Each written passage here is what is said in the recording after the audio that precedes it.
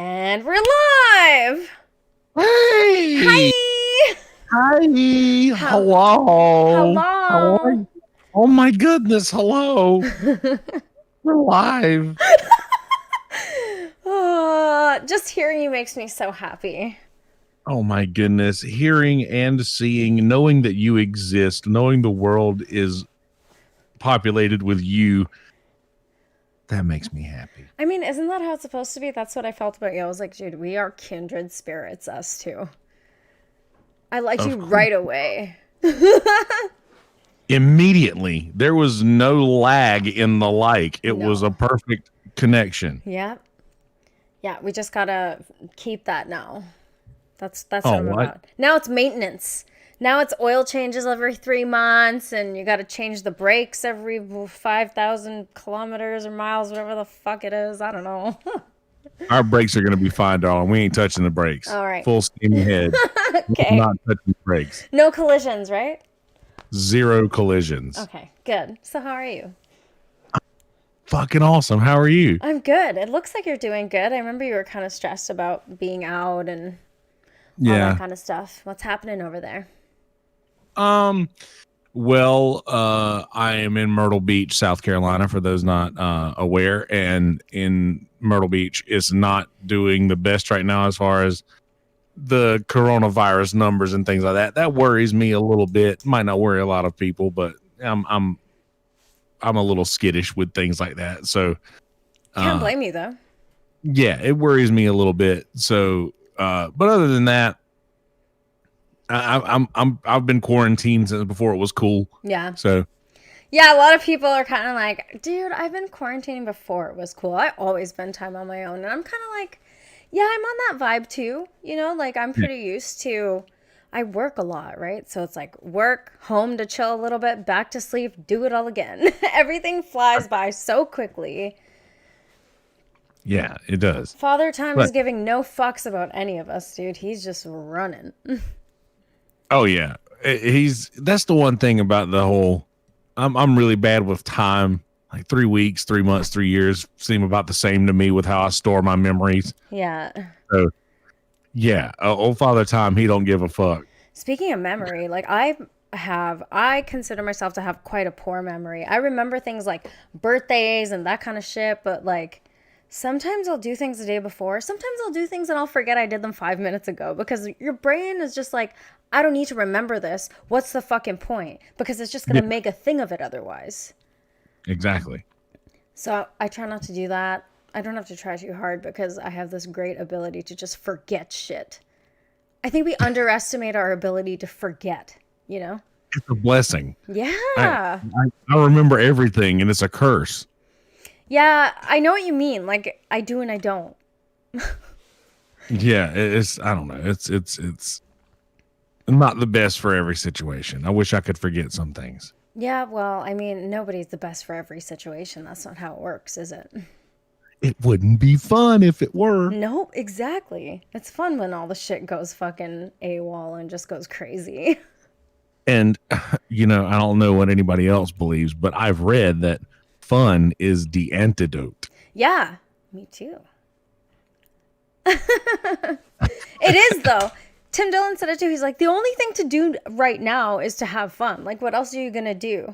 Get in front of a mic, scream, get angry if that's what you want to do. Like, we're just watching people disintegrate. So the community that you and I have met each other through is the comedy community. Obviously, Kill Tony. Mm-hmm. You were on Kill Yep. Tony last Monday. That was Well, fucking awesome.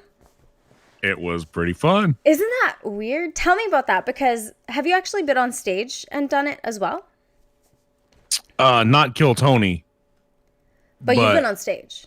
oh yeah, Like you perform musically as well because oh yeah, yes, you're a musician.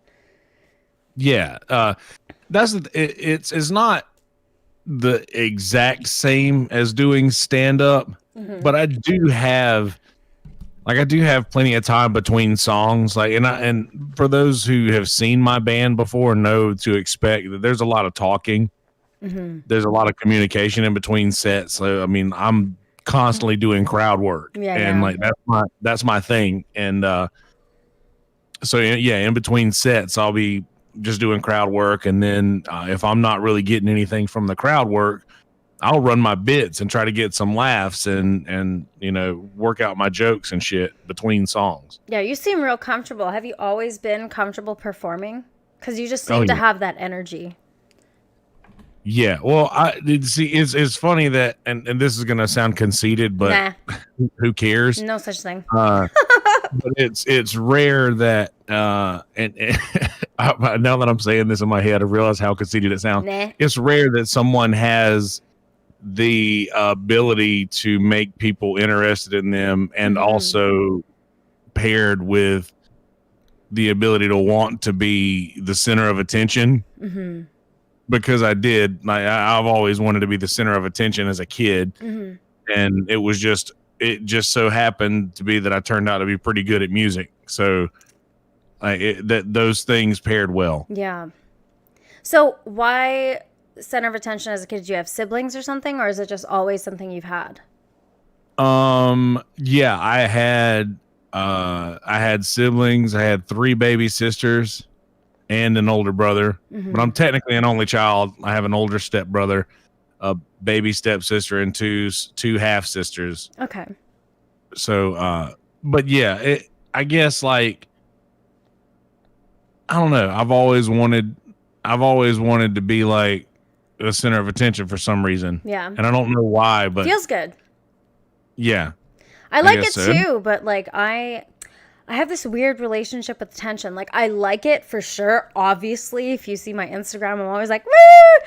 But it's never for attention. Like, it's just fun. Attention's kind of a bonus for me. You know what I mean? Because as a child, certainly until the age of 10, I was the center of attention. And then with my stepdad and my mother, they had their first son together. And in the Indian culture, that's a huge thing. When they have the son, and then my entire life changed. I just became like the housemaid, babysitting the kids, and blah blah blah blah. And I always, like, after that, I felt like I was lacking attention, obviously, but I never felt. There was a point up to which I was like always desperate for attention. I always wanted it, and it always upset me when I didn't get it. I would like start fucking fights with boyfriends to get attention in like some weird fucked up way, you know. But like, now I've kind of chilled on that, but I do like I do acknowledge that I have this performative energy, and I just want to share it, man. I just want to be out, but I don't want to hinge the entirety of the fun of doing something that obviously gets attention, being online or whatever, with like validation. Like, I don't feel any less valid if I don't get attention. It's more self-satisfying to just be able to express myself now, because I never got to. People never listened. My parents never listened, blah, blah, blah. Yeah. And it's just nice. Like, it's just a nice bonus now. Yeah, I went through the same thing because I was the first grandbaby. Mm-hmm. You know, like, I was on my dad's side, I was my my grandparents' first grandbaby.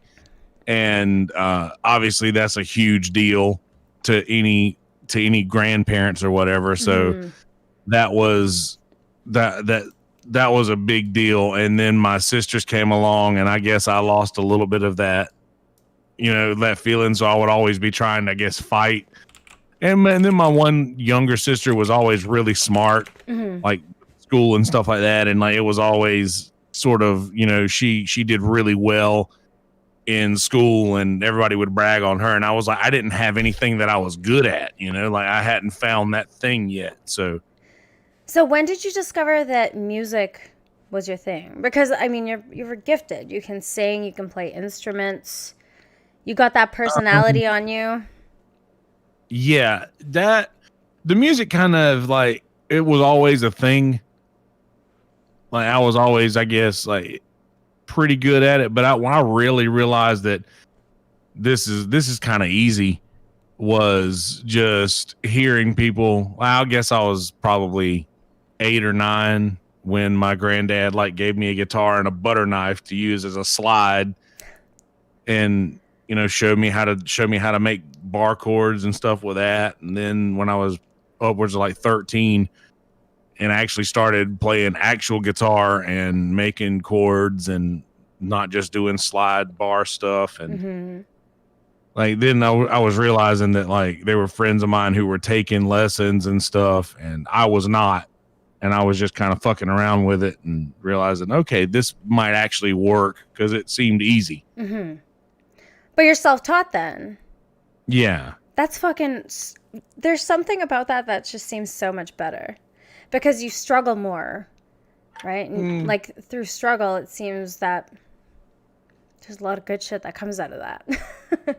Yeah, and I don't know. I used to say that I would rather teach myself because I want to play like me. Yeah. You know, I don't want to play like someone else. And by the way, I'm using a separate camera that's up a little bit from my actual forward-facing camera. That's So when I'm looking, but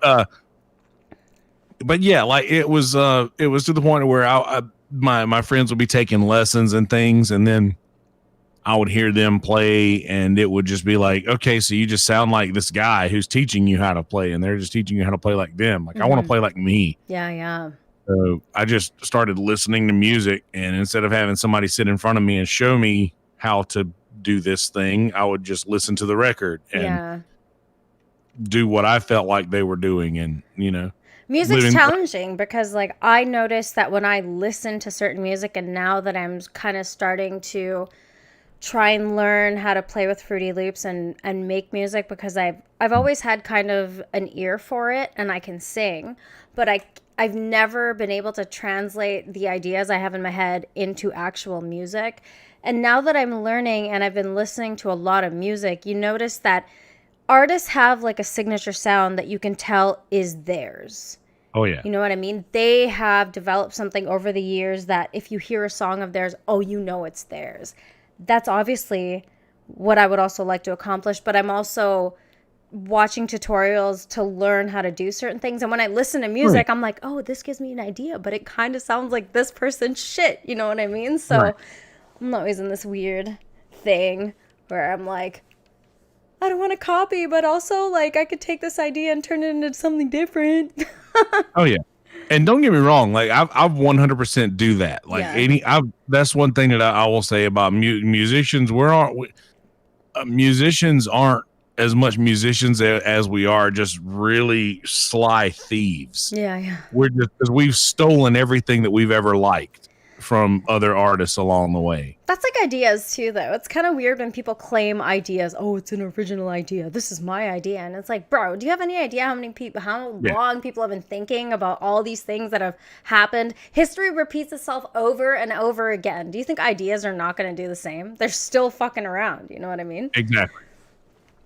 So it's weird. Yeah. I mean, like, certainly you can make an original sequence, but there's like some things that are just like, oh, it sparked an idea. And it's not even really stealing. It's just like taking it and adding you into it. Right. Making it your own. That's one thing that I do, because I most of the songs I write, like there's no way you're going to have a chord progression unless you're going to go something crazy like Fish does or something like that. But there's no crazy chord progression you're going to be able to come up with that's going to be completely original. So it's best to just write words down and then read them and hear what they sound like. And then like the words play themselves, like the cadence of the way the words come together usually make the music. So I write in a weird way too, like, because most people write the music first and then the lyrics come, but I do that the other way. Like I write the lyrics first and then let them tell me how they want to be played. Yeah, that's so crazy because like I talked to Sean. Sean's also a musician. You've talked to Sean, and like great guy, by the way. Yeah, he's wonderful. I complain to him that like I try to write lyrics, or I have, and I'm like, I sound like I'm writing slam poetry, bro. Like I'm just like, and I hate that because all I think of is those videos about SJWs getting torn apart because they're fucking, everybody's snapping and they're just saying some weird dumb shit. And I'm like, I sound like this. Like how I don't know. But I think I just need to get out of the awkward phase. So do you ever feel kind of awkward? Because like emotional expression is sometimes kind of awkward. And when you feel like you want to be profound and you want to be vague, in a way that kind of can relate to everybody, but also might be specific to you or whatever your lyric style is or however you do it. Do you feel that kind of awkward, weird, like I'm really getting into myself right now and I'm trying to convey this emotion, but it's just like it just sounds emo or something? Do you have any of those reservations? Am I silly for having them? No, you're not at all, because like that's definitely a common thought. But I would, and I've had it before, but I kind of got to a realization one day to where I was like, you can say exactly what you mean. Yeah. In songs, like there's no rules to this game. Like you can do anything you want and say exactly what you mean, and that's fine. And no matter how that comes out, like I would feel like if it does sound a little emo, like that's just where I was at right then. And I use these as like mile markers in my life. So like these songs are like or these things, and plus a lot of the things I'll write down, sometimes I'll have a really good idea for a line, and I'll write down a line, and sometimes it just stays there. Yeah. So for every song that people hear, every original song that people hear, there's a dozen pieces of written work that they won't hear. So it just depends on when you find one that's like, sometimes you need to write something down just for yourself, and it will feel like a slam poetry, but it's something that you had it within you that you needed to get out. So that will be just something for yourself that might one day be able to be worked into a piece of art. But sometimes those things just need to get out and need to be what they, So what do you do when you're like out in the world and you get an idea? Like a musical idea or a lyric? Do you put it in your notepad? Do you record? What do you do? Yeah, I write it down, just notes in my phone. Yeah. It's really simple.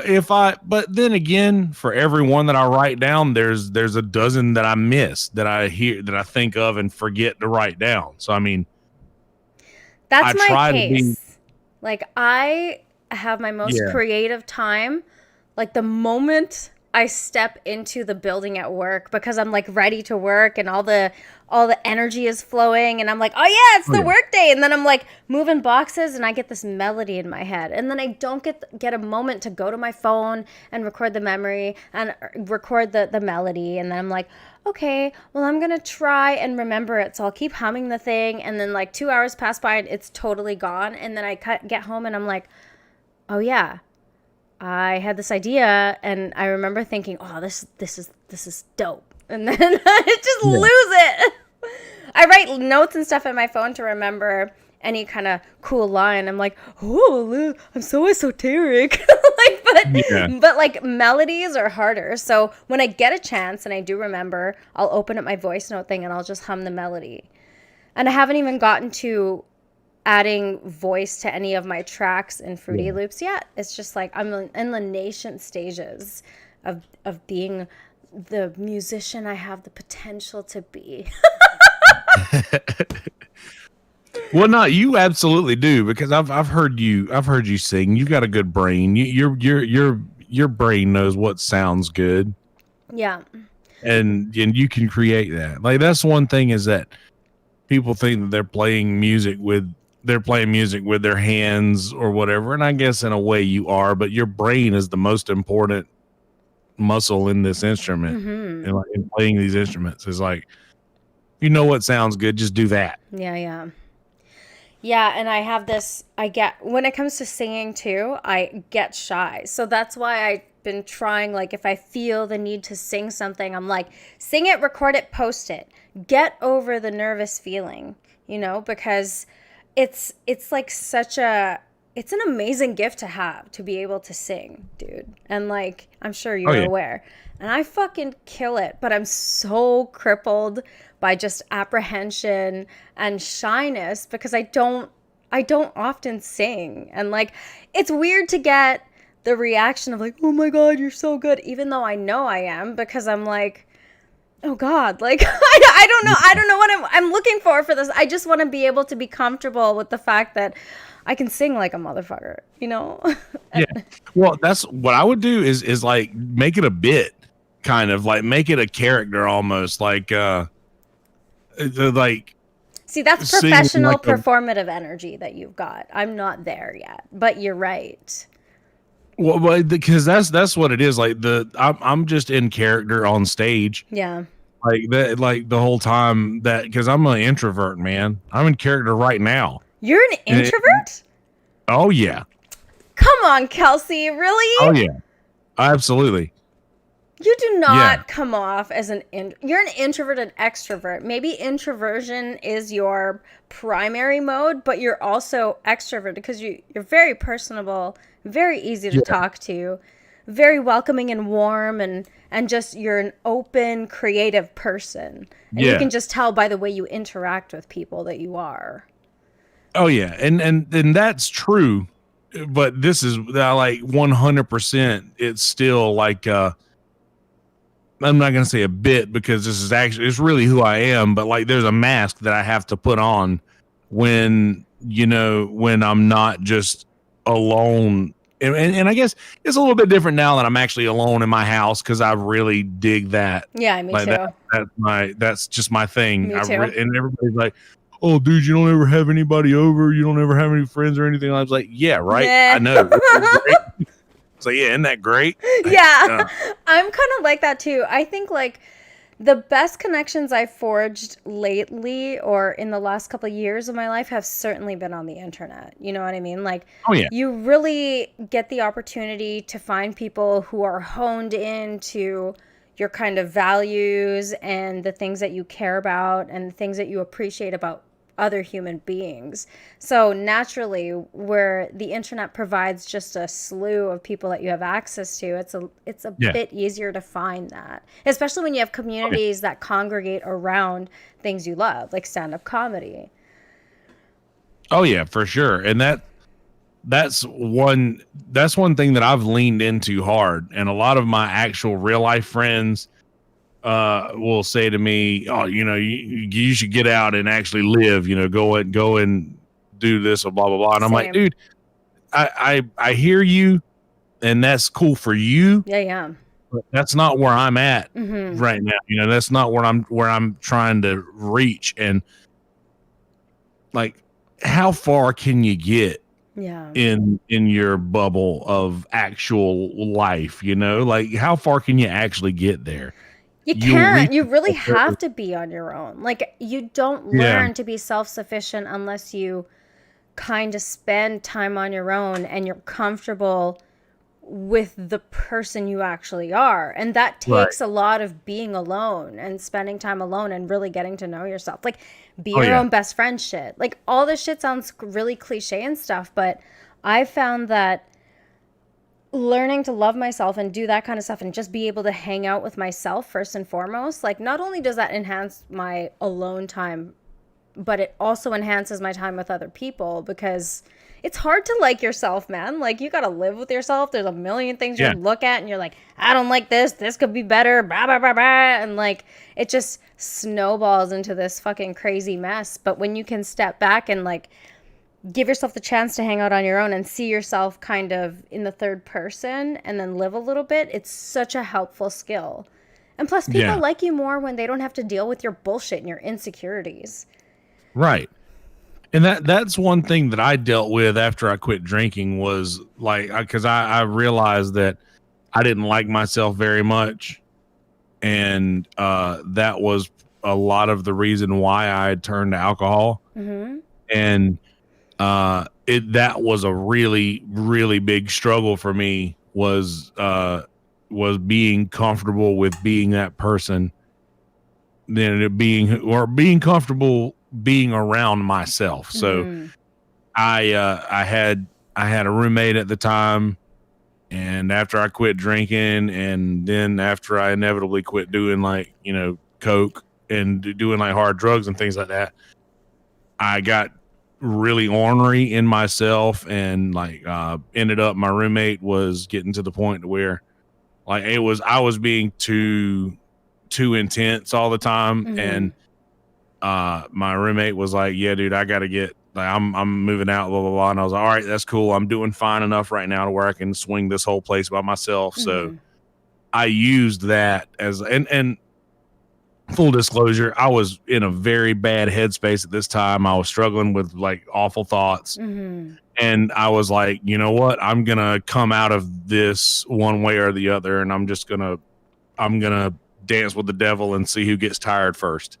And, like I did that. And, I came out of it for the better. But I will say, I wouldn't suggest anybody else to do that if they're having those thoughts, because it could have ended anyway for me.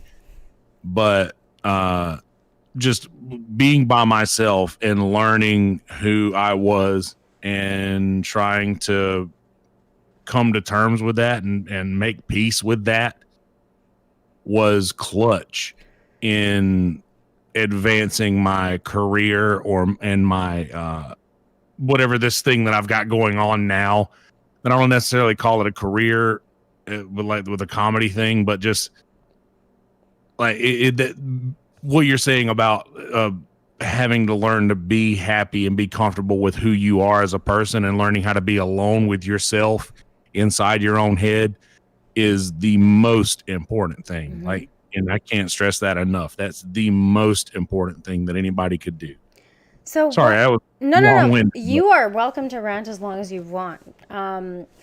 I'm curious as to what it was you didn't like about yourself, and then I'll go next if you want. Like, was it that caused you to drink? So that's what caused the drinking problem? Well, I think the drinking thing was just because like I'm very much a loner. Like I'm very much a loner, and the drinking kind of helped me battle that. Mm-hmm. So I had the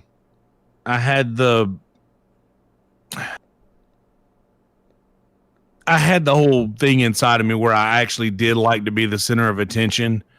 But then again, that was mostly around my family, because we didn't really do a whole lot with other people. Mm-hmm. When I was growing up, it was mostly just our family. Like, and that was it. Like, you know, I live with my grandparents. My grandparents raised me. So like aunts and uncles and cousins and everything were always at the house, but it was just us.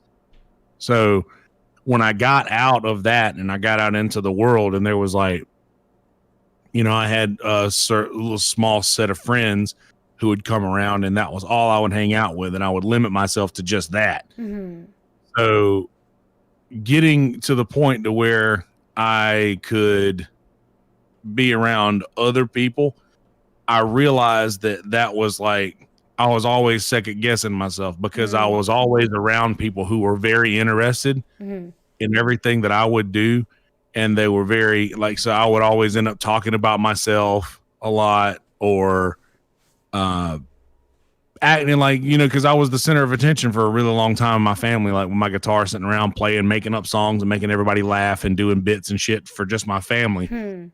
I thought that everybody else in the world would be that interested in me. And when I got out and they weren't, I was like, oh, so maybe I'll try something different. So I started drinking, and when the drinking just kind of made me like everybody would laugh all the time, and then everybody kind of wanted me around, and everybody would like, that was sort of my in with the people, was just being this drunk fool that everybody had fun with. So yeah, like that was what sort of made that a thing. And plus I was just starting to like, actually, like, I'd been in bands all my life, but I had just started to do that in the bar setting. Like, I grew up doing the shit in church and stuff like that. So in the bar setting, you know, to make get the crowd on your side, you know, you're doing shots with them, and saying, you know, you're making money for the bar,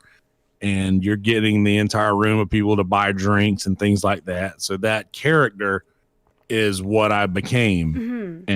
And like, that was one of the first masks that I put on, was that one. But is it a mask, or is it just an aspect of your personality that you feel comfortable on the stage with?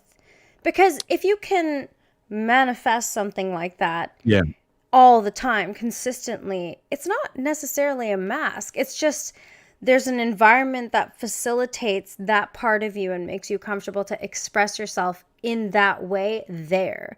But any Yeah. other environment, maybe you'd feel kind of like it was off kilter, or maybe it didn't match the setting, right? Like the whole like Yeah. doing mushrooms and acid thing. You got to make sure you're in the right place mentally and in the right Right. place physically.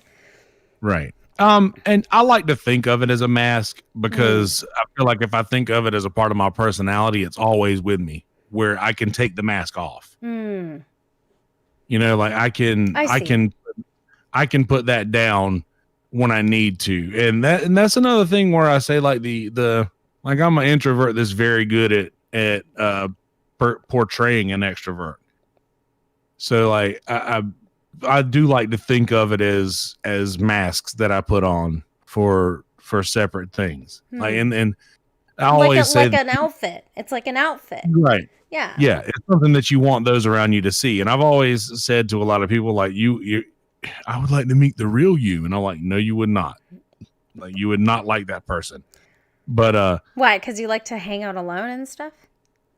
no, because there's no filter at all. There shouldn't be a filter, Yandi. But there should be when like it's trust me. My filter is the worst. Like I say awful things and I like to speak directly. I don't like to sugarcoat, and like there's some things where that's actually can be quite detrimental for me. Like I think maybe you were there, but like talking about the Black Lives Matter issue and some of the way that I've discussed these things, like it just comes off really ignorant. And obviously I'm not stupid. Like there are I can explain my points and I think they're logical. But at the same time, like I'm not afraid to say anything, and even if it does come out wrong, that's fine because I'm always willing to be corrected. I don't think that I'm the arbiter of all knowledge, and I don't think that all my ideas are ironclad. You know what I mean? There's experiences I don't have, and I get all of that. So I might say something in the wrong way. In that setting, I would just expect somebody else who was uncomfortable to be able to voice that without being a cunt about it, so that we can have an actual dialogue instead of, you're a fucking bitch, which is often what happens. Yeah, and that's I don't like those responses to where people will just say, okay, well, fuck you, and then the name calling starts. And like when you're having a conversation with somebody, it's easy to say, okay, well, you know, I don't agree with that aspect, but you don't even have to say I don't agree, because when you say I don't agree, that to me, and I'm not saying that anybody should do what I do ever. I'm just saying why I do these things. It's like when I say no, or I disagree with that, or blah, blah, blah, like in their minds, most people will take the defense immediately. Well, why do you disagree with me? Why do you not agree with the thing that I say? So I'm like I'll take I hear that. I do. I feel about that situation this way. And like, you know, obviously everybody's entitled to their own opinions, and take that route as to like not be combative in those things, because I understand. And I know that because I have those tendencies to, when someone disagrees with me or someone voices that thing to where, you know, inevitably they're saying, I think you're wrong. And who are we to tell anybody else that they're wrong about anything, for starters, in their opinions, for sure. So anytime that I would hear that, it would put me in a weird mood or put me in a weird headspace, and I would get defensive. So I understand that other people also feel that way. And I want to try to avoid being the reason they feel that way. So I have to be very much careful with how I say things, because I am the most opinionated person, and I do pass judgment, and I know that I shouldn't. No. What do you mean though? We all pass judgment. Our brains are judgment machines. We require that in order to live in the world we live in. But I mean, I vocally pass judgment. Yeah, so do I. So what's your fucking point, Kelsey? I mean, because I shouldn't do that, because if I'm going to be one of the reasons why someone, because you don't want to make them feel bad. Yeah, so if I'm going to be the reason that someone has to question things that they have done in their lives a certain way for however long, whenever I see that needs to be the case, I have no problem voicing that. But in just casual conversation, I'd rather just, I'd rather keep things as evenly comfortable as possible. And that's my thing, is like comfort. I don't like the awkwardness. I don't like the tension in things. I don't like that feeling. That gives me anxiety. I love it. I love the tension. I love the awkwardness, because when I say, like, I'm not trying to make you feel bad personally, right? The issue is that a lot of people's ideas serve as emotional blankets. They emotionally identify with their ideas, which means they're not open to hearing any other opinion. Now, I'm all about that improv yes and shit. You know what I mean? I'm not going to block you and be like, no. I'll be like, yes and. Well, explain yourself. And it's very easy to find flaws in logic or in the chain of things that have led you to the conclusion. And I don't mind having a discussion about those things, because I think that that's where so much of the meat is. You know what I mean? That's where understanding comes from. I don't want to say you're wrong necessarily. And obviously your opinion is rooted in some experience that I have not had. And I understand that too. But if something is going to hit me a certain way where I think it's incorrect, I will just say I think that's incorrect, and I'll explain why. And explanations are very important. But again, it also depends where you're spending that energy, right? Like, I don't want to argue with fools on the internet. However, if we're in a group of friends in a community and we're talking about something and there's a disagreement, that is a place where it's worth discussing, so that everybody can continue to come to the group and not feel weird. And it shouldn't be a thing where it's like, well, I don't fucking like you because we don't disagree, or we don't agree on everything. It's like, well, the whole excitement of knowing people is knowing that you don't agree about everything. That's what makes it interesting. Being able to move past the disagreement and understand that this is just a human being with all the same fucking biases and types of shit, brain bugs that we all have. And like, it's nice to be able to exist with people that you don't agree with. Now, I understand that when it's a clash of values, it can be a little bit different, especially if it's something serious like a human rights issue, which again is why like the whole Black Lives Matter thing is difficult to discuss, and any of that stuff. Like that amazing post that you put up on your Instagram where you were talking about guns, and I think it was the George Floyd shooting was what you were talking about. Like the need to have to caveat something so much has just become something that needs to be done, because if you say anything that's a little bit off kilter from the status quo or whatever, you get so much backlash. And it's like, I'm not even trying to cause an issue, guys. All I want to do is put out an energy that is like, hey, this is fucked up for everybody to watch and experience. Like, it's hard to make sense of life as it is. Can we just not try and always jump on the negative and argue about it? Like, dispassionately try and discuss a matter. Try and get your feelings out of it, because at the end of the day, if there's an issue that's not involving you, your feelings really don't matter. If we want to have a real discussion, it's so important to be able to set your feelings aside. And it just seems like we're living in a climate right now where feelings are so prevalent. I mean, look at how the comedy world has to behave about jokes. Like watching Joe Rogan lately, it's like he'll make a trans joke and then he has to fucking walk it back and apologize, and he has to make it clear that he's joking, or somebody has to make it clear that they're joking. Like Shane Gillis was joking about fucking Louis J. Gomez's son, and it's just, in my mind, I'm like, it's so ridiculous that it should be obvious that it's a joke.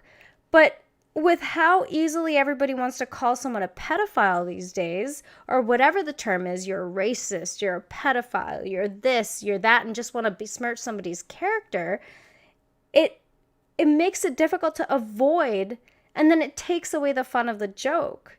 You know what I mean? Of like saying something outrageous and getting a reaction.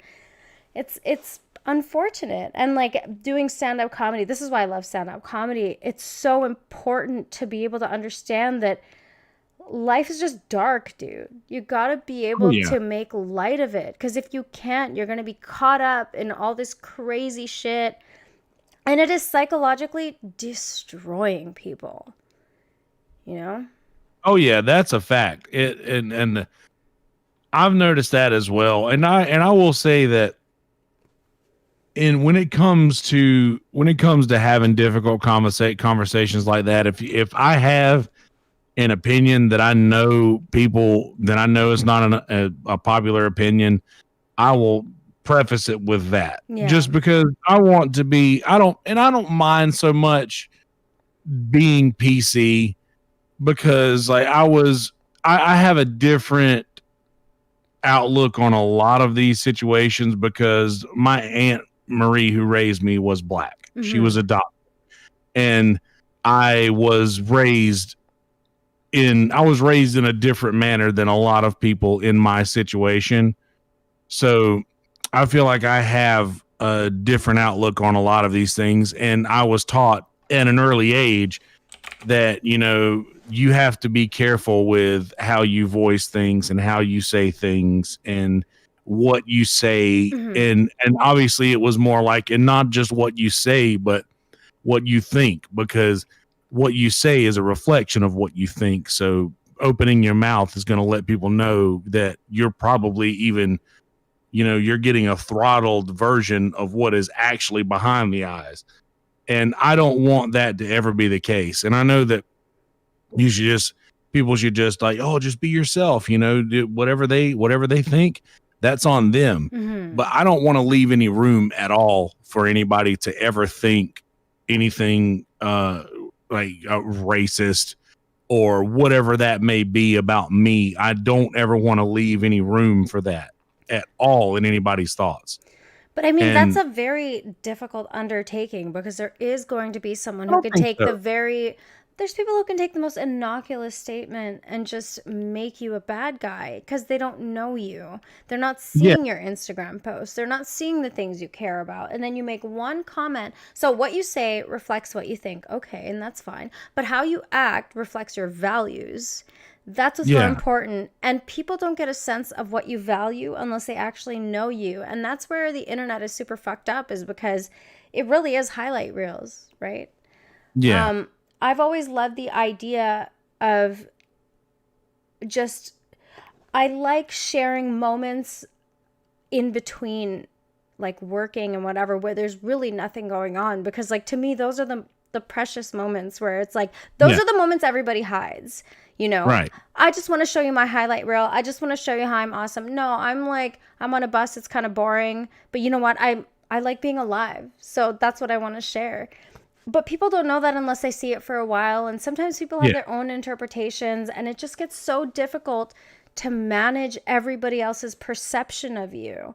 So I've given up on that idea. And it's like, if you don't have enough wherewithal to tell me you have a problem with something I've said, if you have a problem with it, well, then it's not my problem. You're not giving me the option to discuss it with you or to get into it further. And if you want to make the judgment, at that point, I can't be bothered, because it's not fair. If you just want to say you're a fucking asshole, you're a racist, whatever, there comes a point where you have to negotiate with yourself. Like, this is not worth engaging with.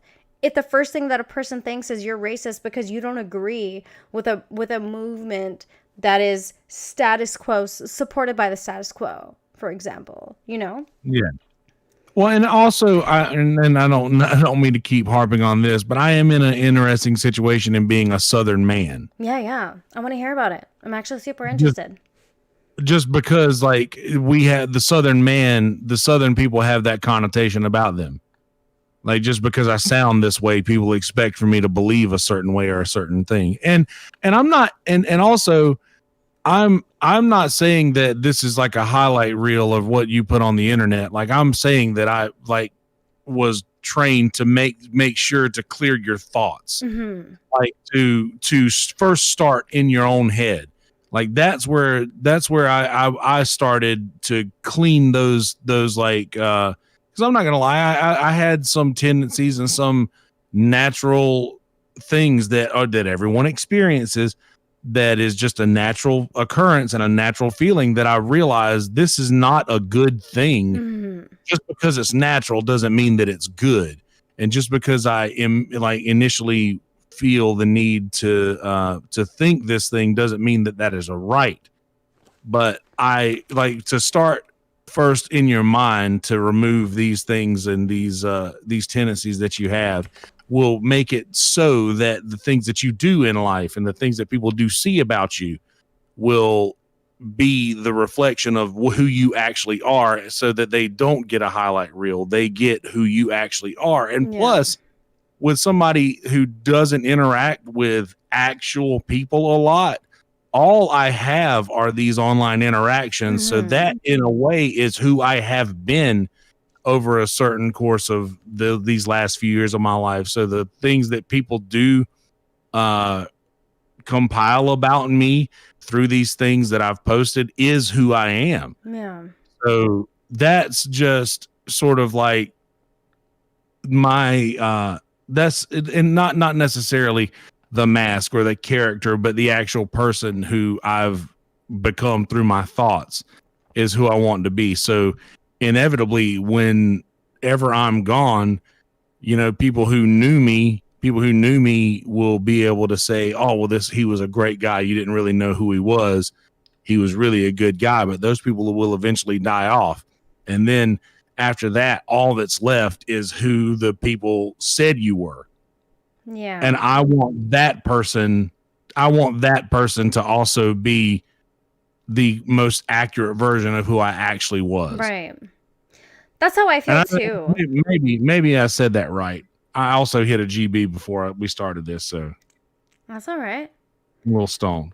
It's okay. You're wonderful. I don't even think you need to be any kind of anything. You know, like the idea with me is the same in the sense that like I like to get along with people. I like to provide a positive experience because it makes me feel good to make other people feel good. I don't want to leave an interaction where someone's like, well, fuck this bitch. Like that's going to happen. And that has happened over really dumb shit that has been out of my control. Like people, you were saying earlier about like, I'm going to say this and it sounds kind of arrogant, but here's the thing with being confident is that if you're a confident person around insecure people, to them, it highlights internally for them their insecurities.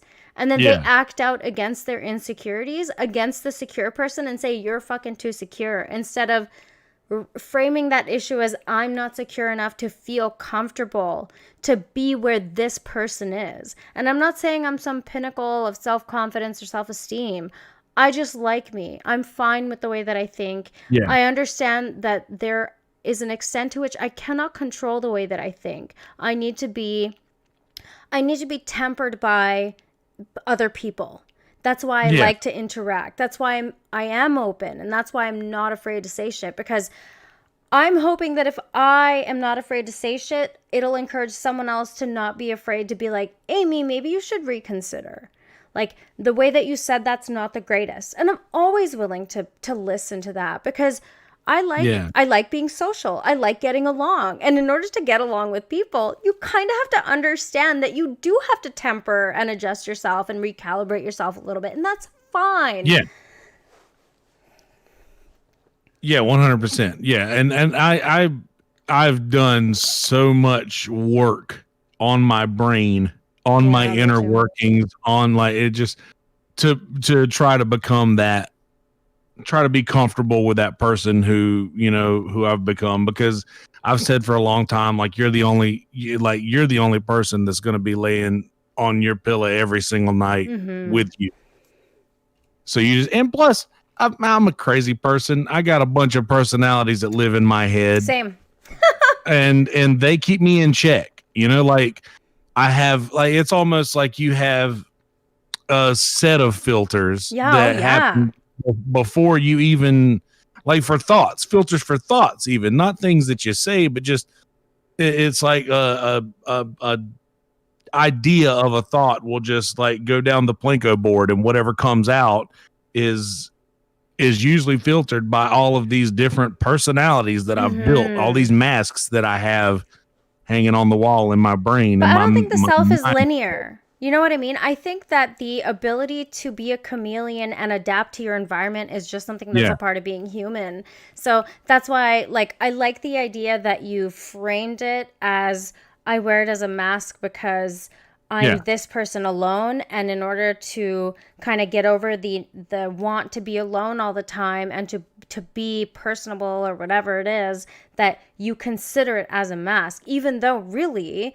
that's just how we're naturally adapted to behave. Like, we want to survive or increase our chances of survival in whatever environment we're in, and that means adapting to that environment. So if you're going to be in an environment where, say, you get stuck in some SJW fucking sanctuary haven where like there's some party, some work party, and everybody's like this crazy lefty, and like you can't even say the word black without being called a racist type thing, and that's going to temper your behavior, because even for that Oh brief yeah. amount of time, you have to live through that. And you don't want to make it difficult for yourself, especially if it's not an environment that you're typically going to be interacting in.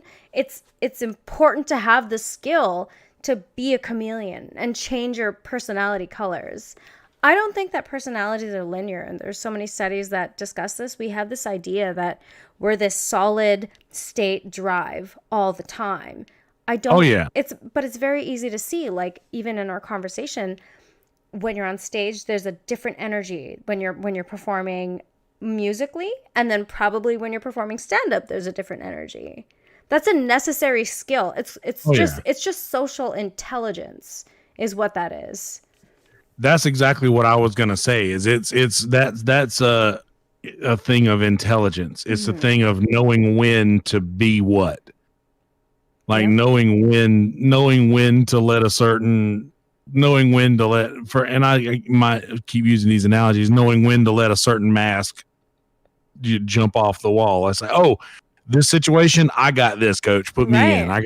I got this one. Like, and I'm, you know what? You're cool. Take this for a little while, and I get to rest. But So, as an aside, this is exactly why Trump is so successful. People don't want to acknowledge the fact that, as much as he's well, expletives and many descriptive words, yeah, he has a social intelligence that affords him the ability to communicate with a large amount of people that has advantaged him in his position right now.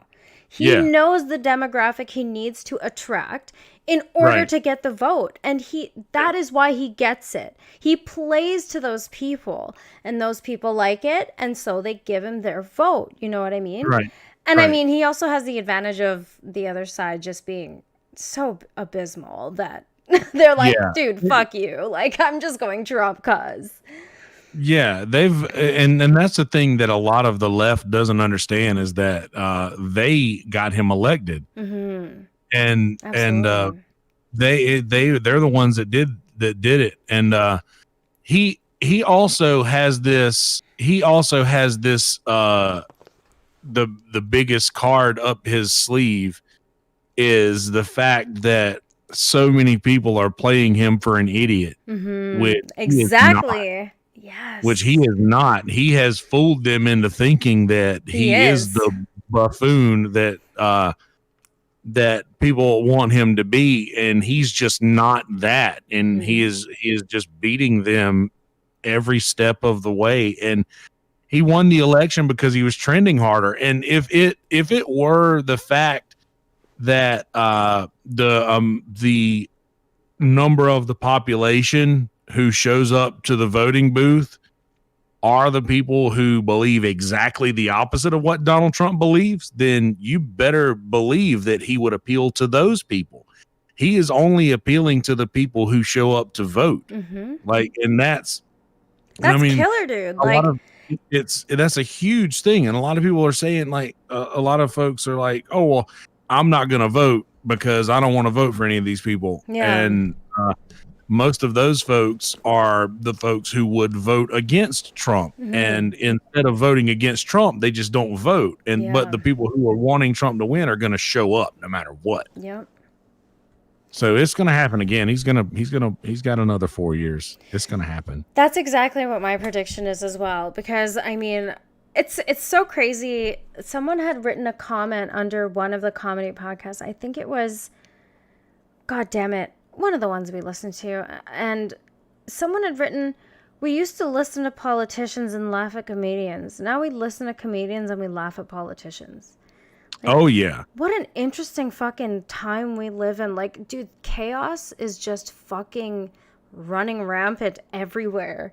Oh yeah. It's a great time for comedy and for everything else, I think, because the people who are going to speak their mind and make jokes about things, because in my mind, nothing is off limits when it comes to jokes. I'm such a comedy fan that I cannot.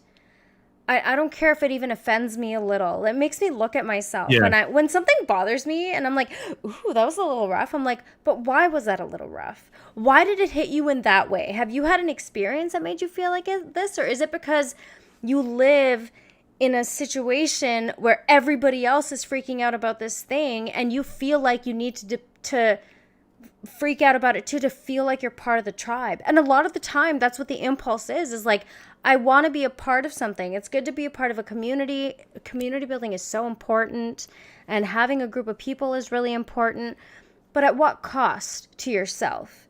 You know what I mean? Yeah. That's why it's so great that our little comedy community exists, is because that is a thing that doesn't operate like a typical fucking community. Everybody seems so chill. Like, you can make jokes and you can not be like, people aren't looking to be offended. Yeah, and that's a huge deal. And what we have in our little community is that I'm the most proud of is that everybody knows that everybody knows that, you know, this is a bit. For the most part, like, this is a bit. We're not saying this to be insensitive. We're not saying this to be whatever have you. Like, it's a bit. And everybody knows that. But even sometimes you are. Like, sometimes you'll just say something cunty to someone because they'll fucking do something stupid. And you're like, oh my God, it's fucking stupid. Stop. But they don't get mad. They're just like, all right. Like, so many times I know I've come into the Discord voice chat and, like, I had people muted from before because, like, dude, if you're in a Discord and you're DJing and playing music and nobody wants to listen to your music because they're trying to have a fucking conversation and you don't turn it off and have no fucking awareness, no social awareness of the other 8 people that are here, well, I'm gonna fucking mute you.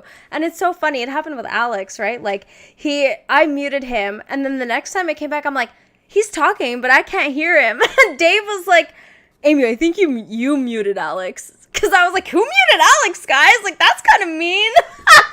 And they're like, I think it was you. And then it was me. And then, like, we just laughed about it. And we're like, well, fuck, dude. If you want to play DJ, go fucking do that on your own time. Nobody got mad. We all laughed. And then we moved on. And it's a wonderful thing. You know what I mean? I just love that. I love that too, and I love the way that Dave is always the one to call it out, and he wants to see it. He wants to watch. Oh, I think you muted this other person just to see how you two react to it. I think that's funny. But I think it's good. Yeah. I do the same thing. Like, I'm quick to say this is a voice chat. Yeah. It's a voice chat. Like, I get it, and I even said it the other day. Like, when music comes on in the voice, I do this for a living. And I know this is so outlandish of a thought for people who don't feel this way because everybody loves music. But I don't listen to music a lot at all. That's crazy. Like, I would never think that. Yeah, I know, but I don't listen to music at all. Like, as a matter of fact, when I hear music and I'm not expecting to hear music or I'm not ready to hear music, it's nails on a chalkboard. I don't care what kind of music it is. I don't want it. That's so unique and interesting that you are a musician and you like to make music, but you don't listen. But that's probably, if you're somebody who really wants to hone in on yourself when it comes to music and musical expression, probably not the worst thing, right? Yeah, not at all. And I mean, I'm a huge believer in that, is that if you listen, like, you can't help it. If you're a musician, what goes in is going to come out. Like, you can't help it. So if I'm listening to a certain thing, like I would rather listen to something that has been, you know, removed from 50 years ago or something removed from today, because I don't want to, I don't know. I don't want to. A lot of people will say, "Oh, well, this is just a blah blah blah song that I hear on the radio or whatever." Yeah. I don't want that. I want to be unique, and the music that I make is unique. And it's like unlike a lot of the stuff that people are doing right now. Like not a lot of like the whole one guy and a guitar Yeah. is not a thing anymore. Really, like that's just not.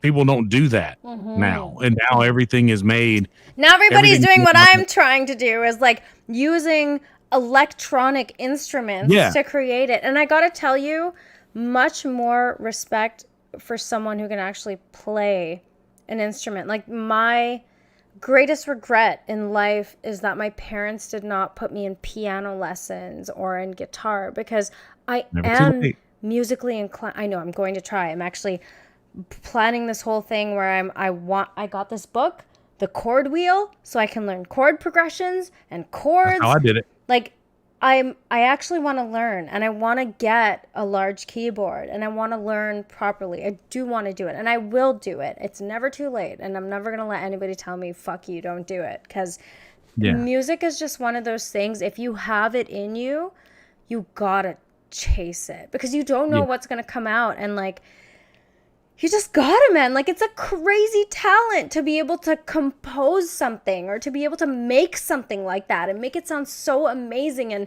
convey emotion through sound, and like Yeah. saying words a certain way or with certain melodies. Like, you can say one word in one note and in another note, and it has two totally different feels depending on how you play with it. And it's so versatile, and it's so, like, it's such a dimensional art to engage in. You know what I mean? So if you have that gift, like, Yeah. being able to, I've always been able, like, I've always been pitch perfect. I've never had a problem with pitch at Yeah. all. I don't know where that comes from. I'm Same. not saying it's all on me. I fucking earned it. No, I remember just like singing to a song one day and being like, "Oh shit, I sound like her. Yeah. I'm going to keep doing this." And then you sing more and more, and then I sing in the shower, and the acoustics in the shower are fucking amazing. So I'm like, Yeah. woo! But you know, like that, Yeah. it's crazy to recognize you have a talent in you like that, and it's kind of a shame to not try and use it or hone it or Oh, yeah. make it better. And two, like, and also do that, by the way. And I'm not saying anything against electronic music. Like, I still do enjoy, and it does, I enjoy it, and it does take talent to do that. You have to still know what sounds right. Right. You still have to know what goes where, and how to build things. And I mean, I do bridge the gap. Like, I do play actual instruments and things, but I'm also using GarageBand. And I'm also using things like this to piece all of those together. So it's sort of like the best of both worlds, honestly. Just for me, and that's just a personal thing that I've got. Like, my granddad taught me how to play a guitar, and there's something about learning, like something about being able to manipulate a machine that is designed hundreds of years ago that I really connect to. And I don't know how much of my music you've listened to, but a lot of my stuff is written from the viewpoint of turn of the century, like 100 years ago or whatever. And like try to not date my music at all. Like, I want, like, if there were a song of mine, Timeless. Right. I want that. That's what I want. I don't want it. I don't want anything that I write to be confined to specific time. Like, if my song would be played on the radio 100 years ago, I don't want anybody to hear anything that they wouldn't understand. So the way that I went into this crazy rant with Sean one day, because I'm always very impressed by people who are musically inclined. And the reason for that is because To the universe's vibrations. What Oh yeah. what is being more connected to the universe than being able to take the very essence of the universe vibrations and turn it into art? The Oh universe yeah. is just creating shit out of itself. Like, what the fuck is cooler than that? And it's amazing because, like, you said you don't listen to music, but like I am such a sensitive fucking person that I listen to certain songs and I get the goosebumps. You know the ASMR feeling people get when they Oh yeah. listen to that? Like if I listen to a good song, I'm just in another place. It's like being on drugs for me. And it always astonishes me to see music as something like it's like being connected to the universe in a way that I don't know. It's so unique to me to be able to connect to something in such a way that you can produce something that just accurately conveys something so well. Lyrics and then every single Yeah. sound or whatever, every single guitar pluck. Like it's all a thing, you know? I don't know. Music is just like a huge thing to me. I just love it. Oh yeah. And that's another reason why I don't listen to it so much is because I play these instruments that are in most bands. Yeah. So in my head, I have a band on every instrument that is playing along to everything that I'm listening to, and I can't turn that off. Yeah. So you were saying like I don't listen to music a lot because you get ideas from other people. It's kind of like hearing people say certain words like William Montgomery's, oh, it's a nightmare. It's just the way that it's just the way that he says it. It's attractive, it's funny, it's like it rolls off a certain way. Like he has such a cadence about him and he's such an interesting character because of that. Like William's a vibe, right? It's like you're a fucking vibe, dude. Like there's just something about you that separates you from other people. I don't even totally know you, but that's what I feel because that's how I feel about myself. I'm like, I'm fucking weird and I'm different and I don't fit in a lot of places. So when I do, I'm always astounded. I'm like, oh my God, don't screw this up. Like, it's a nightmare. Nightmare. But the same thing goes for comedy as well. Like I noticed that after we all in voice chat, when William would pop in and talk with us, 2-3 hours afterwards, we're all in voice chat going like doing William bits. Like we don't even realize it, but we're all like talking in that cadence and everything we say, just we end on the high notes.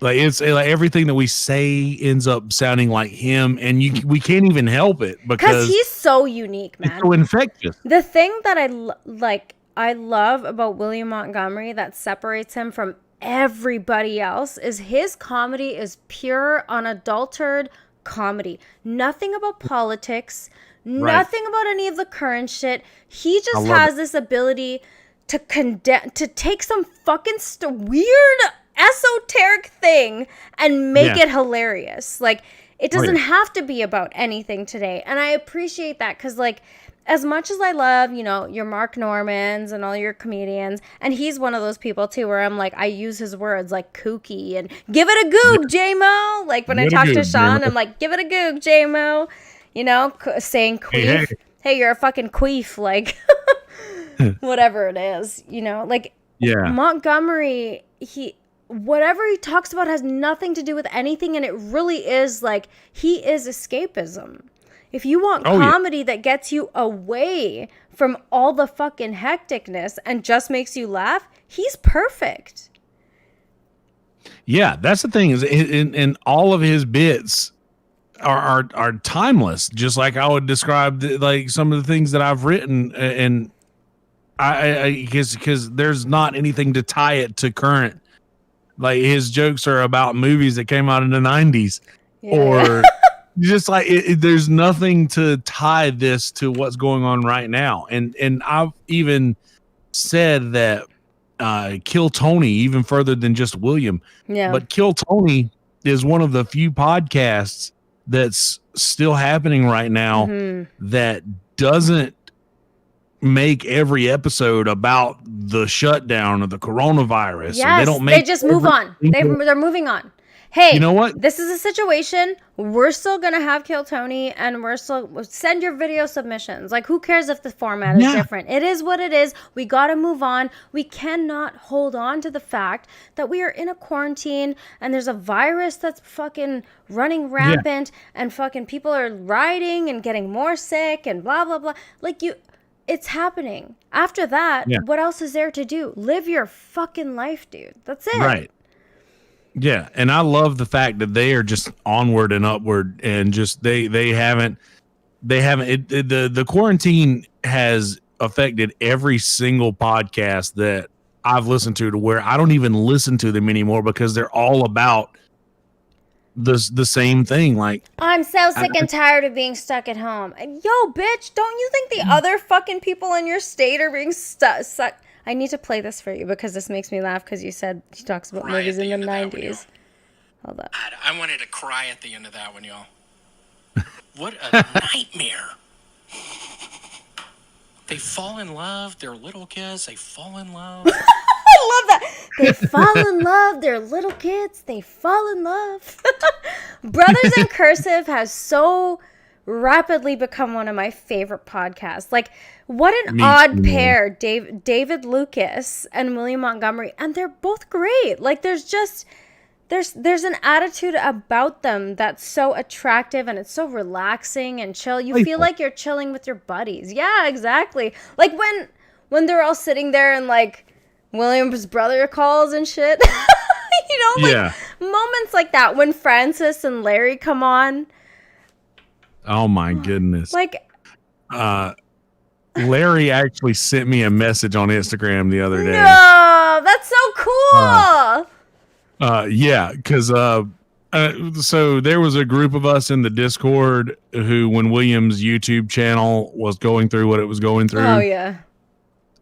There's a group of us in the Discord who started another YouTube channel, and we were gonna make it the official channel, and we were gonna put everything up that the old YouTube channel had on it.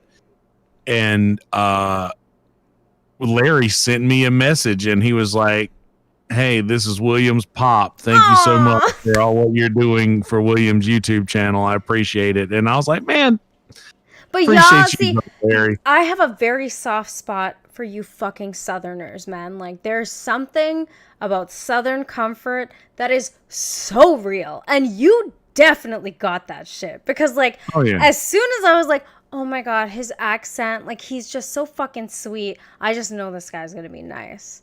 That shit, like, there's very much something to that. And like his parents are just like the most loving, sweet. Like, remember Red Band was like, I can't fucking hang around them. They're way too nice, man. Like, your parents are such nice people. They make me kind of feel like, oh, I'm kind of garbage or whatever. You know what I mean? Because obviously that's the reservation, right? You're not uncomfortable around people who are that nice unless it makes you feel like, oh, you're just not nice enough. Yeah. It's like they're exposing something about you. Yeah.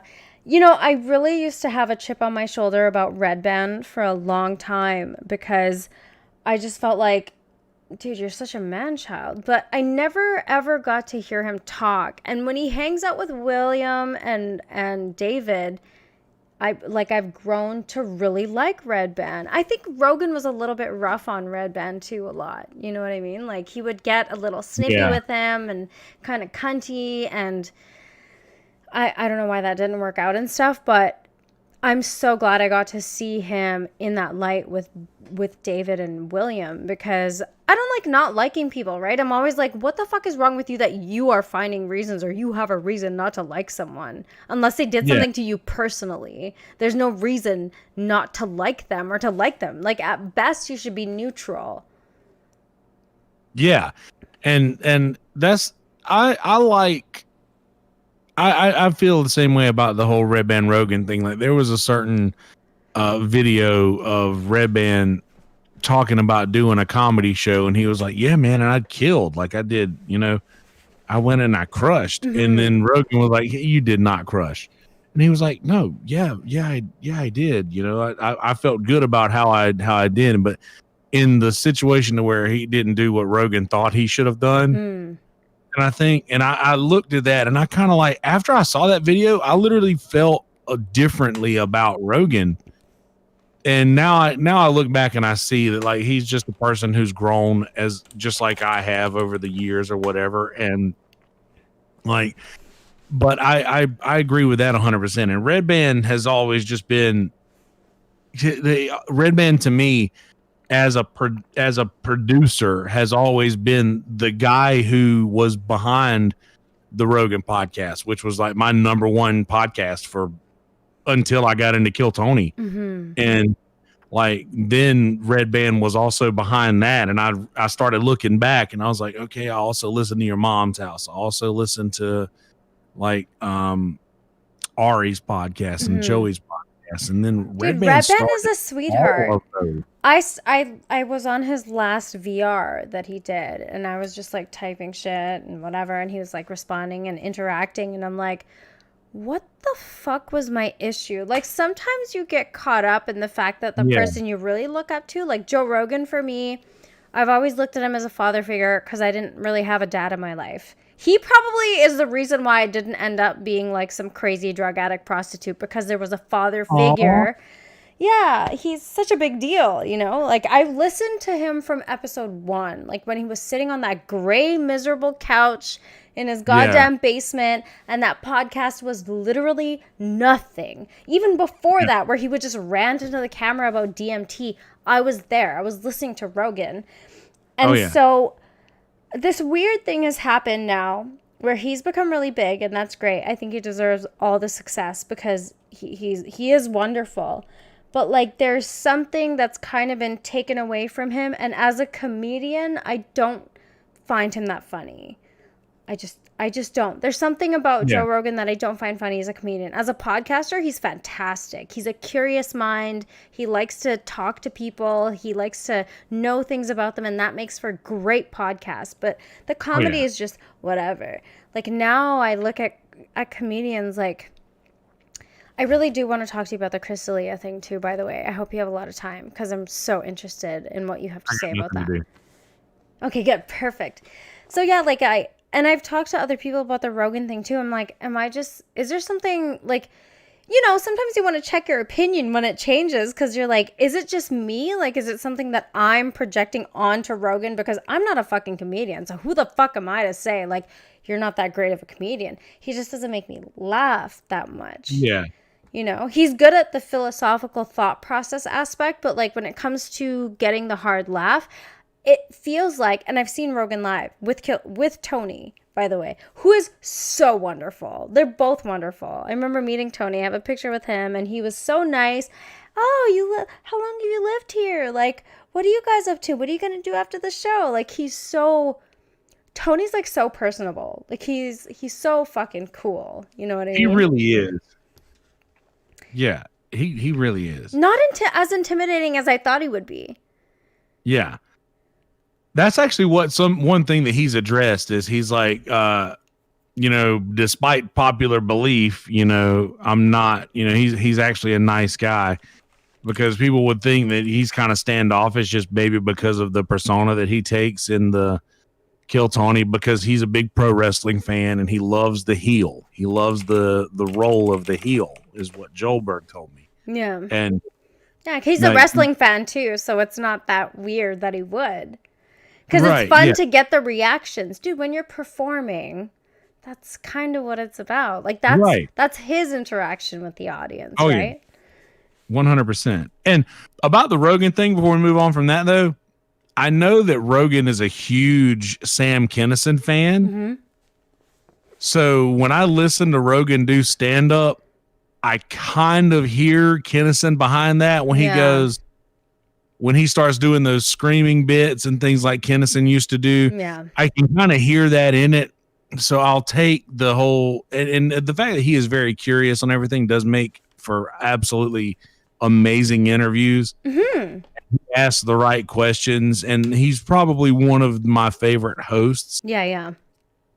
But I still like his stand up as well. But I hear all of the influences that he had in his stand-up. Yeah, So exactly. that makes it a little bit more fun, I think. Kinnison, George Carlin, like that, like had that high pitched, screamy energy with like philosophical thought and breaking down society. Like that's Joe Rogan. Yeah, exactly. So Mark Norman's new special, Out to Lunch, was very much of that ilk, you know, where he's addressing a lot of the things today. So much laughs, so many laughs in that. Like there wasn't a lot of build up, there was a lot of laughs.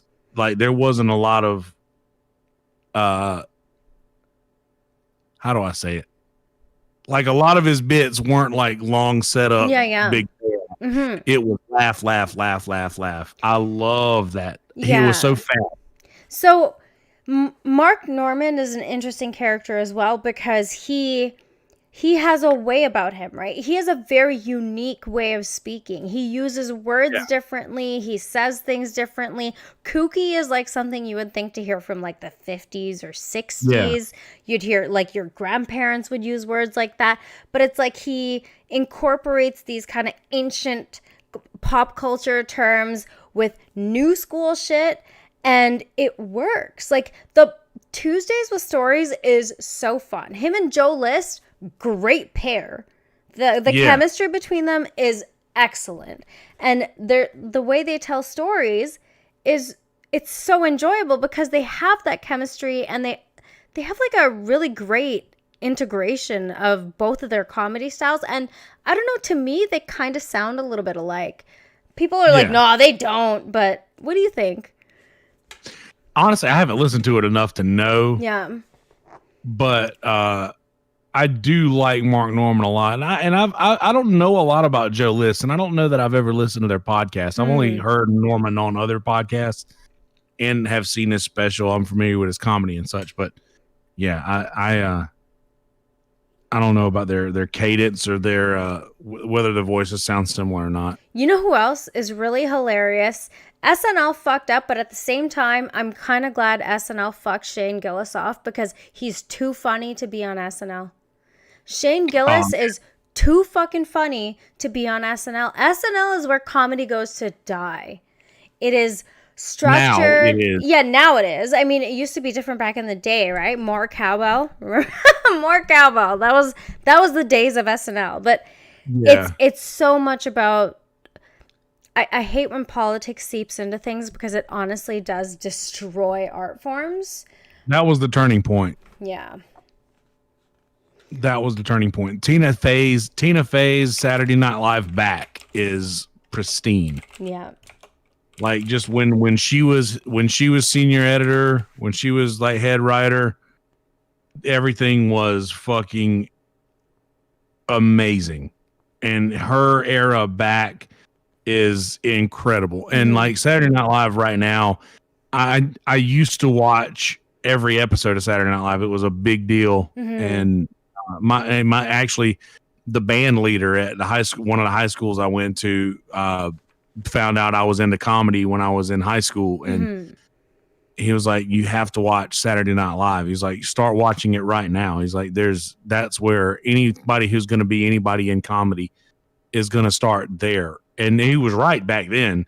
So I went back and I went and dug the rabbit holes, and I found all of the Farley stuff and the Sandler stuff. And oh my God, Farley! Can I have some fries? Oh my God. Dude, just that's on my list right now as things to learn is the Adam Sandler Chris Farley song, because it breaks my fucking heart. And I remember the first time I heard that, because I'm a big guy. I've always been a big guy, dude. Chris Farley was my guy. Yeah. And my association, Adam Sandler became that because he was like it was the first, Billy Madison was the first movie that I was allowed to watch that I shouldn't have watched as a kid. You know, I haven't seen that, but that was the one with the speech of like, that is the stupidest thing I've ever heard. Everybody else is more stupid for having heard what you just said, right? Loosely. Is that the one? Billy Madison? maybe. I can't remember. I haven't seen a lot of movies, so this is where I'm lacking, is in a lot of film and movies. I've missed out on so much because obviously as an Indian kid, my parents didn't allow me to watch anything. For me, it was like Disney Channel, Cartoon Network. So A lot of Powerpuff Girls. yeah. Oh my God, I love them. But Billy Madison was Adam Sandler's first movie, like his first first thing that he really did. And I was like, my Aunt Marie, who I talked about earlier, was a huge influence on my life, and that was the first the first thing that she watched with me, and like it was just part of that whole Farley. Chris Farley was a bus driver in that movie, and it's like, lunch with a grand banana. You know, he throws a banana out the window in like a car. Like I'm not just explaining the whole movie, but it was pretty incredible that Farley, by association, made Adam Sandler like one of the first people who I was super duper into as far as that comedy goes, and that kind of era of Saturday Night Live. And I know the Belushi era was fantastic as well with Chevy Chase and all those guys, but man, that Sandler, Farley, Chris Rock, David Spade, Phil Hartman, all of that era of Saturday Night Live is the tits. So now, as I was saying, like with Shane Gillis, I just feel like his comedic talent, like how funny he is in the moment, too good for SNL. Like SNL is just political garbage now. It's all about vote for Hillary, vote for liberals, blah, blah, blah. I don't like that. Like, I really don't like the ideology being fused into it. It's completely ruined the show, and it's just too much. Him and Matt McClusker together are so fucking funny, and Matt McClusker and Shane Gillis are both highly intelligent. So they have like historical things they'll make jokes about and like all this kind of shit.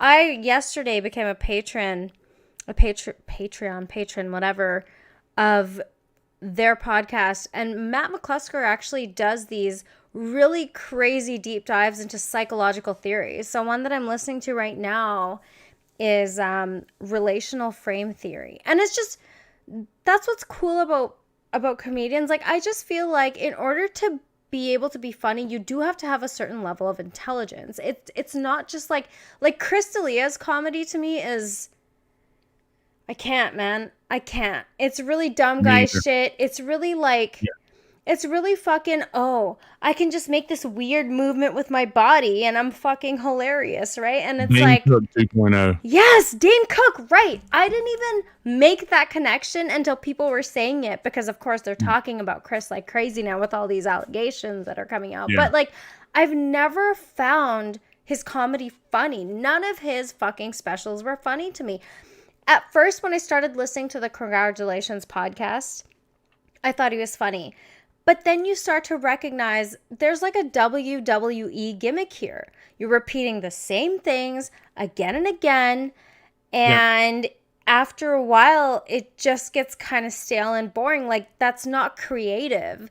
You're pretty much doing the same thing every artist who gets super popular does, which is like with pop music. The reason it's pop music is because they use the same fucking 4 chords again and again and again, and you can create a million combinations with it. And you like, there is calculations that show and scientific data that shows that there's just a range of frequencies that will appeal to most people. So that's what those people use to appeal to the most people, to be popular. But popularity has always kind of equated to stupidity with me.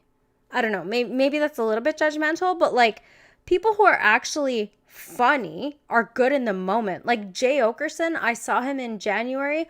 Holy shit, he's so good at crowd work because he's so good in the moment. He's just a funny dude. It doesn't matter if he got on that stage and didn't have an hour prepared, you wouldn't be able to know, because he's so good at interacting with people and making jokes in the moment about shit he observes right then and there, that it's very difficult not to appreciate that. So when you see someone like a Chris D'Elia and he's just like doing these weird movements that, like, yeah, if you're like a certain demographic, you might find it funny. I'm just like, as a comedy fan, you know, like, I love Doug Stanhope. He was one of my firsts, and Me too. I love Doug Stanhope. Dude, God, people find him so rough, and I'm like, what? He's fucking hilarious, dude. Like, him and Rogan Yeah. were my man. They were my man show cast. Yeah, like yeah. Kimmel and Corolla. Like, I get it, but dude, Rogan and Stanhope, that was my man show cast. That was my introduction to like modern stand up. yeah. I love Stanhope, man. Stan Yeah. Dope is what I've always called him. Stan No Dope. refunds? Are you fucking kidding me? Before turning the gun on himself, that killer whale bit was so fucking good. Like, you don't even expect it to go where it's going, and you're just like it blows your fucking mind to think he's like, so smart. yeah, I will never have a closer as good as a fucking killer whale eating its fucking trainer in front of a bunch of people at SeaWorld. Jesus fucking Christ, help me God. Like, he's so funny.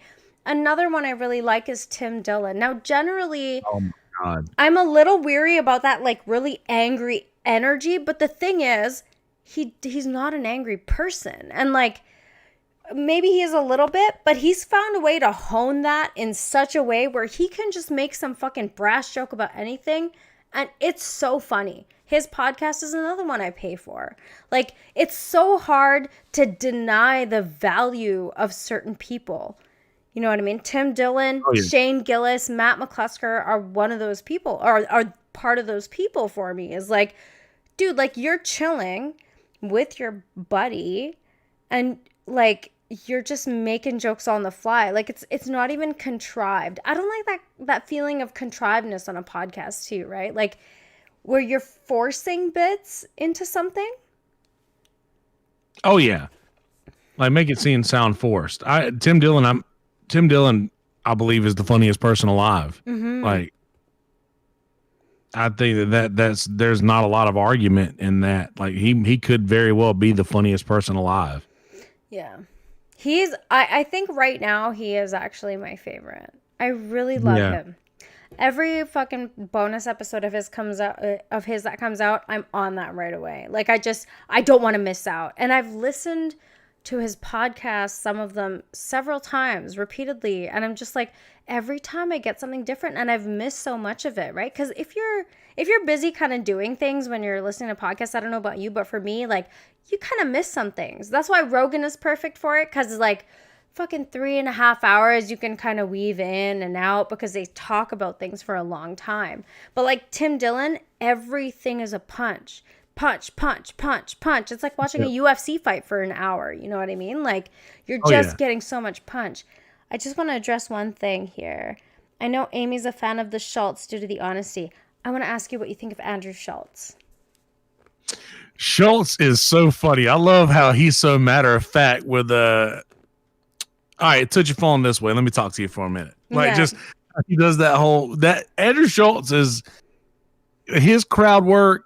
His whole crowd work special that are just like where he goes out and he starts talking to like, he's trying to like get this one dude laid by some chick at the table or something like that, and he's just like, no matter what it is, and that's just one that's coming to mind. But Schultz seems like he's working something out. Like, he always seems like he's working something out. Like, you could tell he's the wheels are always turning. So I'm gonna be honest. I do like Schultz. He did a video recently about that fucking celebrity video where they're like, I accept responsibility. He's like, hey, celebrities, shut the fuck up. So Schultz, I like him on his own. His podcast sucks though, because I've watched it and I've really tried to give it a chance, but his pal that's with him, like, the laughter seems contrived and exaggerated. And I feel like that stokes Andrew to kind of laugh more than it's actually funny. And I fucking hate that. Like, I just hate the idea of like he'll make a very mild joke and his buddy will like move his mic out of the way and be like, ha ha ha, like, it was the funniest thing you ever heard. And I'm like, maybe Yeah, there's is this maybe Fall there's Guy? something I'm missing. Maybe this is a performative energy I just don't understand.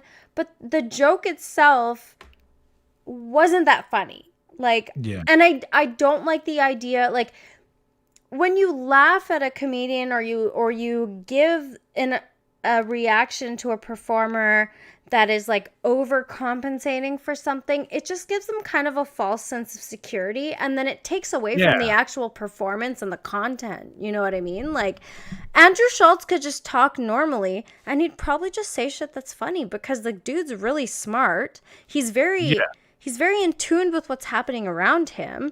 He himself is funny. But his pal kind of takes away from him, which is shitty. You want to be able to like in this conversation, I want to enhance you. You want to enhance. I want to enhance each other. Bring out the best in each other. But then it's like when you're falsely laughing at something, you're falsely bringing out a fake best. You know what I mean? Like I don't know how to explain it properly. I get 100. I think you're doing it right. It does give like people a false sense of like a laugh track almost. Yeah. Like, oh, the laugh. Okay. And I don't know. I haven't listened to his podcast at all. I've only seen him like his YouTube stuff because he releases a lot of content on YouTube, Instagram too. Yeah, and so I've seen a lot of his content there, but I don't know a lot about his podcast or the other guy, but. Yeah, I hate that laugh track shit. Like, don't tell me where to fucking laugh. Yes. Like, I will decide where to laugh. Yeah, I hate. That's what sucks. SNL have a laugh track now. I think it does, right? It's always had a laugh track. Always had a laugh track. Well, it's a live laugh track, but nonetheless, like they have the applause sign or the laugh sign. Like they want to make sure that people are applauding when they're supposed to or laughing when they're supposed to. And I hate. My granddad used to say all that laughter's piped in. Yeah. He said they pipe in all that laughter. And what's funny is if you ever watch, I don't know, I think it was Friends, maybe watch Friends without the laugh track, or watch any sitcom without the laugh track. Like Big Bang Theory. So awful. Big Bang Theory is garbage. So garbage. I'm so glad you said that. Garbage. There's some people who are like, oh my god, I love that show, and I'm like, it's utter trash. It's not even funny. Dude, I want to be clear. I want to make sure to be clear on this. If you come up to me and you tell me that Big Bang Theory is a good show, I am discounting your opinion on everything else you tell me. Because I want to be clear on that. If you think Big Bang Theory is a funny show, I am discounting your opinion on everything else that you ever tell me. Yeah. Sorry. No, I totally agree with that. There are just certain comedians who, like, if somebody is like, oh my god, they're so funny, I'm like, I'm so judging you right now. Like, your sense of humor is absolute garbage. Like, one of my favorite comedians of all time is Anthony Jeselnik. And if people don't get him, I'm like, fuck, dude. You're boring, you know, because he's very dark and he's patient.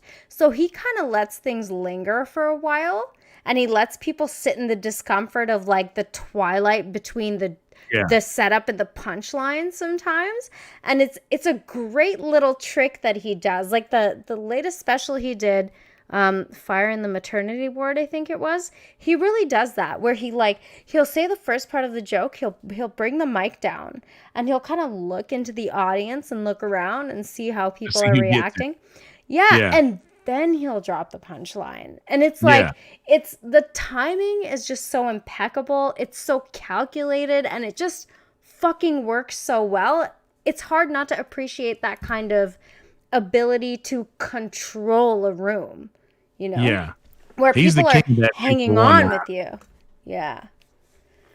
Like he does that too, for one thing, to where if you make a joke, he understands that his jokes are so high, are so such a high thought process that half of the room is not going to get it. Yeah. Until a few seconds later. So he'll wait it out until he gets the extra laugh. So the 2-for-1, like you'll get a laugh initially for those who get it, but then when the other people get it, then another round of laughs. Yeah. Yeah, it's like it comes in waves. Yeah. Yeah. Yeah. I was gonna mention another comedian too. I just forgot what the fuck was his name. God damn it. Oh, Go ahead. Crystalia. Oh yeah, let's do Crystalia. Let's talk about Crystalia because I'm gonna continue to be in the position where I'm not taking a side here. There just isn't enough evidence either way. I know there's screenshots. Yeah. I understand. But the problem today is that there are websites you can go to manufacture screenshots.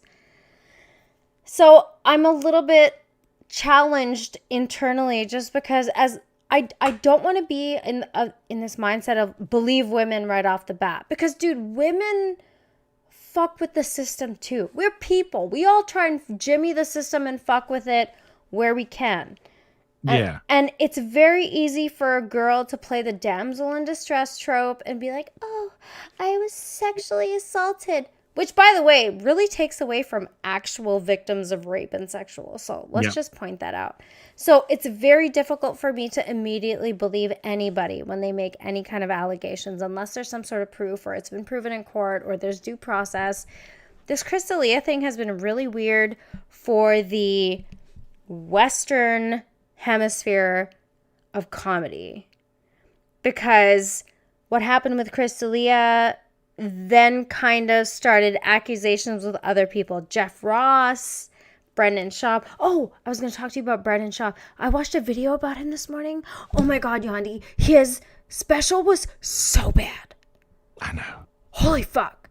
How the fuck did he get a special? I watched it. I watched the whole fucking thing. I'm not funny and I think I could be better than him. That's what's crazy about it. And I would never say that because I don't think I'm funny. Man, Brendan, Theo Vaughn almost got me. Theo Vaughn almost got Brendan, or got let Brendan win me over. Almost. Because I watched The King and the Sting. Because I've always said, and I have to say this every time I bring up Theo, is that I live in an area where I feel like I could throw a rock and hit 12 Theo Vaughns in my town. Theo's a sweetie. Like, it's really hard to dismiss that. He's a big sweetie. Yeah, but he's so funny. Like the way that he describes things and the way that he talks, like he's special. And I watched King and the Sting because of him, and it almost made me think, this Brendan Schaub guy isn't that bad. But then I watch him on Fight Companions with Rogan, and I see him in other things, and I try to watch Fighter and the Kid because I like Brian Callen, and but just his whole, I don't get it. I don't get whatever the thing is that he's going for. I don't get it. It just seems like even down to the way that he dresses and the things that he does and the way he presents himself just screams fake to me. Yes. And I can't get past that. It screams, I want to get young pussy because I'm immature and I dress like a teenager. Yeah, that's a fact. Yes. And rip my drip. Shut the fuck up, bro. Come on. Life rips, yo. Like Crystalia, you start to notice, like, I really became a huge fan of his podcast because, again, it was like a Mark Norman thing where there was a certain cadence and way he said things that I found really funny, and in the moment on the podcast when he's reacting to things, it's kind of funny.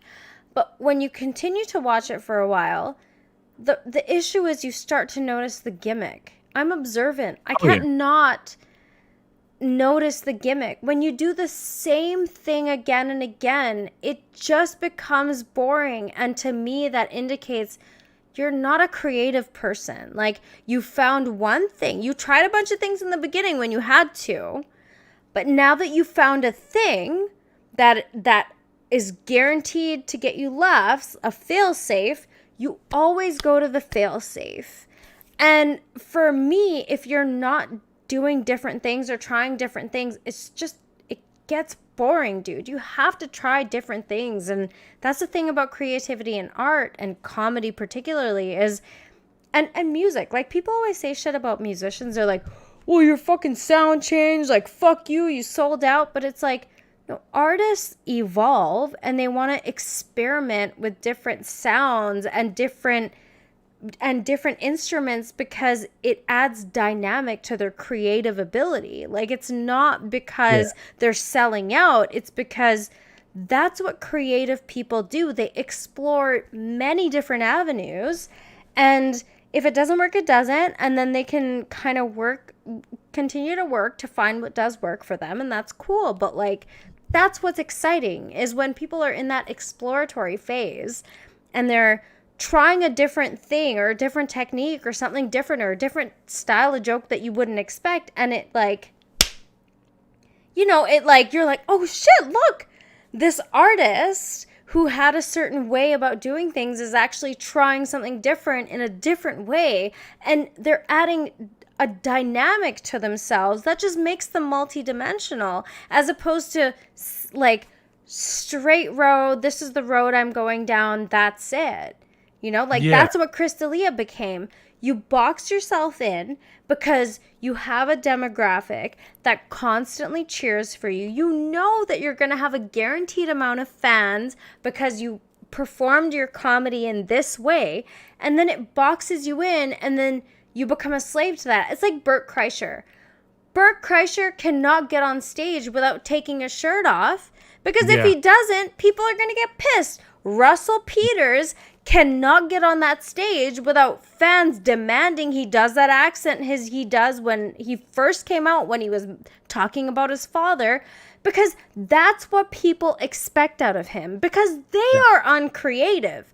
Artists are not uncreative. They want to try different things. Normal people who are watching creative people who are not privy to that creative process are not going to like that, because that's what the masses want, dude. They just want the same thing again and again and again and again. And they don't get that. They don't get how difficult it is to actually break out of the kind of box you've built yourself in for now to become successful. And like, it sucks that Hollywood or whatever kind of works in a way that if you continue to be dynamic and fluid and creative, you're not rewarded as much. They want to stick you in a box, and they want to keep pushing the same button about you that created the fucking big time reaction in the beginning to begin with. Oh yeah. And I can't look at anything more clearly to have something to do with myself than that, because I've been to where I have to play a lot of shows to people who will come up to me and request the same dozen songs every single night, no matter what these people want to hear. And doesn't that bore you? It bores you, doesn't it? And I don't play a lot of those songs, like, because I'm not going to do that shit. Now we've even retired songs, like when Wagon Wheel came out, the whole Wagon Wheel shit, when it dropped, and then everybody that was all they wanted to hear. We had already been doing that song for 5 years before everybody else found out that it existed. And then we did it for another year after that, and we finally just retired it because it became the shit that you had to do every night. And I applaud people who can do that, but you're right, Bert's never gonna be able to. And I love Bert. I do too. He's great. Like, he's a fun to hang out with. Yes. Yeah. He seems like a great dad. Like, he seems like a fun guy. But man, I can't watch Two Bears, One Cave anymore. But that's because he put him first. It started with the Machine story. Oh, tell us the Machine story. Tell us the Machine story. I want to hear the story about the Machine. And then it's like, I'm going to come on stage and take my shirt off. Well, now you can't not take your shirt off, because every fucking time you get on stage, that's what you do. And if you don't, fans are getting pissed. And that's what I was talking about way at the beginning of, like, I like attention, but I don't like it so much that I get validation from it, because once you start playing to the crowd too much and they're controlling your content, it actually kind of ruins it. Like, what makes your content good to begin with is that it's unique and different from the cookie cutter mold everybody else is trying to fit in to get famous. Exactly. You see what I mean? Like, you need to continue to be innovative and interesting and dynamic, because the moment you stop, like, that's the moment you found a niche. Fans have stuck you there. Yeah. And now you're stuck, because if fame is what's important to you, if making money is what's important to you, and if that's what you value, you're going to continue to just appease the crowd. And the crowd is mediocre at best. Oh, yeah. The crowd is not you, right? Like, what you are doing, getting on stage, performing, expressing emotions, doing these things, this is something the crowd is coming to watch you do, and they can't do it. That's why they're coming to see you do it. But once they're comfortable with where they see you, that's where they want you to be, because they are limited in their creativity. You are not. And in order to feel related to you, they want you to stay in that box. And it's so fucking restrictive, and it sucks for creative fields like comedy. And that's why it's heartbreaking to see any social issues to any degree affecting an art form that's supposed to be versatile and dynamic and fluid with what's happening, because it boxes it up into what the masses like. And I'm sorry, but the masses are retarded, dude. They don't fucking know how challenging it is to get over the hurdles of trying to hone your emotions into an artistic craft. You know, it's challenging, it's weird, it's awkward at first. It's a practice to get to the point where you are comfortable and you feel good within yourself to just continue to be creative and try new, different things. They don't get that because they want to stay where they are. They don't want to move. They just want to stay there. They've built their comfort zone, and that's where they are. Comedy is not that. Comedy, pure comedy, good comedy. William Montgomery comedy, where you might be talking about something really fucking weird and esoteric, but you're going to find a way to connect it to fucking everybody somehow and make them laugh. Like, you have to have some sort of idea of how difficult it is to do comedy to appreciate somebody like William Montgomery. Oh, yeah. And that's one thing that I've noticed too, is about the crowd who it seems like to me, and I'm sort of associating this to people wanting to request the same songs that they're going to hear on the radio on the way home. Yeah. The same thing to where people want to see Bert do the same bits that they can just watch on YouTube on the way home. Right.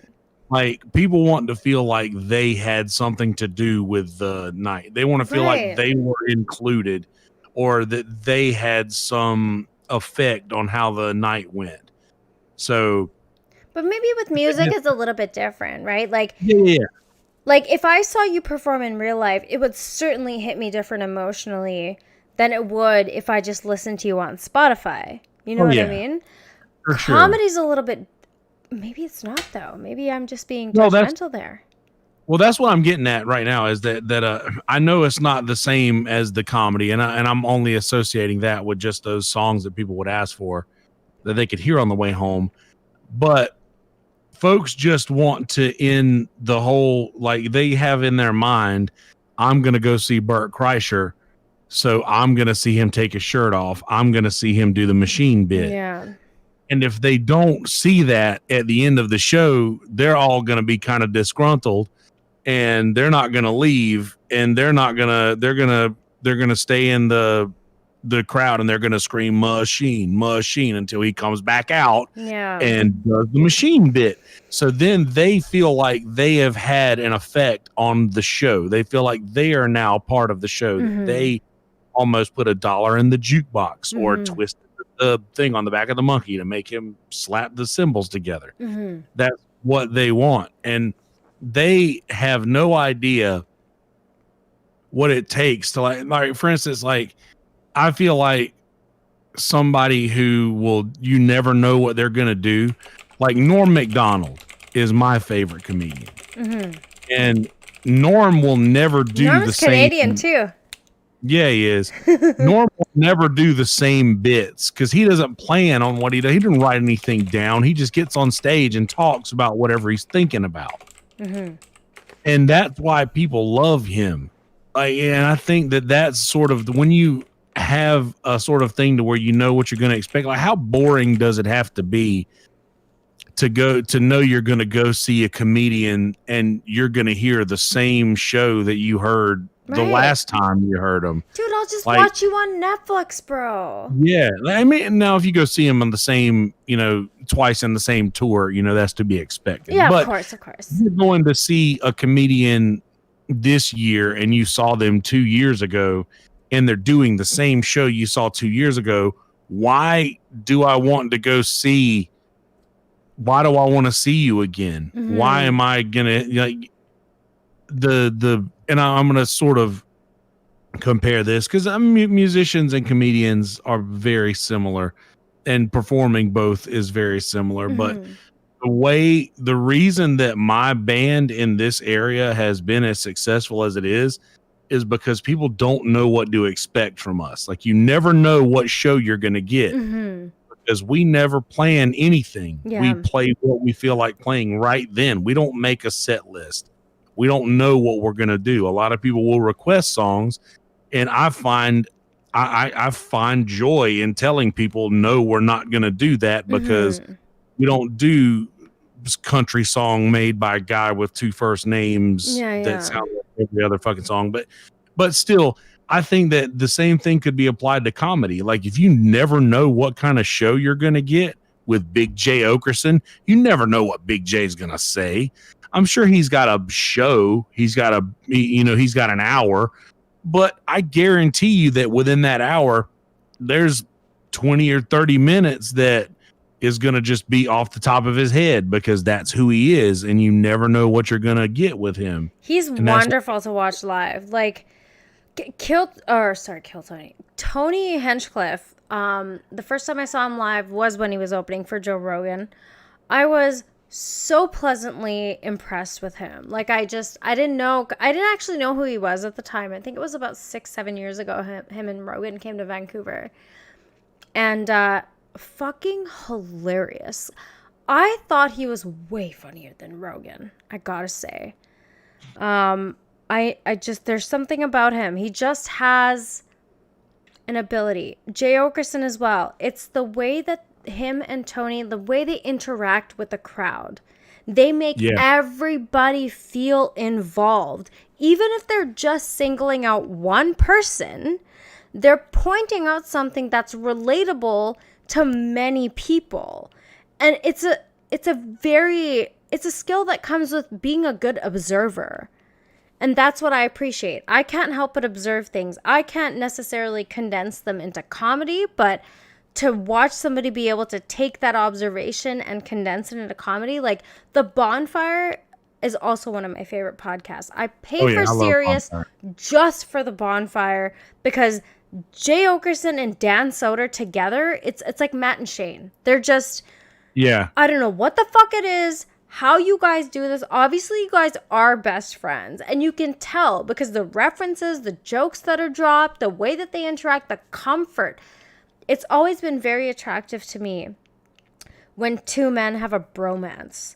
They're not ashamed to be like, you're my best friend, dude, I fucking love you. Like, that makes the jokes and the comedy that much better. Human connection enhances everything. That's really my big thing. Again, that's why it feels so good to be like, Kelsey, you're like a kindred spirit. Like, I feel like I'm so much like you, even though you're saying it's a mask or whatever, you're not as extroverted. I'm the same. Like, I'm introverted. I love being home alone. I like spending my own time with myself. I also do like socializing, but selectively. There's very few people I really put the effort into like going out of my way to say good morning. Like if I'm doing that, it's because there's something in me that just sees so much value in you. And I can't, I want to maintain that connection and I want to continue it. And when you see like the interaction, but like this fucking, just talking to you has been so wonderful today. Dude, we've been talking for like 2 hours and it doesn't feel like we've skipped a beat. We haven't. Yeah, I could talk to you forever. You know what I mean? Like Really? it feels like I know you for so long. And that is the shit that I think that so many people are missing. And that's why I think there's so many fucking goddamn angry people out there. It's like, dude, you just need friends and like people you connect to, because when you see it in a podcast and you see two dudes just hanging out, having a good time, it doesn't even matter if there's a little bit of dead air. Like the vibe, it's about the vibe. They have a vibe where they're comfortable. And you said that in the beginning. It's like, it's about comfort. Dude, that comfort shit is sexy as fuck. There's nothing more sexy than being comfortable with people where you feel like you can be yourself. You don't have to restrict shit. And your friend, if they are coming at you, they're not coming at you with ill intent. They're coming at you because, hey, if you want to make this easier for yourself and make it a little less challenging and have a little less resistance, let me just make a suggestion. Not because I think you're a piece of shit, but because I want to help you excel in this environment, which is really what we should all be helping each other to do, is just get along, dude. There's nothing else in the world but getting along. Like, there's so much anger and hatred and division right now. It's like, why would... It's almost so depressing to think that, like, anybody is working against the goal of just like, dude, just get along, man. Just get along. Just get along. You don't have to agree on everything. You are from different countries. You might have different values. You might have grown up around different people, but we're still human beings at the end of the day. There's no way we aren't related. We all share that one thing in common. You know what I mean? We're human beings. Let's get along. In whatever little pockets you can, get along. Because shit's fucked up, man. Everything is breaking apart. And like, it kind of horrifies me to think that even there's division in the comedy world. Like, look at this Chris D'Elia situation, for example. It's just like, so Chris D'Elia is considered to be Brian Callen and Brendan Schaub's good friend. If you have not made... And Whitney. And Whitney... The way that they've handled the Chris situation, as someone who like tried to put herself in Chris D'Elia's shoes, fucking heartbreaking, dude. Like, why do you need to get on a podcast and talk shit? Why can't you just give it a few days? You can't like try and reach out to who you call your good friend or your best friend and be like, hey dude, this is like fucked up. What's going on? And if he doesn't respond, you wait a few days and you be like, I can't respond right now, or I haven't heard from Chris in 72 hours. We tried to reach out. He hasn't heard back. Well, now this is how I feel about it. Fine. But like within like fucking 24 hours of all this shit happening, like I couldn't imagine doing that to a friend of mine. I know it's really fucking hard to deal with like accusations of maybe your 40-year-old friend is fucking 17-year-olds and shit and being predatory. I get it. But if you really are a friend to a person, your first thought should be, dude, I should really check on him, because like, whether it's true or not, I should ask him. I should get information from him. Like, I have access to him that fuckheads on Twitter do not. The least I can do is call him, give it a few days, and then make a statement. Not right away. Fucking Schaub starts crying like a bitch and shit. And I feel like it's all theater. Oh, I can't believe he fucking did this. Really? You can't believe a guy who's like famous and makes a lot of money and pretty much like is a comedian for girls, like the way his comedy is and shit? Like, you didn't even consider the possibility, and now allegations are coming out about you. Yeah. Yeah, like that's the thing, because apparently he had to go stay at a hotel, or his wife kicked him out. His wife and took her son on Father's Day Yeah. Yandi, and Yeah. and did not spend it with him. Do you think that would happen for no fucking reason? No, of course Exactly. not.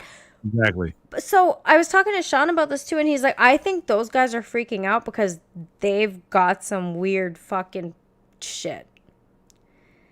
Yeah. I It's mean, difficult, right?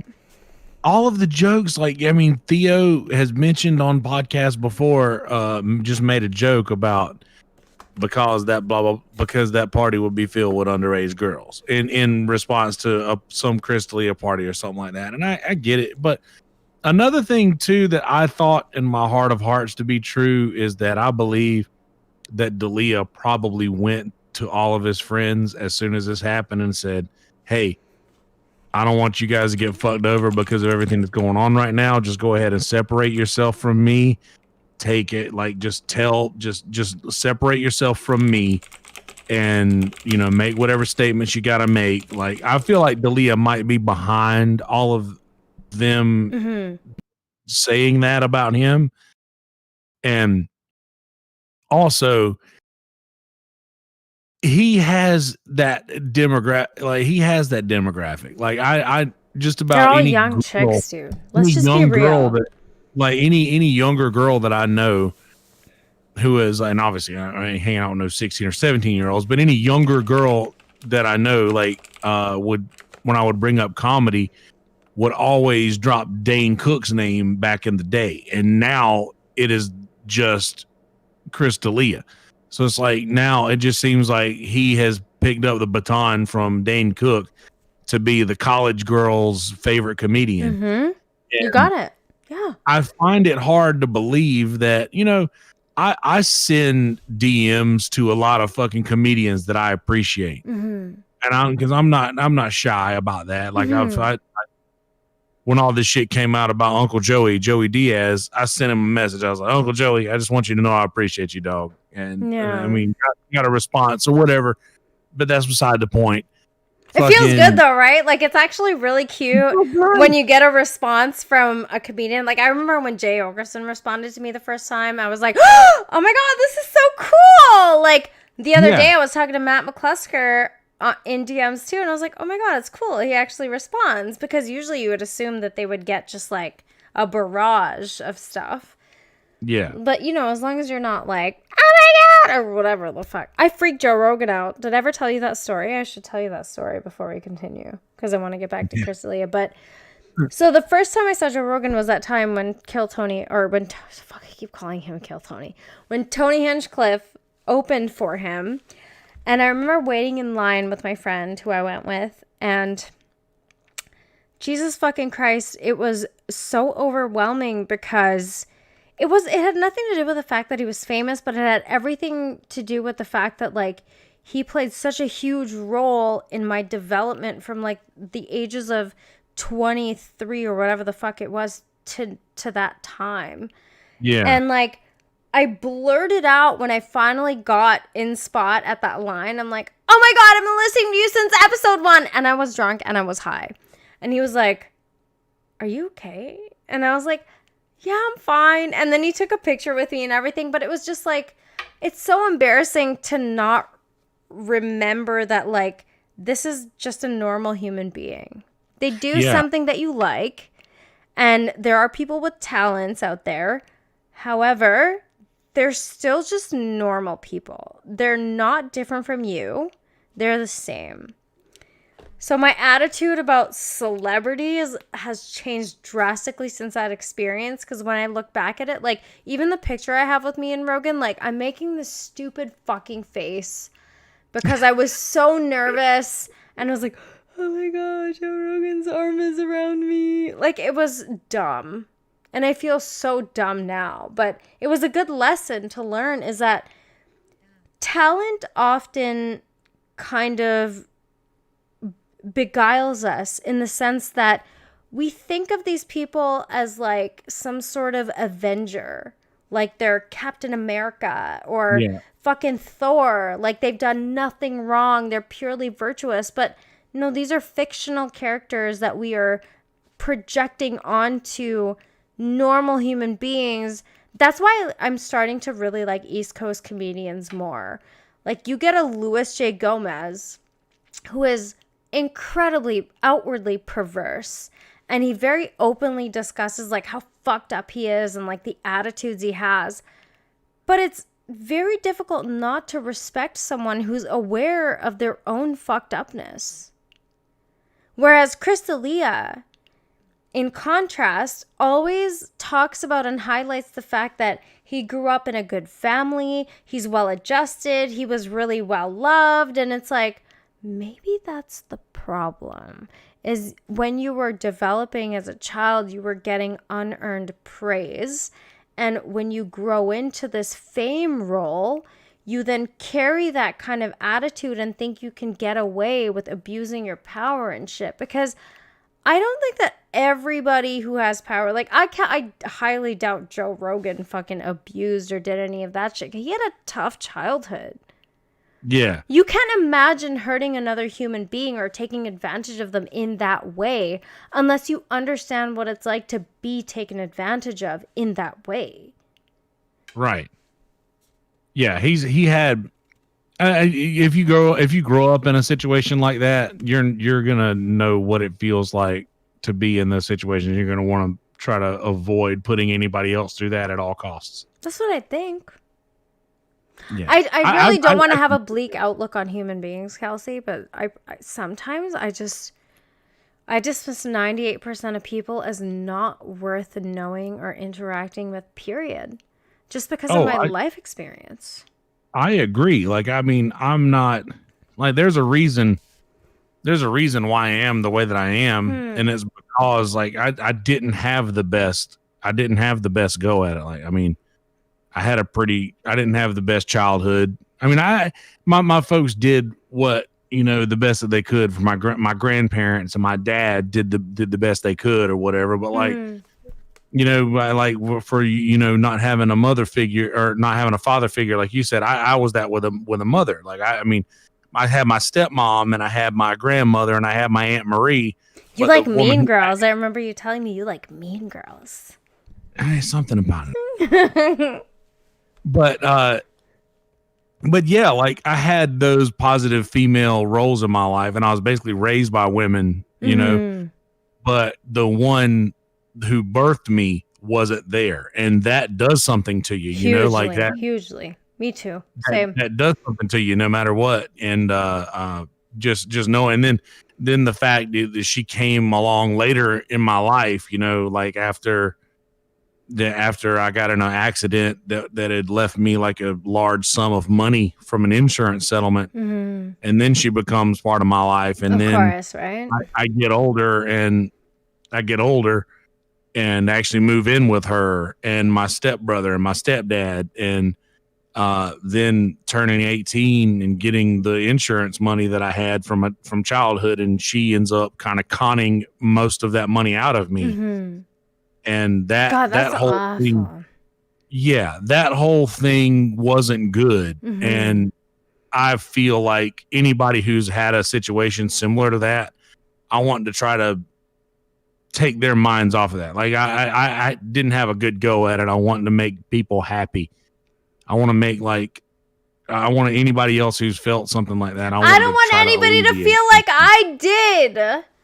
Yeah. That feeling of like not being accepted, not being loved. Like, my parents were rough, man. Particularly my mother. Like, my mom she's such a beautiful lady. Like, my high school friends wanted to fuck my mom and thought she was my sister. Like, that's how beautiful she is. Aww, and like, I always laughed. I laughed, and I enjoyed it, and I always giggled, right? Because I'm like, well, that's cool. You think my mom is my sister, because hopefully that means her genetics will work in the same way for me, right? But it's like 10 or so years ago, I had made the decision that I needed to cut my family off. I couldn't talk to my mother anymore. I couldn't deal with that situation because every time we interacted, now I got kicked out when I was 14 years old because I had a white boyfriend. So this racism issue is very much close to me. So I don't get racism. And when people call me racist, it really fucking pisses me off, but I just try to let it go. I had a white boyfriend at 14. We were together for like 7 or 8 years. I loved him so much. And at the time, my mother, because she's Fijian and my father is Sikh Indian, the cultural differences are a little, there's quite a gap in a lot of areas. Fijian people came here and they kind of adapted to the culture, whereas a lot of Indian people come here and they have this superiority complex where they think that they're better, they don't like whites, and they look down on being involved with them or whatever. I don't know why. It's like, dude, you're coming to a fucking majority white country and you're talking shit on whites. Just fucking look at reality. But anyway, so my stepdad had gotten wind of the fact that I was dating a white boy at 14 because a family member saw us walking when we were meeting for sushi, by the way. I wasn't even fucking at 14.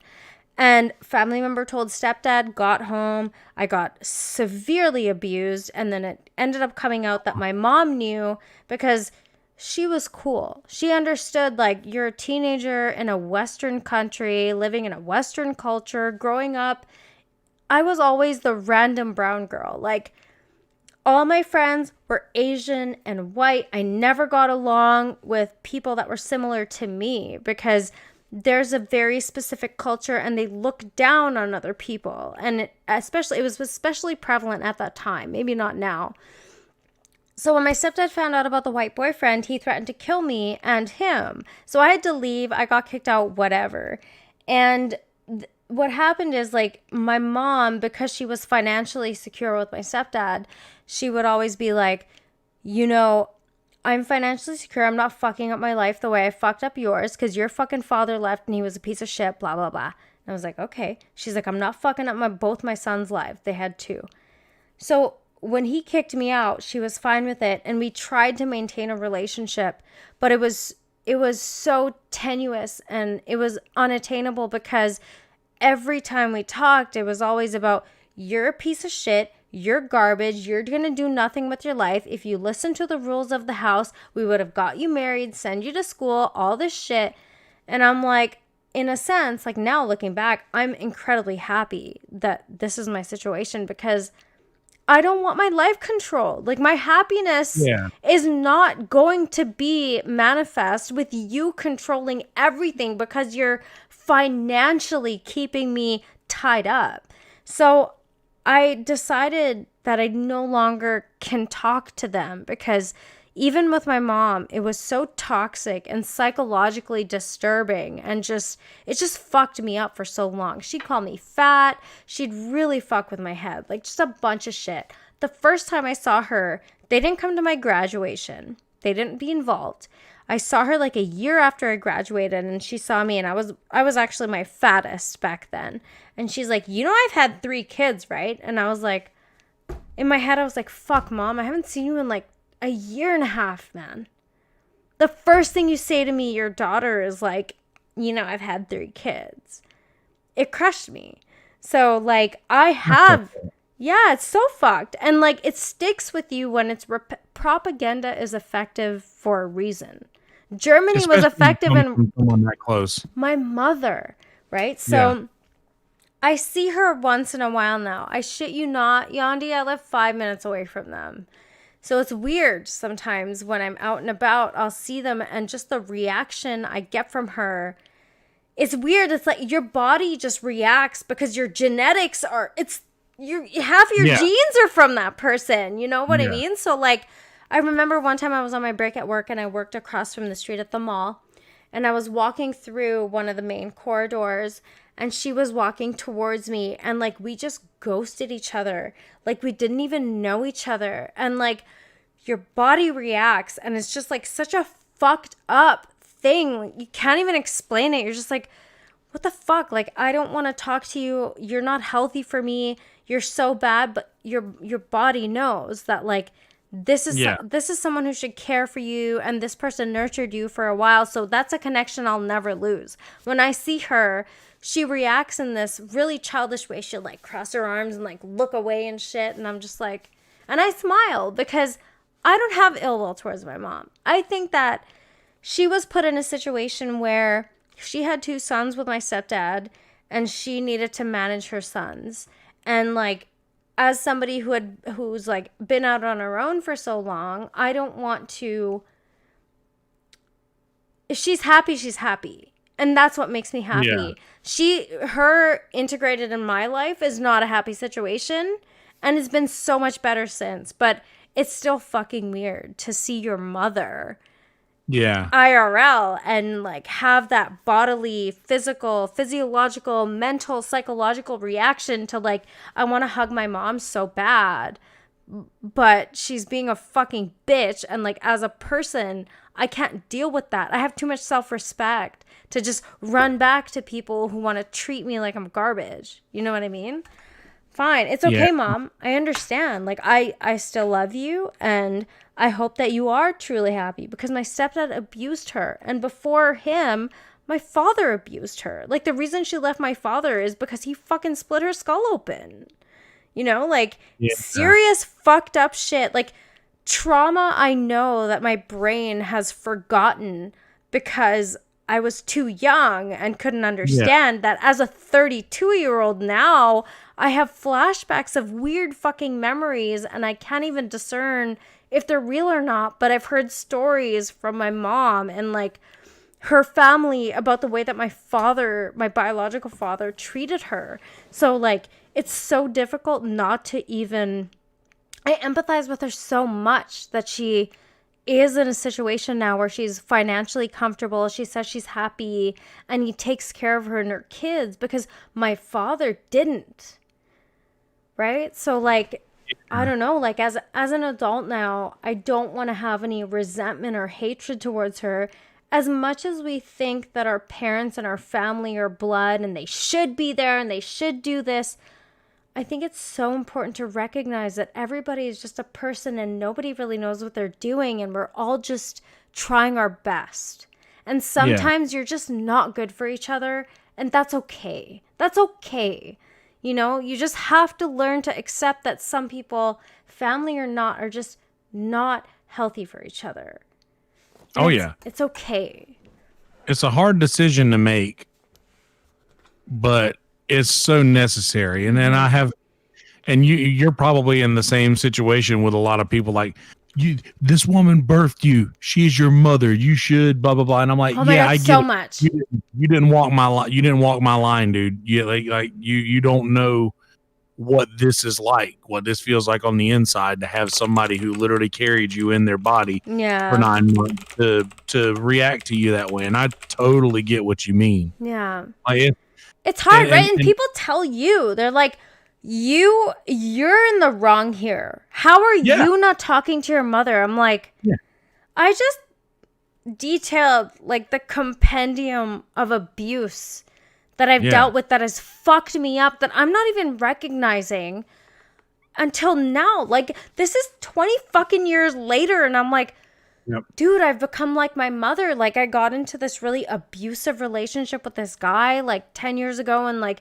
he was so bad to me. And my mom always had this mentality when like her husband would beat her of like, this is okay, he's my husband, he's allowed to beat me. This is what's fucked up about brown and Indian cultures, is that all these fucking assholes in the Western world who bitch about patriarchy, you have no fucking idea, man. Like, these brown, Indian, Muslim, Sikh cultures, the way that they think of women and treat them is so abhorrent. And we're complaining that y'all are manspreading here. It's just like, it's fucking sickening. And like, I've seen this shit. Like, the day that my stepdad found out about me and my white boyfriend, he beat the shit out of my mom in front of me and the toddlers, my brothers who were like 3 and 6 years old. And like, how do you even process that? How do you process that? You don't. It's just like a fucked up memory that lives in your brain forever. Seeing your poor, helpless mom being abused by some like 6'2" man who's clearly larger and has a physical advantage. And she's adapted to the culture and you have not. And your difference in values is causing you to physically abuse somebody. It's fucking insane, dude. So you can't. Sometimes you just gotta walk away because that's the best thing to do. It's horrific to see somebody get hurt like that. Somebody who's smaller. And I'm 5 feet tall, dude. Like, I've been watching some of this riot footage. Some of these little girls who are just getting trashed by cops. I'm like, this girl is so small. Like, you can clearly overpower her. What are you doing? Yeah. That's just simply not fair. No, it's insane. Yeah, but for what it's worth, you made the right decision. I agree. Yeah. Oh yeah, I'm way happier. And that's the thing. Like, if people are and maybe after you have your friends who are in your close circle who know your situation, that eventually come around to say, you know what, if this is for your own mentality and your own happiness, that you have to do whatever you have to do to gain and maintain that, then I'll support you. Because I've had those friends who understand now that it's like, you know, people want to equate this to their own situation and they try to plug in their own mothers to this or their own family to this, and they want to say, oh, well, what would it take for me to feel this way about my mother? And I'm like, well, that's fine, but just understand that your situation was not mine. Right. That their situation was not the same as mine. So just take that into account. And a lot of people have. But it is so disheartening when someone comes to you and they say, you are in the wrong for this. Like, you should do something differently. And I'm like, well, you know, the same door swings both ways. Like, you say that I'm in the wrong for this, but this other person in the same situation is in the same situation with me. Like, my mom is in the same situation, and she did whatever it was that she did when I was 2 years old. You know, left when I was 2 years old. And knowing that, I am my only her parents, I'm their only grandchild. Yeah. Like, and we lived in the same town for 18 years, and I saw them at the grocery store. So, I mean, like, it's not a lot of people have those. Not a lot of people have those situations or whatever. And the abuse situation wasn't as bad for me. Like, cause I got spanked by my dad's side of the family a lot, but that, I think I take that as like a Southern thing, to where that's how my dad was raised. He didn't know any better. That's just how he was raised, to whenever I got in trouble, to whip me, you know, like, because when he got in trouble as a kid, he was whipped. And I that's how I was raised. And honestly, I was a piece of shit kid for the most part. I deserved a lot of those whippings that I got. Pieces of shit as kids. We don't know what the fuck we're doing, dude. I know. I don't care. I know. And I sort of feel like I deserved some of those. But then again, when you look back at like me, and I can find solace in knowing that my baby sisters didn't get it as bad as I did, because it was like they learned with me, and and I can see that they improved their methods of raising children with my baby sisters and shit. So that kind of, I have some sort of solace in knowing that they learned. He knows that it's probably not best to hit your children. And now he gets that. But like, yeah, my mom, she did the same thing to my nephew that she did to me. Like, she was a huge part of his life, and then chose herself over him, and then had an affair on my stepdad while he was in the hospital dying of cancer. Yeah. And just shit it's a people. Fucking But anyway, mess, dude. Like, fuck her. Fuck those people. I don't want to give her any more airtime. Okay. Well, can you do me a favor and hold the show for like 2 minutes? I have to pee so bad, but I don't want to stop talking to you. How are you for time? How are you for tired? How are you doing? I'm good. Okay. I'm good. Well, let me pee, and then I'll come back, and I would love to continue to talk to you some more. Is that okay? Absolutely. Okay, I'll be right back. All right. Okay. So since I'm here with all of you now, I'll go ahead and tell you that I know I talk about myself a lot, and I can't help that. And I don't think that that's necessarily a bad thing, but if it is, you just got to give me this one, man. I've had a pretty fun go at it. I enjoy a lot of the shit that I do, and I have been through a lot of fucking bullshit. And if there is ever anybody who is going through any kind of bullshit like that of what I've gone through, and I'm sure Amy will second this. If you're going through any of that shit and you ever need anybody to talk to, reach out to me, and I'm more than happy to have a conversation with you about anything that you need to talk about, or if you're going through any of this kind of similar shit, because this is a pretty maybe not a special situation, but a situation that not a lot of people have gone through. So if you've gone through that situation and you don't have anybody to talk to about it, then by all means, holler at me. I'm sure Amy is in the same boat, but it's just not the most ideal situation to have been subjected to. So just know that there's somebody out there who understands that and all of that. And also, I'm hoping to get Amy on my show soon. And by the way, since you have subscribed to her, I obviously we have this in common in the fact that we love the shit out of her and how amazing she is as a person. So thank you for that. You are obviously a good person through association because you are subscribed to this channel. And I appreciate that and you. So just know that. But yeah, we met on the Kill Tony Discord and immediately, just like she said earlier, had this connection to where like both of us seem very, very happy and bubbly. And things like that.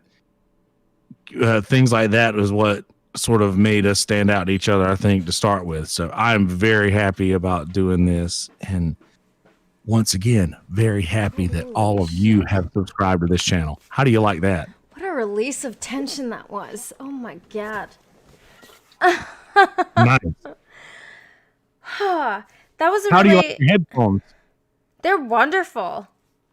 These are fucking sweet, dude. Yeah.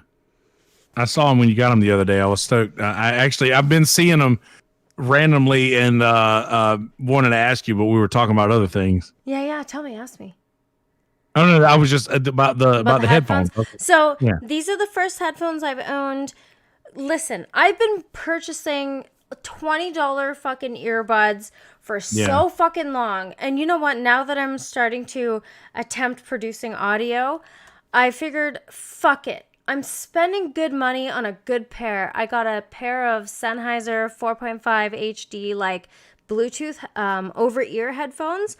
Yeah. They're fantastic. I've been reading reviews about Sennheiser. I have friends who own Sennheiser, and I was like, okay, I'm going to go with them. I got these. They're fantastic. I'm sure they will last long. Sometimes it's worth it, just especially with audio. I'm an audio person. Like, sound for me is something that really, really stimulates me. So having high audio fidelity is important. And now that I have the good now that I've had a experience with those headphones and I want to make music and stuff, I want to be able to have a headphone that has like a dynamic range and sounds good and has the ability to not mix all the sounds together. You know what I mean? Like cheap headphones, sounds bleed into each other and shit. But like these, you can very clearly hear the instruments distinguished, and they're good. So I like how they sit. I thought that I would have a problem because typically headphones that are in-ear for me are very difficult to sit in because I have kind of small ears and shit. But they're excellent, and I'm appreciating them a lot. That's good. Yeah. I got some Bluetooth Bose that have like they're not the earpiece is not round. Yeah. It's like it's shaped like the ear, which I imagine are probably the same. I love that. They're pretty comfortable, but even after a while, anything that I have sitting in my ear just gets irritating after a while. And even these over the ear, just pressing the ear to the head. And with their glasses, like I find that it's more challenging with glasses. Right yeah. Yeah, because it pushes them into your skull, right? And then until you move them, you're like, ooh, why? Yeah. I was bragging on you to all of your people while you were gone. Well, thanks. If you were not here, I'd be bragging on you too. Honestly, that is the thing that you can hope for the most, right? Is that You're leaving people with a good experience of Yandi, with a good experience of Amy. Like, I don't want anybody to leave hanging out with me, whether it's the first time they met me or the 100th time they've hung out with me, that like, she's a fucking asshole. Because I actually, like, if I'm around people, the truth is, I want you to like me. I'm not putting on a role.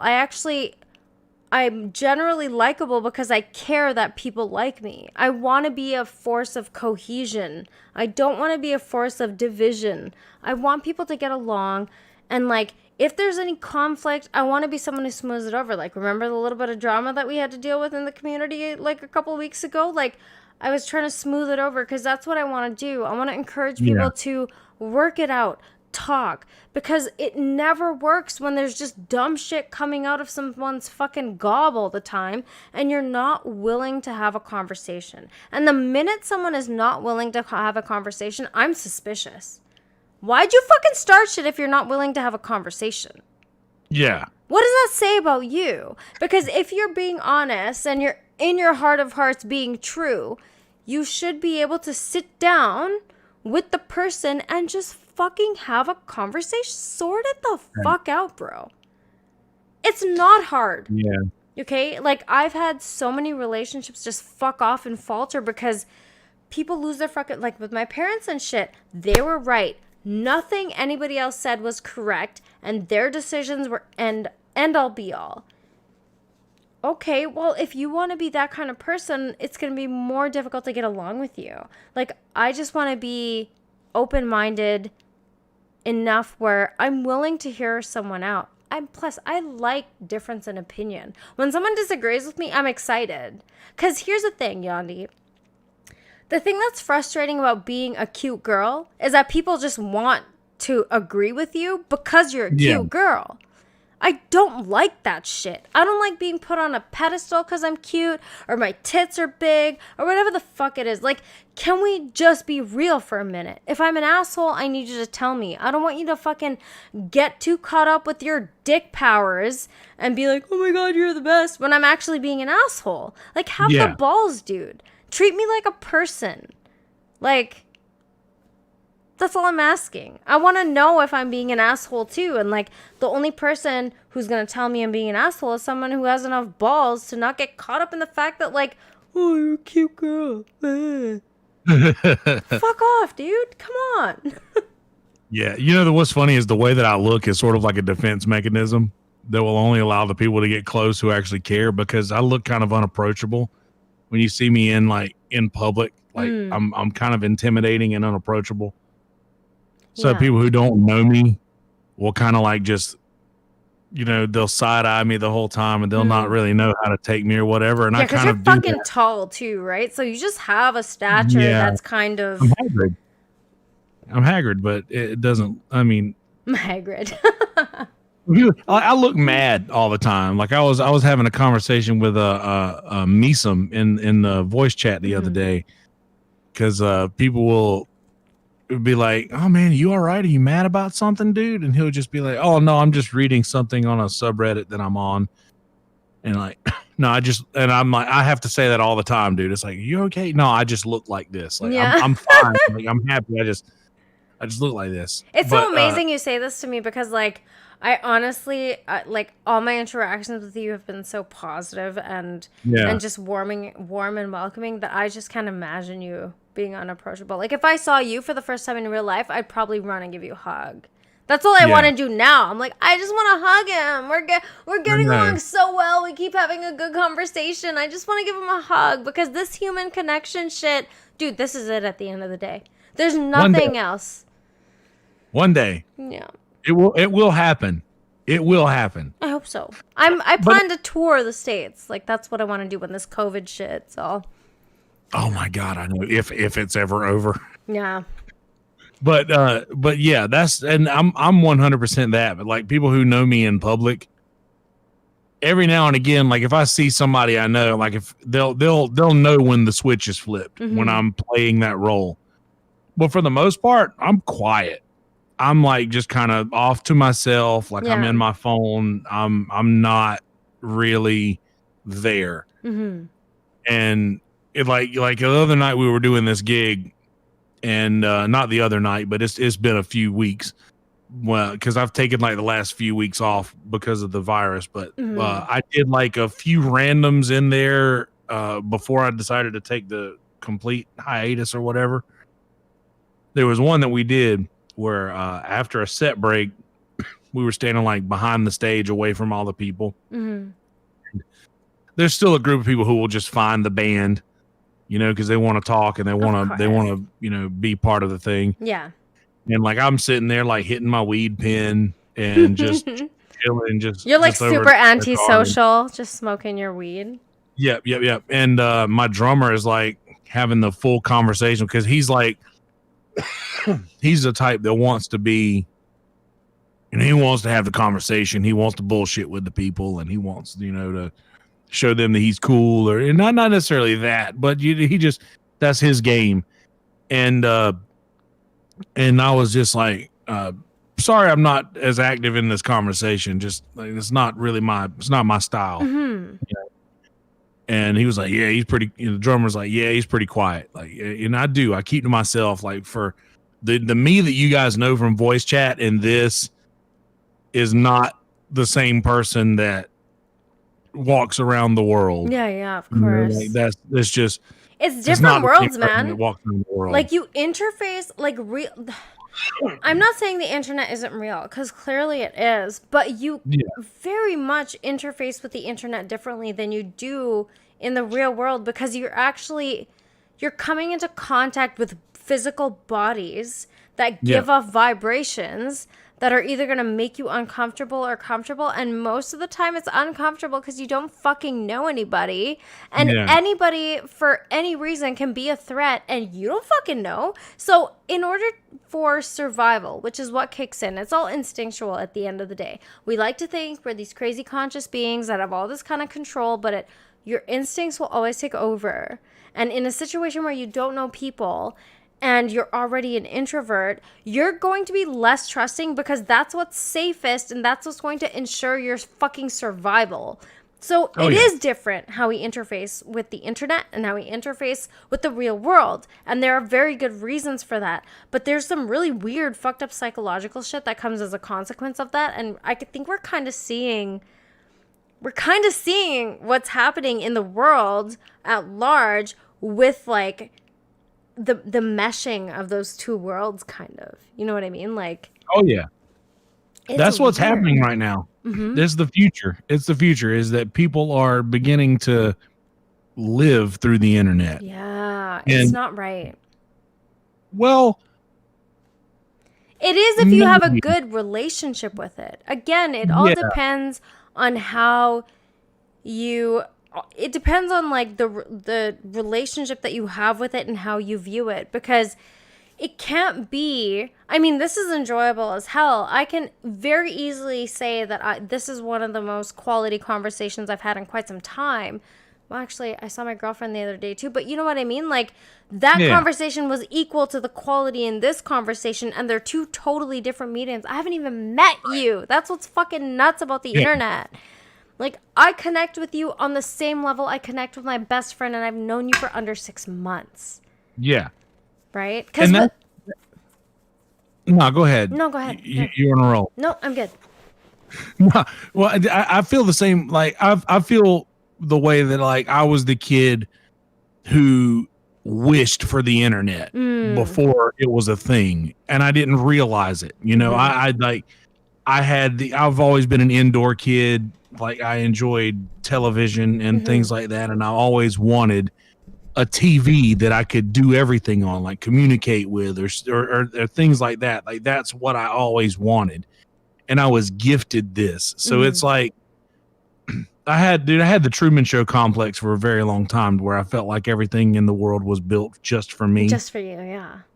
Yeah, and like, I really feel like that's what the internet has been for me personally, is just the fact that this was a thing that, you know, I was taught how to learn with the Dewey Decimal System and was gifted the internet. And like, this is what has kept me alive. Because I mean, I struggle with with shit thoughts every single day of my life because I'm a depressed person. Mm-hmm. And this has, most people will associate diving into the internet and then linking that with some sort of depression because they're depriving themselves from actual physical contact with people. Mm-hmm. But that worked the opposite for me because I already don't really enjoy being out into the world. I don't really like not being home. I'm a homebody. I really enjoy my house. Yeah, and yeah.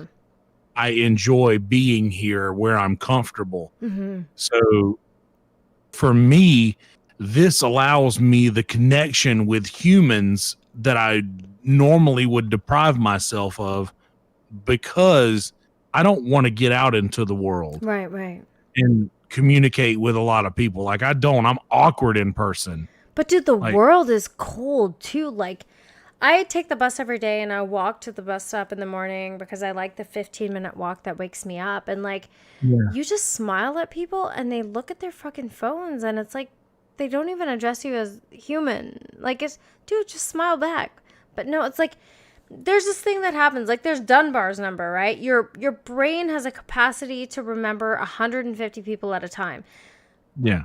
Throughout our evolutionary history, we survived in small groups or bands of people, and that's Right. how we thrived. Now we're living in societies. I mean, America is 300 million people.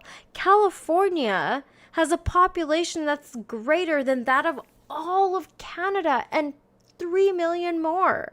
It's fucking insane. So when you're living in an area, when you don't know the people who live even in your immediate surroundings, like I don't fucking know any of my neighbors, dude. Everybody keeps to themselves and shit. And like when you're living in that environment, instinctually everything is a fucking threat because you don't know anybody. You don't know your environment. Your environment is a mystery, and like 6 feet away is my neighbor and I don't know who the fuck it is. They could be a threat. How do I know? So that is the way your body is geared. Unless you know it, it's a threat. So imagine with this population that we're all living in, where we don't fucking know everybody and we don't even know our immediate neighbors, where we can have a comfortable network around the area where we live. Of course people are on edge and tripped out. Of course people are depressed. Of course people are fucking afraid and worried. Even if they don't consciously know it, their body knows it. Like, we know things subconsciously that don't always come into our conscious mind. You know what I mean? It's kind of designed to be like that. Your brain The gut knows. Yeah, exactly.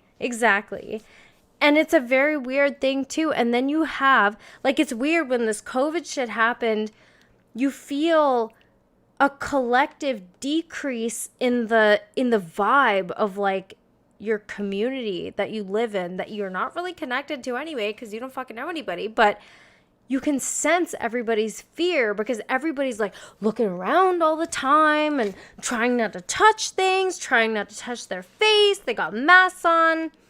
Well, before they did. Now it's like fucking nothing happened. So it's like, Right. whatevs. But you know what I mean? Like during that time where everybody's fear was heightened, like you get a sense of that collective fear. Because we are a social species. Like the reason that we have succeeded as a species is because we learned to cooperate in larger and larger numbers, you know? Yeah, and right now, I think that. Do you think that the internet is adding to Dunbar's number? Do you think that it allows it to be higher by a bit, or do you think that's like capped out anyway? I feel like that it's possible that it could, but it doesn't occur quickly.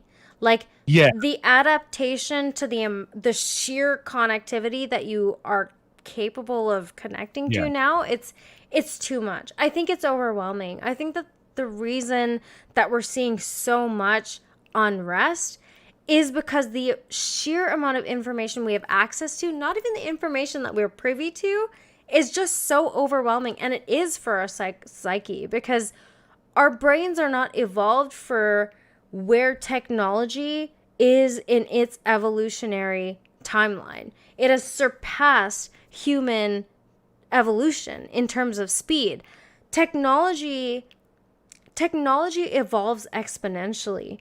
Humans and animals, all animals, including us, of course, do not.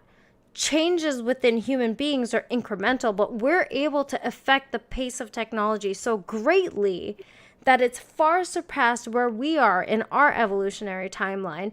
And I think the gap between where technology is and where human evolution is what we're seeing the manifestations of with all these fucking clashes and all the conflict and all the confusion and depression and all this stuff. Like, there's so many fucking things happening. You know, it's like a lot of people say, you know, social media is bad. And I agree. It certainly is bad.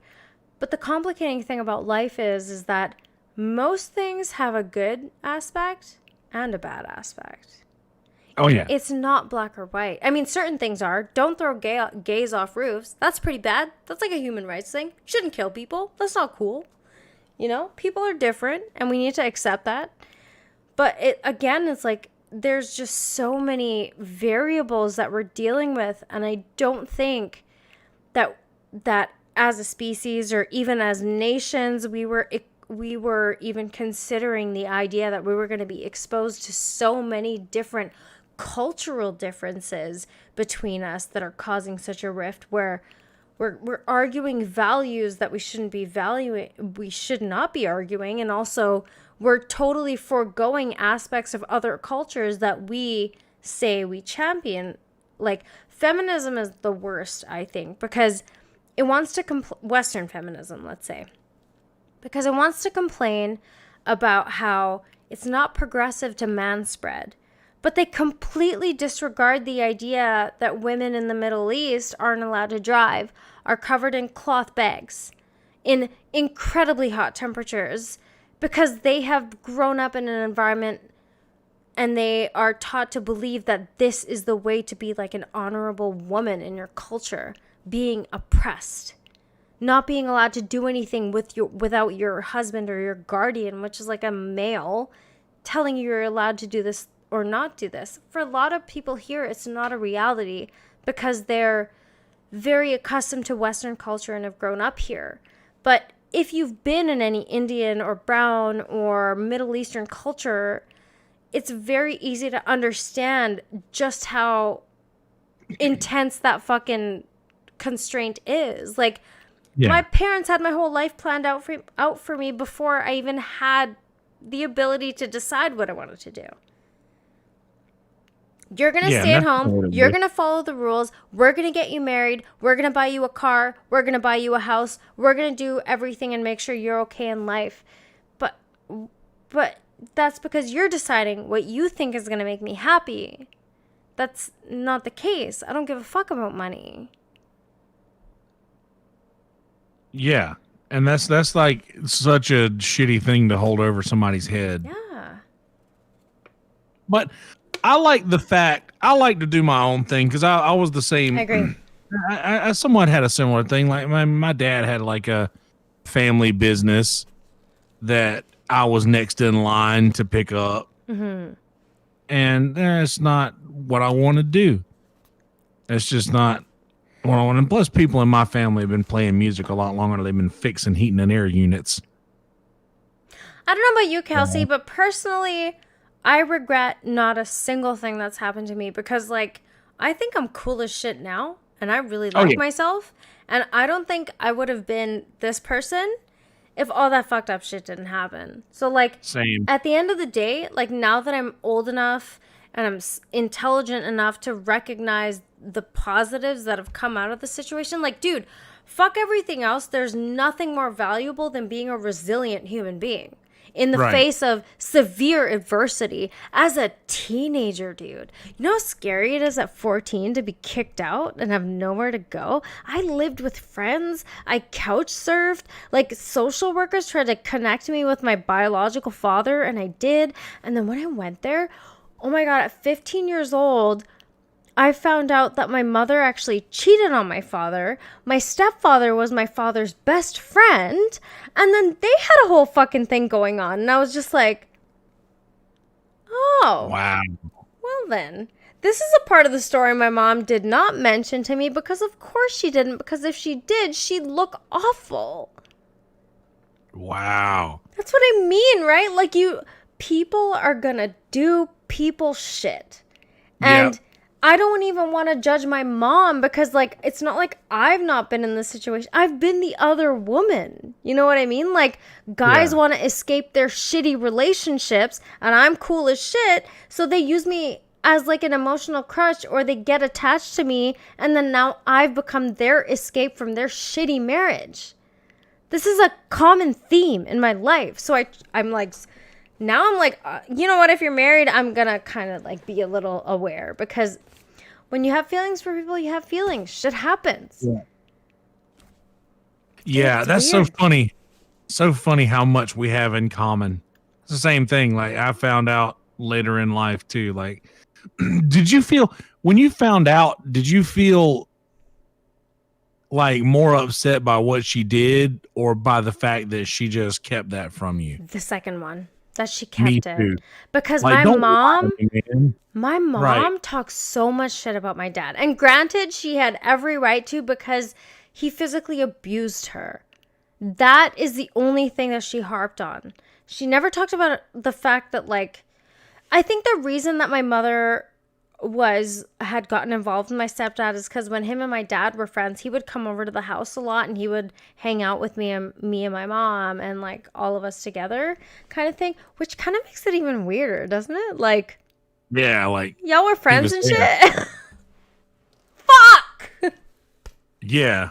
Which I don't know, like my mom had an affair on my dad with the guy who became my stepdad. Yeah. Like, and same deal. It's just that's so fucking weird. And you find out later in life, and then to feel like you've had a wool over your eyes for however long you've been alive is just Yeah, and like I don't like when you're young and you're growing up, you think like, oh, my parents are, I bet they know what they're doing. Even though it seems fucked up to me as a 13-year-old or 12-year-old, they probably know what they're doing more than I do because they're fucking 30, 40 years old or whatever. And then time goes on and you're like, oh, you're a cheating son of a bitch. yeah. But all you did my whole life was like, and I get it. She had resentment to my father because he abused her so severely. Yeah, and that's I not get good. it. No, of course not. I get it. But like the idea that like she completely glossed over the fact that, oh, I don't know, I cheated on your dad with his best friend. Like, that's a detail, isn't it? That's quite a fucking detail, dude. Fuck. Yeah, like this is part of the story I kind of would have liked to know. Yeah. But you deprived me of it. Yep. And then I hate it, right? Because you're like, now that I'm older, and I understand the just pure evil that I'm capable of too. If my environment required that I gas the Jews, guess what, motherfucker? If I needed to succeed in that environment, that's probably what I'd be doing. Like, I don't want to deny the capacity for evil that I have as a human being if my survival depended on it. That's what people don't understand is like, if it comes to survival, you will do whatever the fuck it takes because that is what living is. The will to survive is so strong that it will have you compromising your morals and your values to ensure your survival. And that has nothing to do with you as a human. It has to do with genes wanting to procreate and replicate into the next generation. We are merely vehicles for other processes that are occurring that we're not aware of. So I can't, like, to this day now that I'm older, I can't hold that shit against my mom, man. I can't. Like, I find it illogical. I find it irrational to continue to hold that shit against my parents because they're also doing things that are just by their brain processes best for them, because everybody is at the end of the day selfish. Yes, we work in groups and shit and it's cool, but at the same time everybody's looking out for number one, whether you like it or not. Oh yeah, that's true. And I did take into account that, like, she had other things going on in her life, and I honestly gave her second chances and third chances until she did the same thing to my nephew that she did to me. Because you don't want. I want to assume, just like I said about my dad earlier. Like I noticed that my dad improved upon the things that I thought he might not have done correctly to start with. So I mean, I give him a pass on because he got right with my sister, something that he might have gotten wrong with me. And I appreciated that because I learned, I wasn't always this person. It took a lot of fucking up to get to where I am. So whenever somebody just takes those things that they learn and applies them to their life, I respect that. Yeah. But yeah, my mom who fucking left my nephew and did the same exact thing to him after he adored her. She was everything to him and he adored her, and she just made decisions in her life that caused her to now not be a part of his life. And you have to learn. And if you don't, I have no patience. Yeah, and like if you don't like something that somebody is doing, you have to leave. You can't expect somebody to change. They won't change. You just can't. Like, it is an unrealistic expectation to think somebody's going to change. If you don't like something, you have to be the one to leave. You got to be the one to make the decision of like, I don't like this, I'm out. If I don't like Crystalia's comedy, bro, I'm just not going to watch it. Right. I'm going to watch it, but I'm going to complain about it. Like, this is the culture now, is like to find things to continuously fuel that angry energy, because it's misallocated energy. You have shit that you need to deal with. But instead of dealing with it, you're finding other reasons to stoke that anger and continue to perpetuate it and not deal with it, so you can blame somebody else and not yourself. That's right. Everybody always wants a way to place blame. They want people to look elsewhere other than them. Yeah, dude, that shit gets old. Like, I'm in my 30s and it's fucking old. You're 40. Like, I know people who are in their 50s who still do this shit, man. And it's just like, what needs to happen to you for you to realize that maybe you're the fucking problem? Yeah. Because I'm fine with it. I get it. There's been a lot of situations where I have been the problem, and I'm going to admit it. And that's why I'm completely comfortable being myself, because if I fuck up and I say some shit or some rude thing or whatever, I'm fine holding myself accountable to it. This is part of being human. I'm not going to learn unless I allow myself or afford myself the ability to make a mistake. You have to be humble enough to understand you're going to fuck up. Nobody is right 100% of the time. That's right. And then like these, nobody's gonna, and if that's their goal, they're probably gonna be more wrong than other people. If it's your goal to just be right, and I get that a lot in a lot of people who think that I am always trying to be right when I just don't necessarily want to be right. I just want to be on the right side of history. I just want to, like, I would just rather be on the right side of history. But, shit, I just totally lost my train of thought. I was going to go somewhere with that thought. Crystalia? Parents? Maybe. Childhood? Maybe. I don't know. It's all right. I lost it. But anyway, the beauty of it is that we can go anywhere.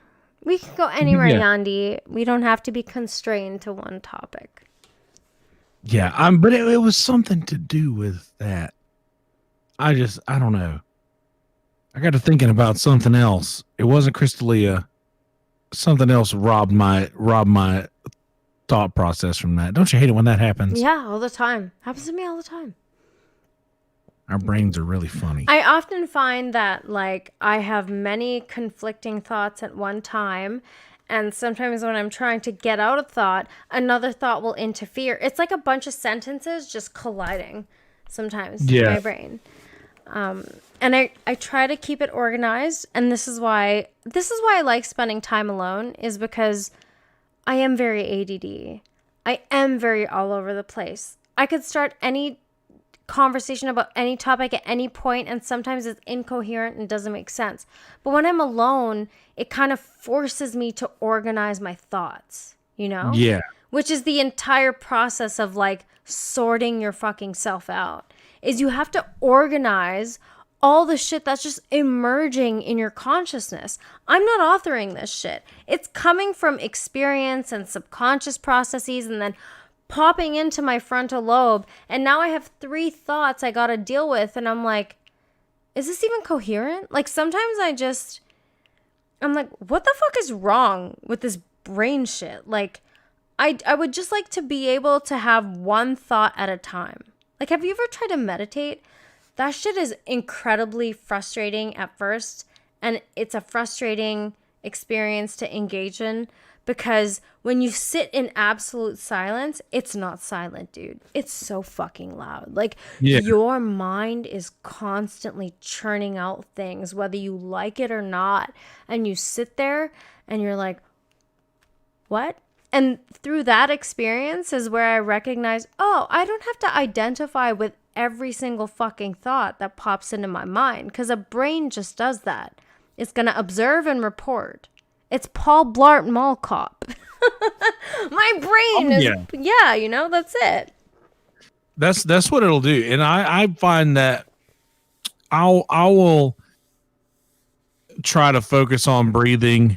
But I do it a lot when I'm driving, believe it or not. And that might not be the... No, it's a good... People think, you meditate when you're driving? Like, but isn't it's that nice. not safe? It's so free. But driving is freedom. But it's like... And not only that, if you're good at driving, you know what you're doing. And it's the same thing with the shower. Like, I feel like when your brain... is shower. Just going through muscle memory. Yes. Like when your muscles know what to do. Your limbs know what to do when you're in the shower. It just knows what to do. So you free up your brain to not have to, like your muscles know what to do. So your brain is not really controlling them, but they are, and it frees your brain up to be more. That's why a lot of great ideas come to people in the shower or when they're shower driving. Thoughts. There's a reason the subreddit r/shower thoughts is very popular. Yeah, they're great thoughts in there, man. Like, and it's always like very simple, basic shit, but it's like I've never looked at this simple process like this before. Yeah, a lot of the greatest songs I've written have come out of the shower. Yeah, just thoughts that I've had, or some of the most profound thoughts that I've had that I've been able to like go and talk about on my podcast or in conversations with people, because I'm one of those people who will like, I over prepare for conversations and not like specific conversations, but I just mean like I over prepare in my mind as to how I feel about something so that I don't have to stumble between what I try to think about everything that might ever come up so that I will have like an educated guess on because who really knows who you are? Like your thoughts, where do they come from? You're just a vessel in which these thoughts reach the world. Right. Yeah, exactly. So anytime that you're having a conversation with somebody, you could just make up these things as you go and they'll still be you, but it'll just be more as like you are the vessel in which they've been introduced to the conversation. Right. You're just witnessing shit that's popping into your conscious mind. Right. Yeah. You're just as surprised as other people are when you say these things, because I didn't know I was going to say that. I didn't know that about myself. Right. But I like to try to, and I do that a lot in the shower. I like to try to just have these conversations, imaginary conversations, and just see how I react to things. Like I will. And me have something in common, and I think that's like, correct me if I'm wrong, but like, don't you find it just absolutely fascinating to be a human being? Like, this is what acid and mushrooms have brought to me that no other experience can. And it's like, dude, like this experience, this shit is fucking crazy. I got hair, I got a face, like there's shit happening in my head that I don't understand. And like, there's this sense of self that's created by the way that parts of your brain interact with each other, and it's fucking wild. Like, we have language about language. We think about thinking. Yeah. What the fuck is that all about? Like, it's insane. And people are out here like, fuck you, bro. Black Lives Matter. Freaking White Lives Matter. White supremacy. Whatever the fuck people are out there doing. And I'm like, I'm just out here looking in a mirror like, dude, this is so cool. Like, Yeah. what the fuck I know. is this shit? We're just fleshy vehicles that our brains drive around. Meat sacks. We're sacks of meat, man. Yeah. That's all we are. We're just fleshy vehicles that our brains drive around. And that's basically like when somebody was saying that, well, eventually, we'll just be giant blobs in a vat that will control these avatars. And I'm like, bro, we're already doing that. Yeah. Sorry, but we're just this is just an avatar that our brains drive around. Yeah, exactly. Like, that's all this this I is. actually Once have you- not even thought of the fact that we are currently avatars that our brains drive around. That is so true. And That's then all we are. it gets meta as shit because then we get online and we create more avatars. Yeah. That's the thing. Like that, and everybody is like, the reason that the internet is so successful and that social media is so successful is because people are doing what at their core they have been doing all whole of their time. lives, which is just building this persona that you want people to see. Yeah. And that's all it is like, because people are like, dude, you should run, you should do some laps, you should get in shape. And I'm like, yeah, I mean, it wouldn't hurt, but I'm not this body. Mm-hmm. This is not who I am. Like, I am behind the eyes. I am up here. This isn't what I am or what I do. Like, what I am comes from that little spark of who you are. Mm-hmm. This is like, these are literally just, it's an avatar that we're stuck with, You don't get the, you can upgrade it to your own specifications if you have the willpower to do so. But that willpower, again, is dependent upon your brain. Yeah. But your brain is in control of all of that. And just like you were saying a while ago, like I don't like Chris. Oh, that's what I was going to say. Just like you were saying a while ago about, if you don't like Chris D'Elia, turn the fucking channel. Yeah, Like exactly. whatever it is, you have the power in every situation that you're a part of to walk away. That means that you are in absolute control of every situation that you're a part of, because you can choose to walk away. That But you gives you can't. absolute control That's of where we every disagree. situation you're a part of. We disagree. This is so cool. So I think I got an idea from you that you grew up religious, right? Yeah. So I'm of the mind that free will is not a viable concept. And the reason that I believe that is because brain processes precede any conscious thought. So what essentially that means is, like, everything that happens that we react to is a reaction in relation to what's happening in the environment. So I don't believe people have as much as control as they think they do. Like, it certainly feels like it. There's this illusion of self and this illusion of control, and I think it's very necessary in a lot of ways to have that illusion. But I think that, like, physics tells us that brain processes have to occur for perception to occur. There can't be any perception without any prior physical or chemical processes. So everything that's coming into our consciousness is coming into our consciousness after the fact. It certainly does feel like we control it, because even myself, like, if I don't like something, I don't want to watch it anymore. I don't feel the need to continuously engage with it and manufacture that feeling. But I think it's because my brain is geared towards creating a more positive experience. Whereas some people cannot help but continuously go to the negative. And that's what they choose. Oh, yeah. That's what they choose to do. But yeah, like but that's what I'm speaking of, is that perception. Like, you're in absolute control of that perception. You I have believe. options, but what you choose at the end of the day has nothing to do with that. Options and the actual choice are two different things. You see what I'm saying? Yeah. But I mean, aren't you the option that you choose though?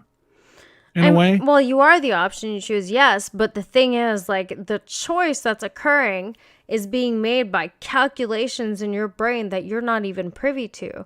Because your brain has all this information in its subconscious of prior experience, prior negative bias, all this other kind of stuff. It does the calculation before the decision even comes into your conscious mind to make the decision. And once you make the decision, you can say you are your choice, sure. But that prior process where your brain is calculating information, you're not privy to that. I'm not privy to the fact that my brain is controlling the movement of my lungs and my digestive system. I'm not privy to that. There's a lot of processes, much of it is automatic, that we're not entirely aware of. So it makes it a little bit weird when it comes to this free will thing. And it's very difficult for me to reconcile it because in my experience and in your experience and all of our experience, I feel like I am choosing consciously what I decide. That's what it feels like, strongly. Yeah. But in terms of what's actually happening electronically in your brain with all the impulses, they're occurring before the choice is made because the choice can't be made without the electrical impulse preceding it. Oh, yeah. Yeah. But I still feel like that if you were presented with a situation and you have, like, if it's a situation you don't want to be a part of or you feel uncomfortable in that situation, then it is just, then you have the option to choose, okay, I don't want to be a part of this anymore. Right. I'm just going to remove myself from this. I'd rather not. And I mean, obviously you can stand and have the conversation and try to figure out, get to the bottom of whatever situation is.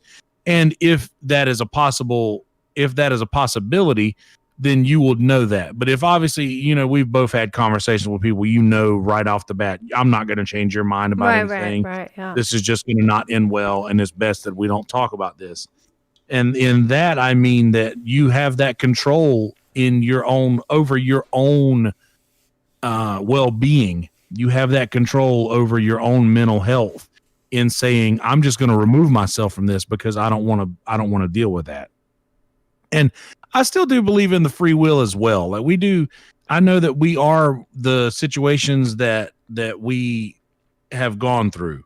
Like we are those situations. We are the culmination of what those situations have created in a person. But yeah, absolutely. I can, if I don't like this, I can change that. I can change this situation just easily by altering my perception of what this situation is. But again, that depends on something causing a reaction in your reward system to facilitate that change. And right, the culmination of all of our situations before that. That's what I meant. Yeah, it's all mechanical. And I'm not discounting how important it is to, like, subjectivity is important. Of course. I mean, I can't even argue it isn't, right? Like, I value subjectivity greatly. But when we're looking at this entire brains, I'm a big fucking brain nerd, by the way. I should just say that. I'm a big... Me too. Psychology, neuroscience, that's my fucking field of study. And the idea that in order for anything to manifest to begin with, there are just things that you are not in control of, your calculations your brain is making, etc., based on previous experience, whatever... That is necessary in order for those calculations to take place in your mind. You know what I mean? Yeah. So imagine it like this. I don't exactly know the in and outs of how the pistons fire in the engine of the vehicle, but I know how to manipulate it. Right. Yeah, and you know what helps manipulate it? Knowing how it works is a huge fucking step. Because if you can... Yeah, because if you can recognize patterns... It's incredibly easy. Like, we are just geared to finding patterns. The problem is that mechanism just goes fucking out of control and people start seeing patterns where there aren't patterns. So you have to have some sort of fucking method, some sort of epistemology to connect with the world where you're able to have a method where you can actually discern between myth and reality what you're telling yourself is real and what is actually real. Dude, this shit is so crazy. Dude, brains are crazy. Yandi, brains are nuts. Oh, I know. That's what I know. And I have a very weird one. I have a very interestingly wired brain. And that's why I feel like that's why I say that in absolute, and you're not going to have absolute control of any situation. I'm just talking about your own perception, right, and your own mental health. Reframing is like you have Framing. absolute control over what you feel, over what you perceive in those situations. The thing is, it's framing. It's all how you frame, like you were saying, perception, right? Perception is reality. So understanding, there's this really crazy thing. Matt was talking about this. It's called relational frame theory. And it's how we compare networks of information and then how those networks of information manifest into reality. And really, it depends on, like, you can frame something as negative or positive, and that will entirely change the way that you perceive or interface with that thing. You know what I mean? It's like judging a book by its cover. You're saying that you're kind of, you're not as warm or friendly in person. If I saw you and you had like a look on your face that was more stern and you weren't as open, and I know you're tall, I know you're like a big dude, and if I saw you and you had a non-friendly look on your face, my perception of you would be, okay, well, this person doesn't look particularly friendly, maybe not the best idea to approach them. Whereas I've never had that experience with you talking to you. So my reference frame of you is friendly, sweet, warm, welcoming, open. Therefore, I'm going to enact the way that I behave in accordance to that framework.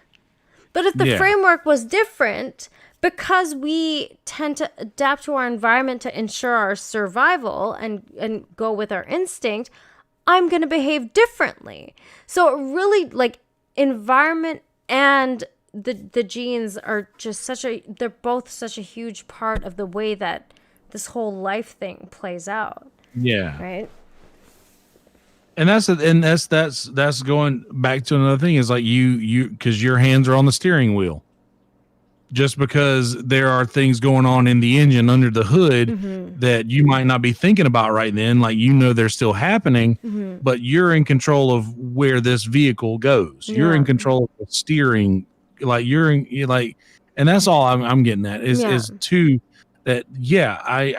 And by the way, for people who do know me, that'll come up to me, and every now and again I'll go into those bits and make voices and just be that person as well. But mostly that's just like, mostly I'll do that when I feel like they might be looking at me and thinking, oh, this is not what I expected. Like, this isn't who I thought you were when I saw the stuff you post on the internet or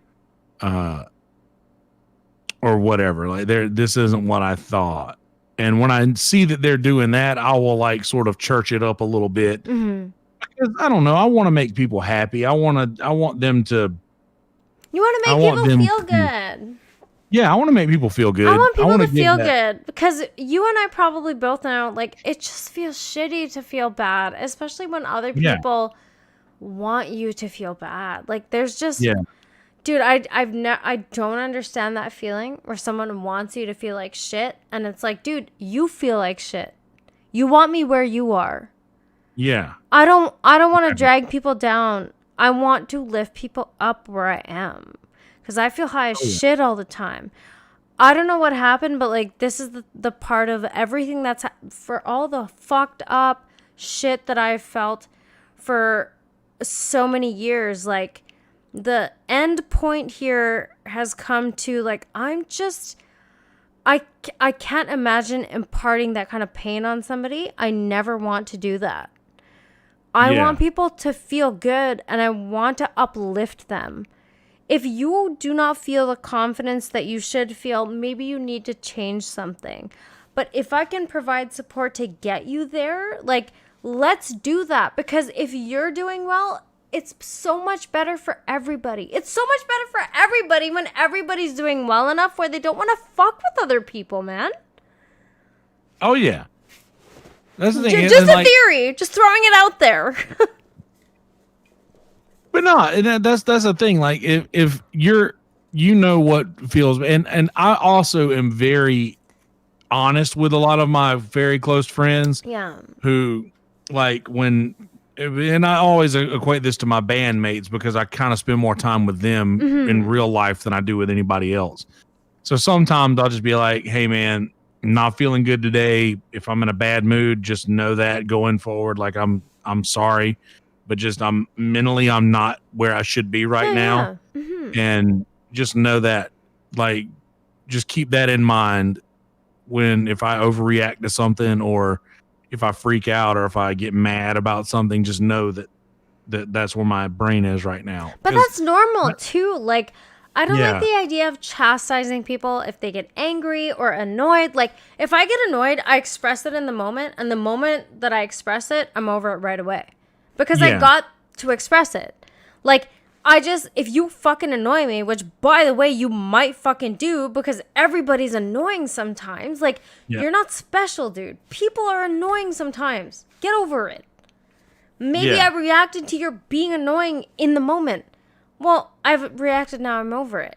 Instead of holding it and letting it fester and just bubble under the surface. And then you have, like, people have years and years of that compiled where they're annoyed, they're bothered, but they had to fit into some social paradigm and they didn't get to process it. And then in their 30s, like, there's a reason midlife crises are a thing, right? Like, deathbed regrets are such a common thing for a reason, and it's because people don't deal with the shit in the moment. Just be real, dude. You're a human being. You're gonna feel different things at different times depending on the state of the environment, and that's cool. It's all right.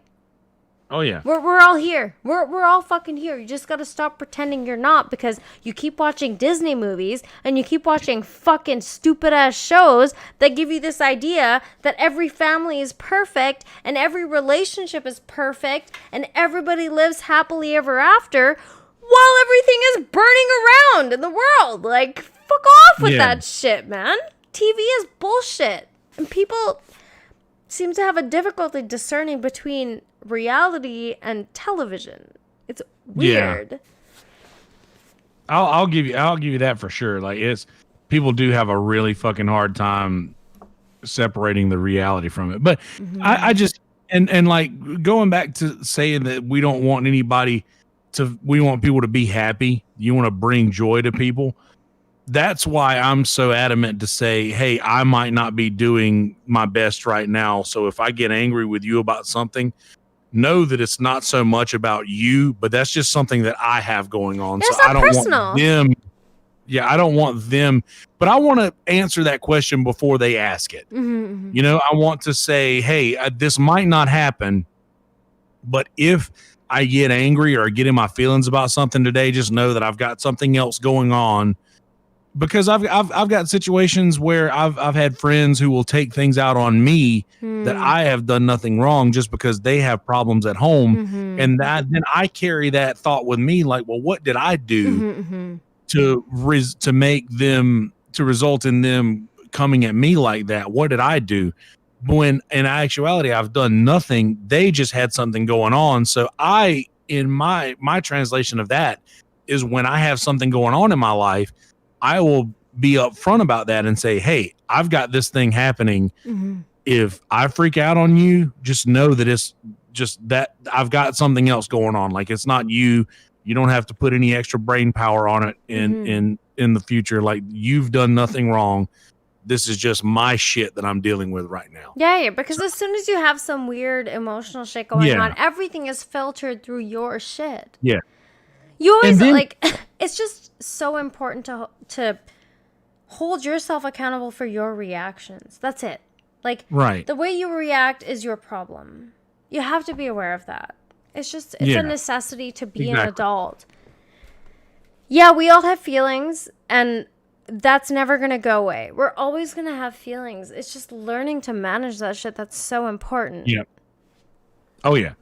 And that's another thing, too, that I've learned is that when I go to somebody with these thoughts that I've got going, or these these problems that I've got in my life and say, hey, just I'm sorry if I seem a little short, or if blah blah blah, I've got this thing going on, then they're like, well what's up? Let's talk about it. Yeah. And then that becomes like sort of a thing to where we talk about these problems that I've got and try to get to the bottom, or come to a solution with whatever's going on in my life, and it will save me from saying something that I shouldn't say just because I'm a little angry or in my feelings.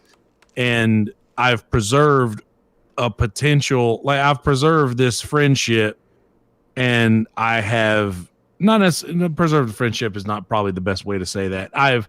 I've saved a disagreement or some animosity that I could have skated past. Mm-hmm. Like, this could have happened and this could have been bad, but because I addressed this at the beginning, not only do I find a solution to a problem that I had in my life by talking it over with people, but I've also avoided any kind of disagreement or any kind of negativity or any kind of animosity, which should be our goal in life.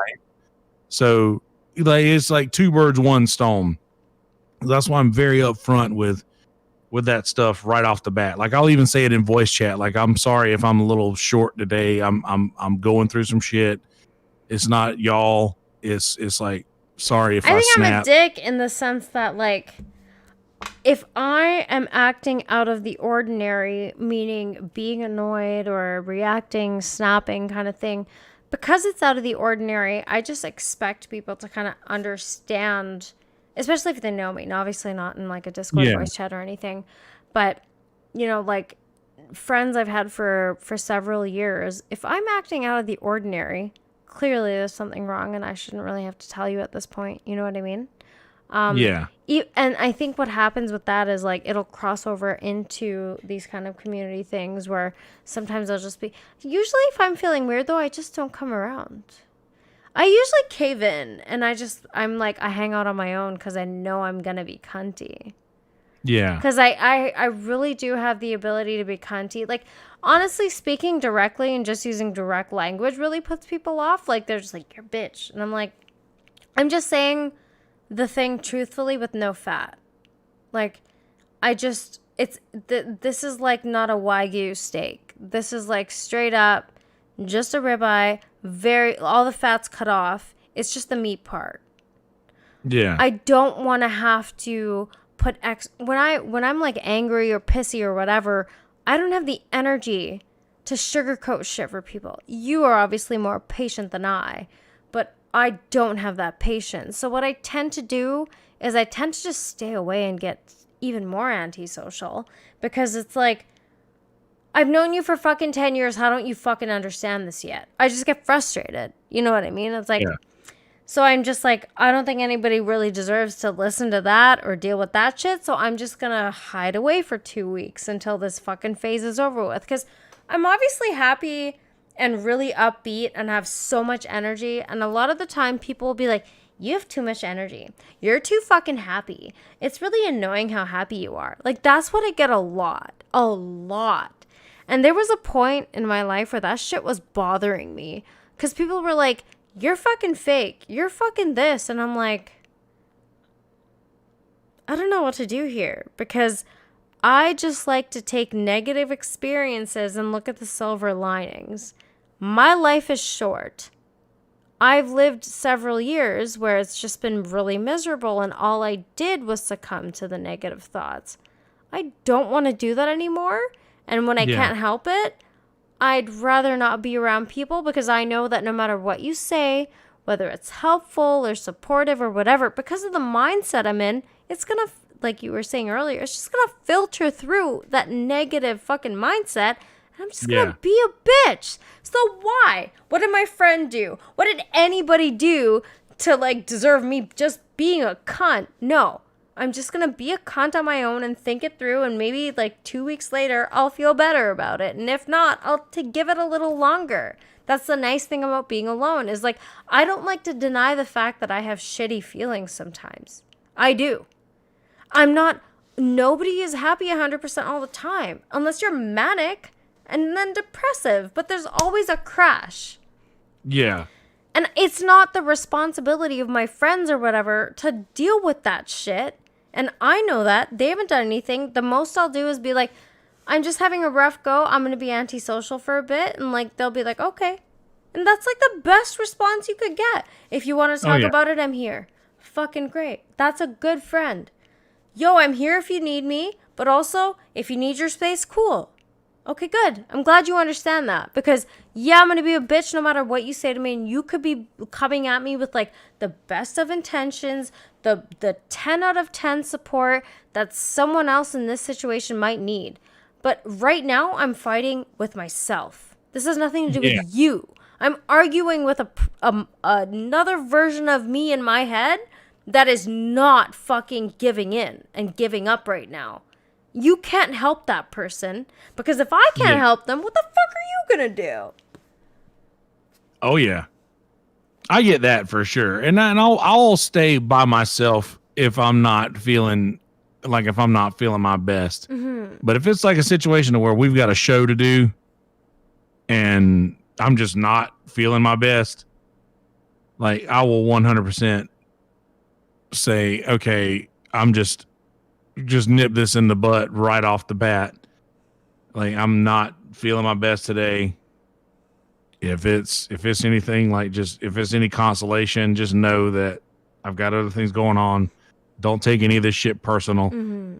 Blah blah blah. And then we usually work out what I've got going on in my life, and I talk it out and feel better that I've gotten it out, and I've done so without any hard feelings at all.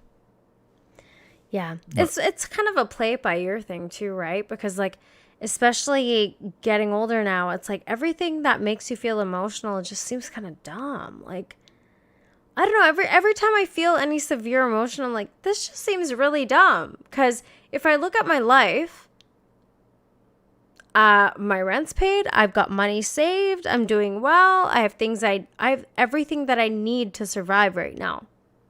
My basic needs are fulfilled. What could be pissing you off so much that you're foregoing the fact that like you have everything that you need to be happy? Oh yeah.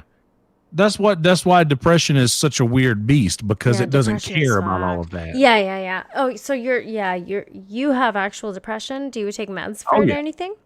No, I will never take meds for anything. Yeah, good for you.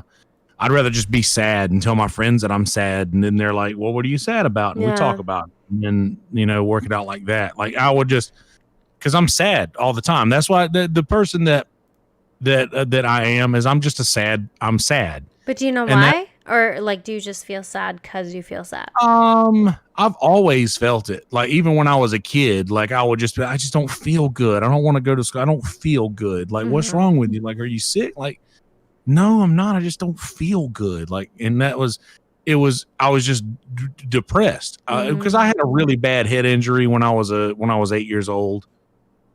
Yeah. So, like, and I had a coma. I was in a coma, and I like passed away 3 times on the way to the hospital. And like, it was just a really bad head injury. And I think that the long-term effects of that is just crippling fucking depression. Yeah. And I've had it for so long, which is why I don't drink anymore, because like I struggle with shitty thoughts every single day. I can't allow myself to be under the influence of anything other than weed, or else like those thoughts will get the best of me. And I can't do that. But yeah, I'm like, I have severe depression on just about every second of every day.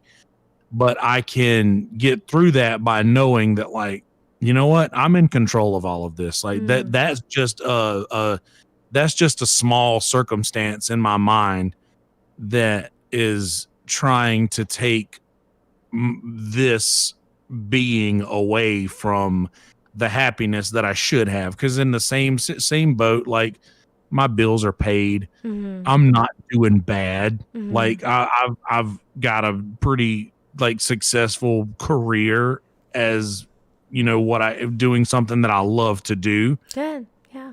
But there's still like I mean, there's still shit that I'm like could be better, and my brain will focus on that Of other course. than other things, and I can't help that.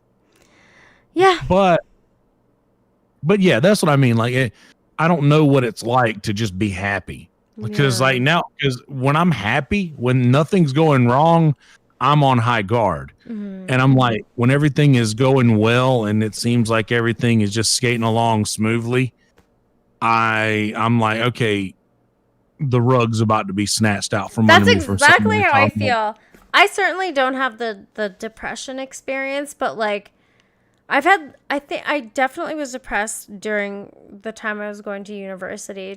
And I think it yeah, was more situational than it is a clinical thing because I was doing something I didn't want to do. I had no desire. I just wanted to appease my mother because she was like, "You're already a fucking loser and you left the house. Can you just fucking do something with your life so that the family's not embarrassed, so that you don't embarrass me in front of the family?" And like, that's so fucked up. I did. I went to nursing school and I hated it. I didn't want to do it. And like, I've always been a very high GPA student, except in the 11th and 12th grade after I got kicked out because I was working two jobs and it was just hard to get through high school, working, paying rent, trying to survive.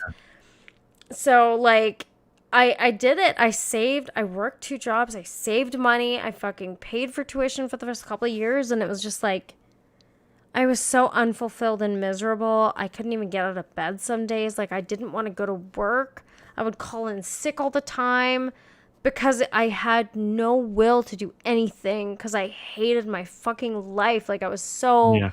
unfulfilled and I was dragging my boyfriend down at the time and like, it's fucked, man. You can't even control if you're doing things you don't love and you're not fulfilling yourself and you're doing things for other people too. Like that just exacerbates that depression. Oh yeah. So like eventually I started getting healthy and feeling better and it's definitely the best decision I've made, but now I'm like comfortable, but I'm not doing anything that's particularly like, "Oh my gosh, she's doing something cool." Like I just work in a warehouse and an office. But I'm so much happier because I'm not like I have what I need. I'm not trying. Your terms.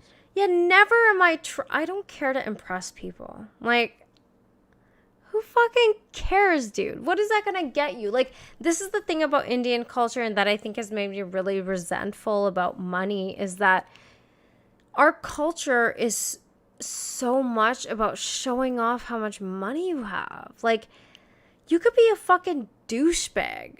You could fuck over your brother, but if you're driving an Escalade, you're king shit. And like, that's not what I value. I don't value material things. I like them, sure, but it's not even an aspect of my hierarchy of values. And like, I just couldn't imagine living to attain empty things. You know, like I never had human connection from my parents. That's what I want now. Like I like meeting real people who can talk about real shit and like that I can connect with on a level that's deeper than, "Oh, you got that expensive thing? I've got that expensive thing too." Like I could live in a basement suite apartment for the rest of my life. I don't fucking care. Like I don't want to become that person who just gets so consumed with the idea of fucking money that everything becomes about money. Like, I don't like that. That way lies madness. Yeah, it's fucked, right? Like, and that is like the goal. The thing about money is like, it's a weird thing because if you want the freedom to do things and have great experiences, you do need money. And that's just an unfortunate aspect of the world that we live in. But like to be so consumed by it that everything you do is surrounded by the idea of money, like people will just not give a shit about other people because they'd rather make an extra $10, but they'll pretend they're your friend. And it's like, but this is why people are upset because they think they have real relationships and then some situation pops up where you really need your friend and your friend's like, "Nah, bro, like I got a party to go to. I got this fucking shit." And it's just like, all right, Nothing increases well-being, scientific fact. Nothing increases well-being more than the quality of your relationships. That's it. Oh yeah. That's all there is. Like, I mean, happiness, like money won't do that for you. Like you can have it all you can have all the dollars in the world, but it won't feel that whole of No, dude, this like is my whatever you parents. do. It won't change who you are. My parents are like this. Like it's actually really fucking wild. They live in a house that's like millions of dollars worth. Yeah. I have been out of the house since I was 14 years old. No offer or mention of like, can we help you? You just like threw your child out. You know what I mean? Like it's fucking nuts. And y'all are living in like a multi-million-dollar home with like crazy vehicles and like all the materialistic things you can imagine. My parents have it. They just do. You know, they live in a giant brick ass house, big ass yard. It's fucking nuts. But like to treat somebody that you claim to love or that is your family like that because the teenager acted like she was a teenager.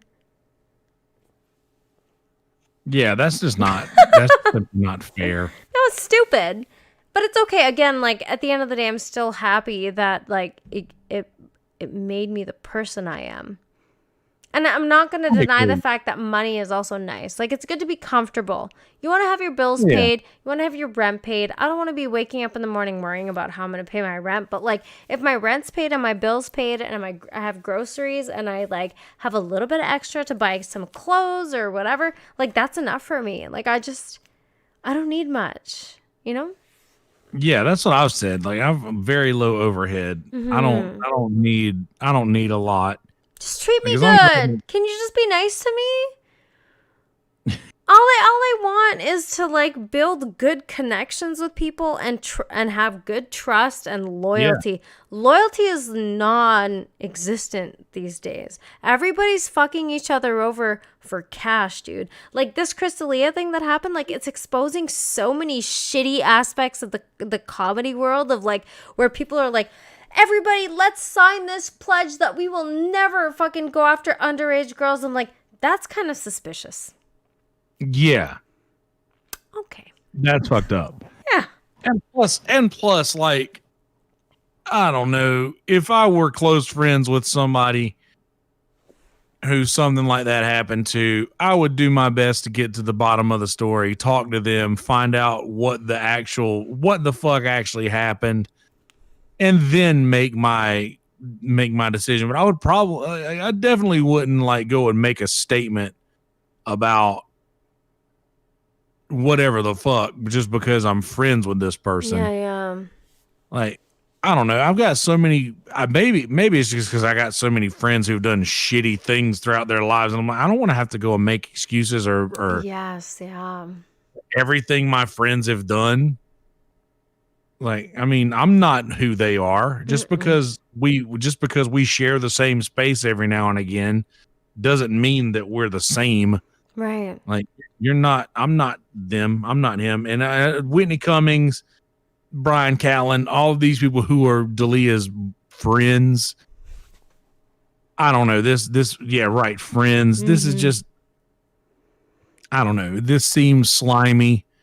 The whole situation just doesn't seem right. And unless the fact that Dalia just like, hey, protect yourselves, I don't want you guys to lose any fans, money, blah, blah, blah, then just come after me. I can handle it. And unless he's orchestrating all of this behind the scenes, like orchestrating their, deleting of all the posts and things like that, then otherwise it's just, do we really know? Do we really know what happened? We don't know. And that's what's difficult about this. Now, the thing that sucks is, remember when I was talking to you, you're like, I'm never fucking doing that shit. Like, it's so unfortunate that we live in a climate where you have to be so hyper concerned about these issues because fucking, like, any girl or anonymous Twitter moniker can come after you and ruin your entire life. Like, shitty comedian or not, like, he still had to work through the ranks and do all the things and work the shows and watch or be on the podcast and blah, blah, blah to get where he is. And he was popular for a reason, whether we appreciate his comedy or not. And to have all of that destroyed by anonymous allegations, that's kind of fucking brutal, dude. And then all your friends are coming out on their podcast talking shit about you too. Like, Yeah. come on, man. Like, regardless of whether he did it or not, we can understand why this is not the way to deal with these kinds of issues at all. Most of the people on Twitter are fucking retarded. Like, unless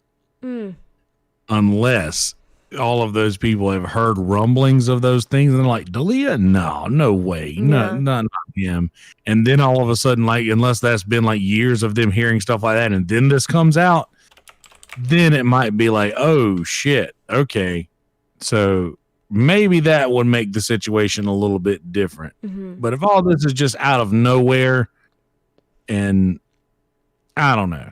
I don't like the. That's I where don't I'm like at. the whole situation. I don't know. Like, even Sean and I talked about it.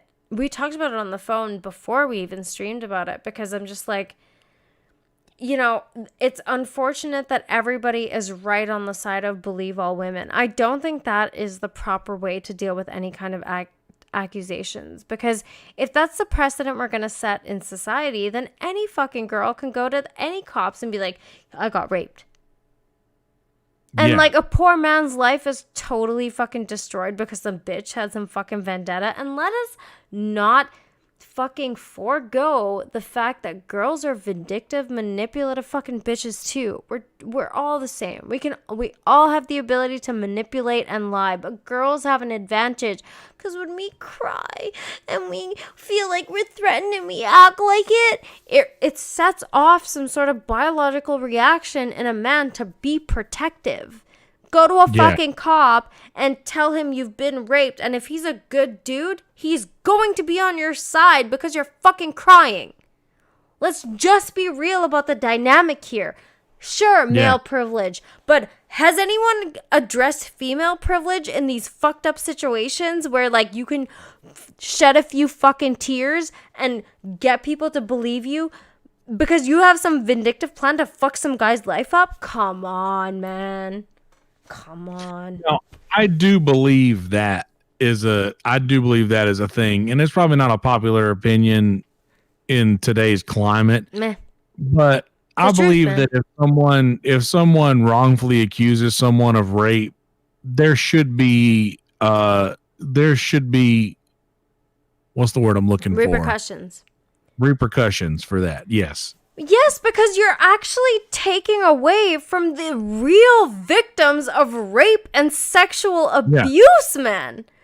This is the thing these girls don't realize. Is like, there are women. The thing is, like, the women who are severely abused generally either keep their mouth shut or they go through the right avenues.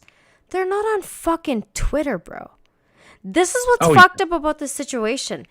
If you feel like you've been molested or sexually assaulted, why are you doing this on Twitter?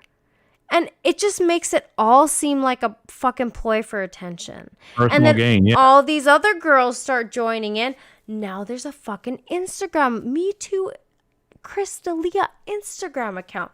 Imagine being Chris D'Elia and now having an Instagram account where people are sharing their accounts of sexual encounters or text messages, which, by the way, can we just fucking get real with the fact that everybody of every age is on the internet, and you're probably going to have some really weird age crossovers.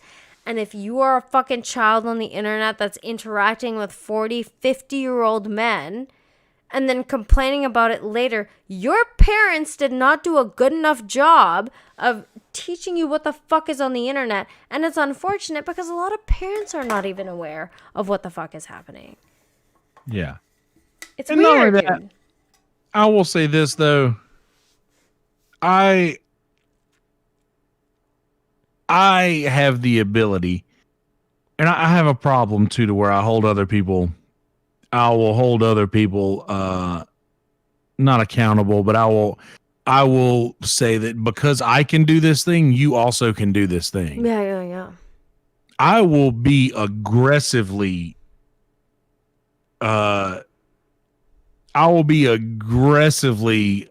against saying anything inappropriate or doing anything inappropriate, like, because I know that I plan on doing something with my life more than I'm doing right now. I plan on being a well-known person one day in the world, and I am aggressively like taking the other stance on like, I'm not going to give anybody any fuel ever to put on any kind of fire that gets brought against me. Like, if somebody wants to come at me about, oh, well, you know, I was trying to have a conversation with him after a gig one time and he kind of blew me off, he's an asshole. Yeah, that's me. That right up, that sounds like me.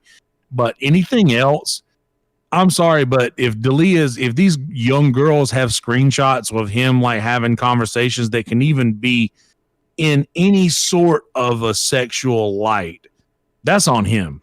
Oh, like, I agree. The email address that was used, the verified Twitter account that was sending out the same email address that all these girls were saying they were getting messages from, like, it doesn't seem like it's bullshit.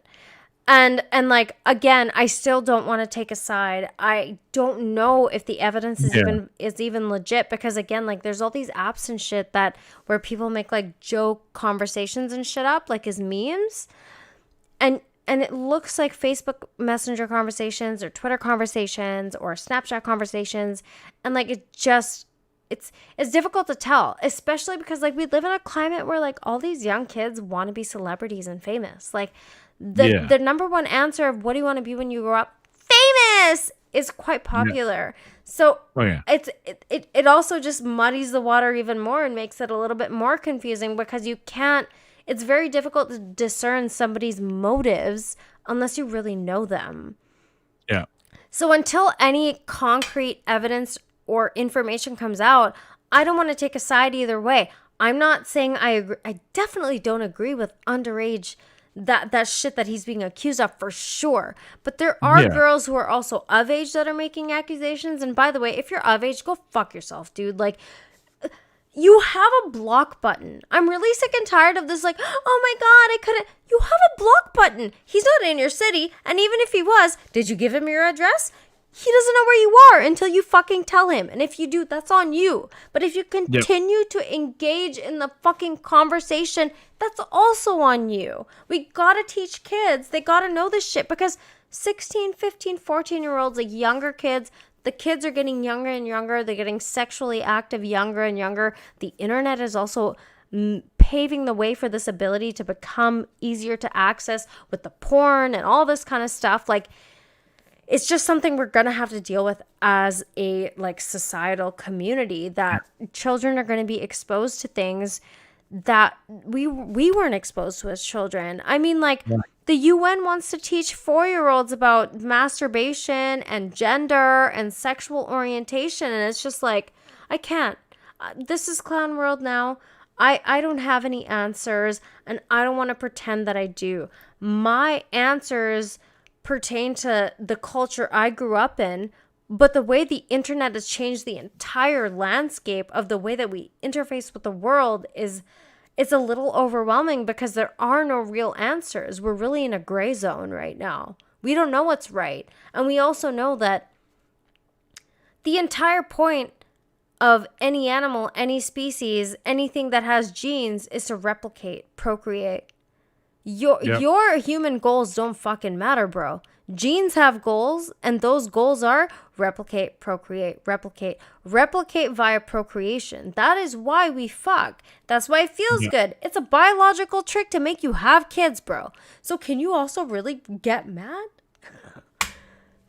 Like, it's crazy, right? Like, I just want to be real about it. This is the biological fact of our reality. Oh yeah, it really is.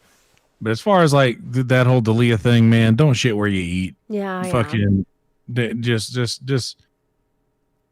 I can do this, and I'm not that special of a person. So if I can do that, you can also do that. Like I don't know. He should have known better than Oh my God. But the Yandi, like power, fame, money, like the things that yeah. you think you can, the things you are able to get away with. They just arrested Ghislaine Maxwell in the last 24 hours. Dude, that shit is nuts, man. Like, I you have know. these couples who get together who are of age, similar age, and they're fucking grooming and corralling these young girls and like old guys want to fuck young girls. Like this is just another thing that we have to accept as a reality because they have signs of fertility that older women don't, and it's purely biological. We're used to living in a culture where this is unacceptable, but it's just been so many years of conditioning that have kind of made us believe that this is not an aspect of our nature, and that makes it a little bit more complicating. What feels gross to us internally for a lot of people is natural. They can't help. It's like I said this to Sean the other day. I'm like, nobody chooses as an old man to be attracted to a child. There is some sort of imbalance or something happening where an older man or an older, well, it's kind of different too when you view it between the sexes, but let's just talk about a male pedophile. Knowing that there are social repercussions, that you will be a pariah, that people will look at you as the greatest scum of the earth, why would anybody want to be attracted to children? I don't think that's the case. This is just something that's in them that they cannot do anything about. And then it causes them to do fucked up shit.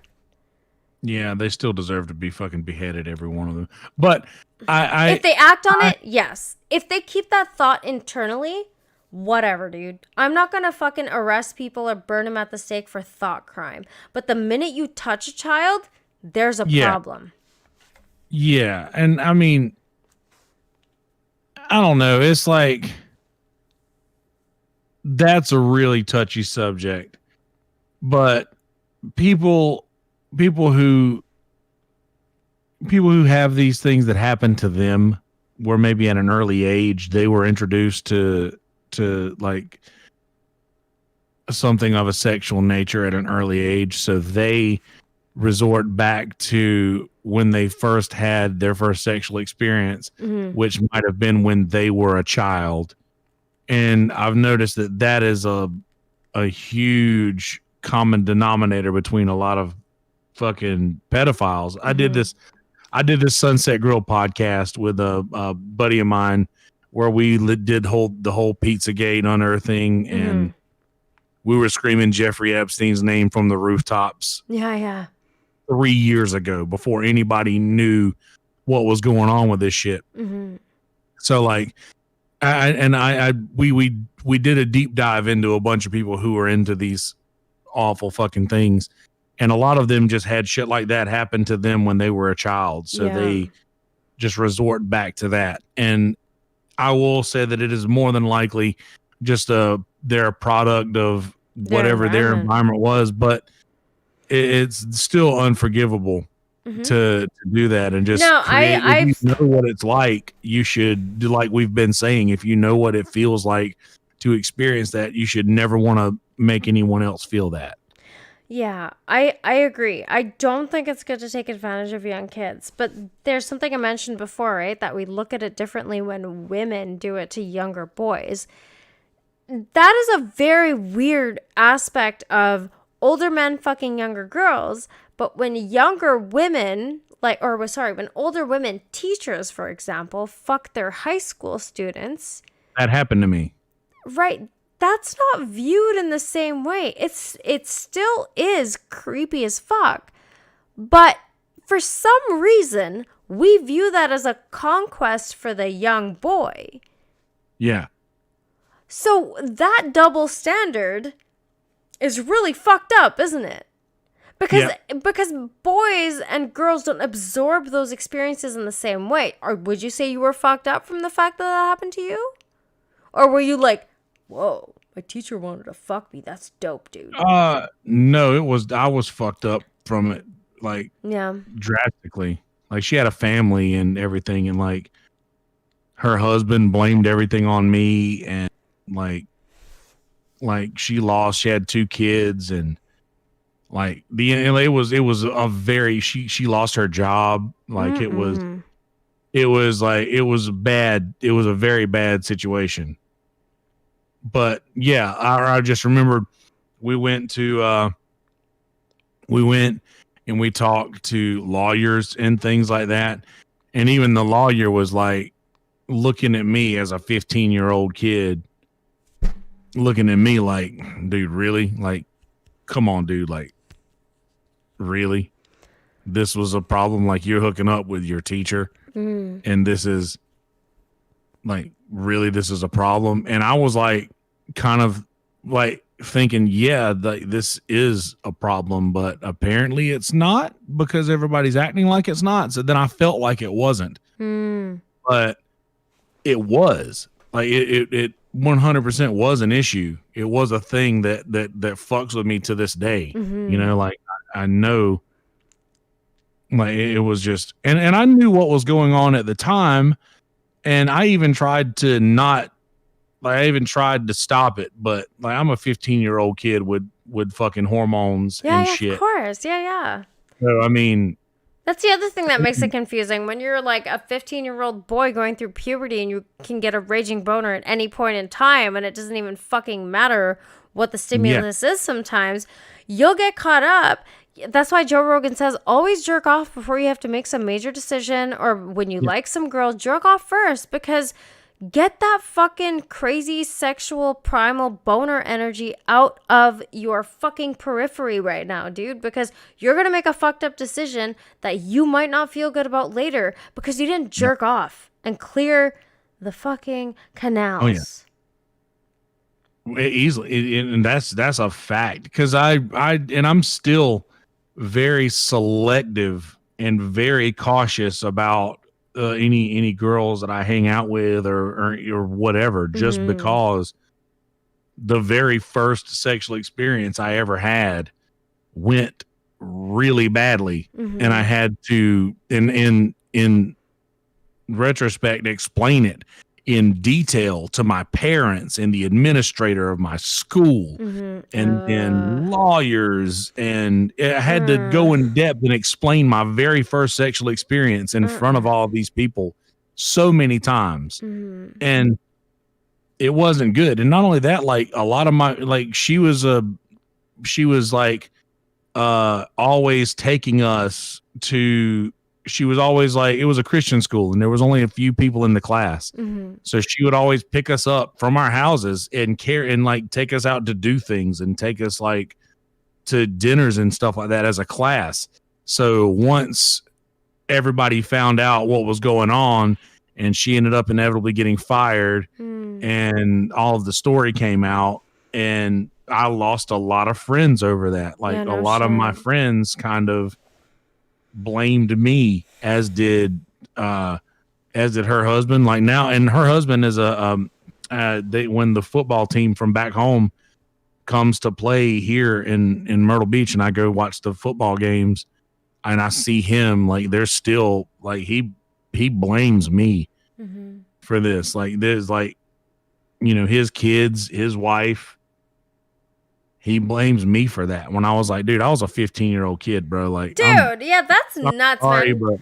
That's what's fucked up about any situation where there are underage people involved, is they really are not mentally capable of making the decision of, should I fuck this older person or not? No, because you are fucking just hormones are raging. Even like there was a girl who posted in Reddit talking about how I was like 16, 17 years old. Of course I wanted to fuck a famous guy.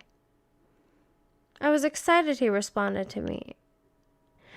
Which I can, like, if I was 16 years old and someone that I looked up to at that age DM'd me, dude, I can't deny I would be excited and be like, oh my God, I want to hang out with him. You can't deny that. Yeah. You just can't. And if you do, you're fucking retarded, because come on, man. Like, especially as a girl. Oh, some famous guy is giving me attention. Me? Of all the girls he could be with, me? Yeah. But then that's on him. Yeah. No, but that's what I'm saying. Like, that's why it is on him to be the responsible adult to recognize that this child is not capable to make the decision that is psychologically good for them. That's why even if you want to fuck 18-year-olds, 16-year-olds, even if you want to fuck a 14-year-old, you don't do it because you are older and you are supposed to be smarter. And the reason we are a civilization is because we do not fuck children anymore. It's not like it didn't happen in the past. And let's not forget, if we go back the generations, people are having kids way earlier, fucking at 12, 13, 14, 15. Like, this is just the way of life. At one point, it was that way. It's not anymore. Civilization is different. Yep. And the reason that you had to keep that shit quiet is because you know it's not acceptable behavior. It's antithetical to the values we're trying to build as a society now, right? Advance ourselves. Try to manage our primal urges that we have. That's the reason why everything exists the way it does around us, is because we were able to circumnavigate those primal urges and not rape, because rape is completely natural too. Let's not ignore that. But we don't do that anymore because it's not okay, because it's infringing on someone's rights, and it's not okay to do that to someone without permission. And if everybody could do that, it would be utter fucking chaos. Like murder. Yeah. We don't allow people to kill people, because if everybody was allowed to kill whoever the fuck they wanted to, no matter what they did to them, she stole my goat, I'm fucking shooting that bitch in the head. No, you can't, because it causes unrest in society, and we have to keep these networks of people as cohesive as possible, with especially the large number of people we're dealing with right now. There's so many fucking people, dude. There's so many fucking people. Yeah, that's the thing, is that there's too many people, and every one of those people have hundreds of thousands of opinions and urges. Yes, biological urges that are not, you can't control that stuff. You can feel things, but you can also understand that, okay, like my dick right now is just being annoying.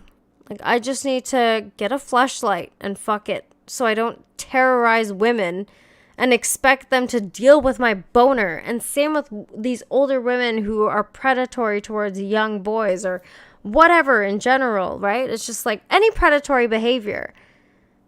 It's a failure to make that connection of like, it's your responsibility to understand that they're not capable. But there's some weird thing that people like just taking advantage and being in control. Yeah, I mean, I don't know, the whole control thing I 100% can relate to, because if I don't have the thought in my mind that I'm in control of what's going on, then I crumble. Yeah.